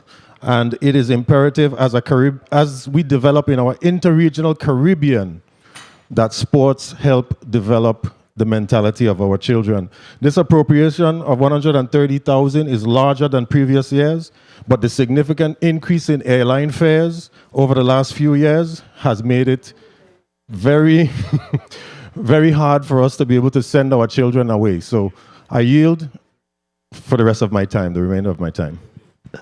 How much time remains for Senator Bulkes Jr.? Senator Bulkes Jr. has 1 minute. Very well. Senator Gregory, recognized for your 2 minutes. Thank you, Senator Bulkes. I thought the objection was because I thought it was very important that as we make these decisions, particularly those that support our children, that we are able to put it on the record and it is heard loud and clear within our community that we are in fact moving forward with providing funding to support our little leaguers to travel off island for their competition this summer. So I withdraw my objection. Thank you. Having withdrawn the objection. Thank you, Mr. President. Hearing no further. And I thank you for your support. So ordered. Very well. No further amendments at this time. Madam Clerk, please call up Bill number 35-0012 as amended for a roll call. Bill number 35-0012, an act amending Title 23, Virgin Islands Code, Chapter 19, Subchapter 3, Section 1556, relating to the retirement of from the National Guard to increase the retirement pension as amended. Roll call on Bill number 35-0012. Senator Marvin A. Blyden. Senator Blyden absent. Senator Angel L. Bulkes Jr. Senator Bulkes Jr. Yes.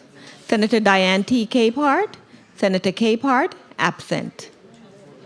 Senator Samuel Carrion.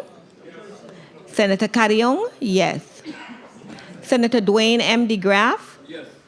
Senator Dwayne DeGraff, yes. Senator Ray Fonseca? Senator Fonseca, absent. Senator Novell E. Francis Jr.? Yea. Senator Francis Jr., yes. Senator Alma Francis Holliger? Yeah.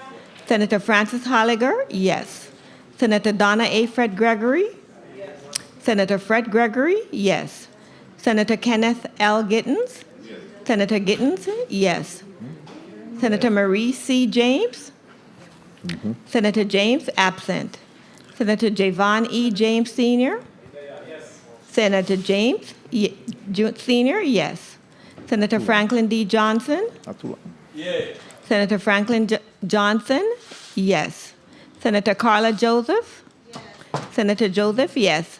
Senator Milton Potter? Yes. Senator Potter, yes.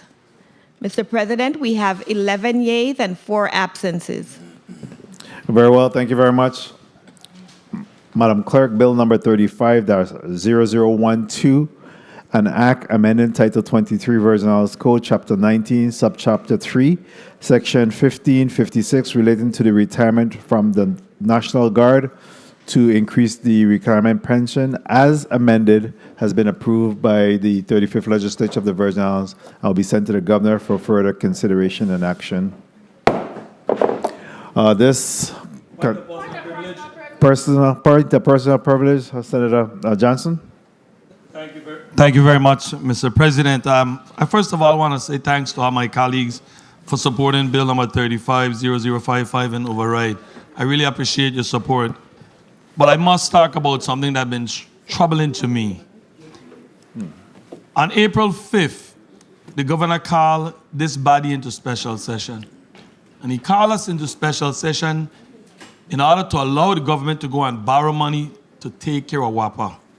And at that time, we didn't support his initiative. We came back. We had about 3-4 different meetings where it was very heated in those discussions. We came back.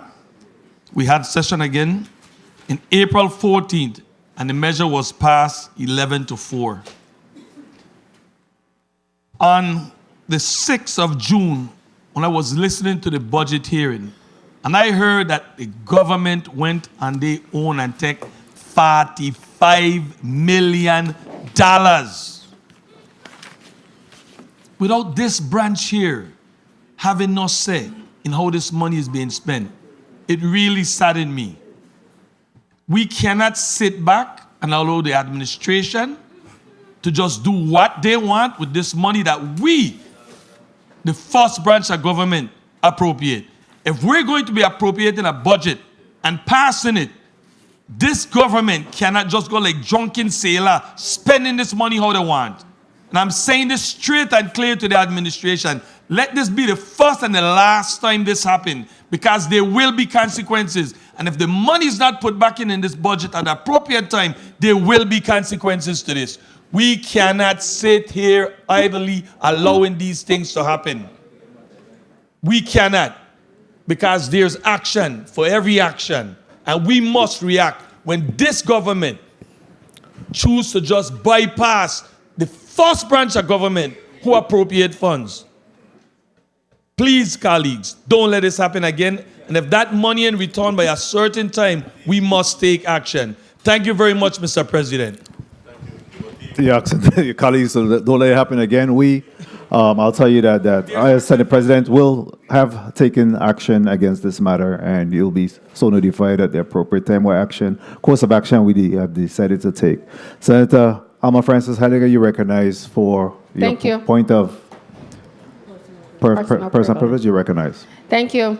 I would like to co-sign on everything my colleague just said, because as a body, we have to stand up collectively. And when we see things that are being done wrong, we cannot cower, we cannot back down, because the people elected us and put us here to represent them. And when you see things that are blatantly done wrong, like removing $45 million without our authorization or consent, it cannot be left that way. But what I wanted to do my point of personal privilege on, I really, really want to thank my colleagues for assisting my colleague and myself with getting Bill number 35-0055 deal with the override. When it comes to our children, when it comes to learning our VI history, it is important.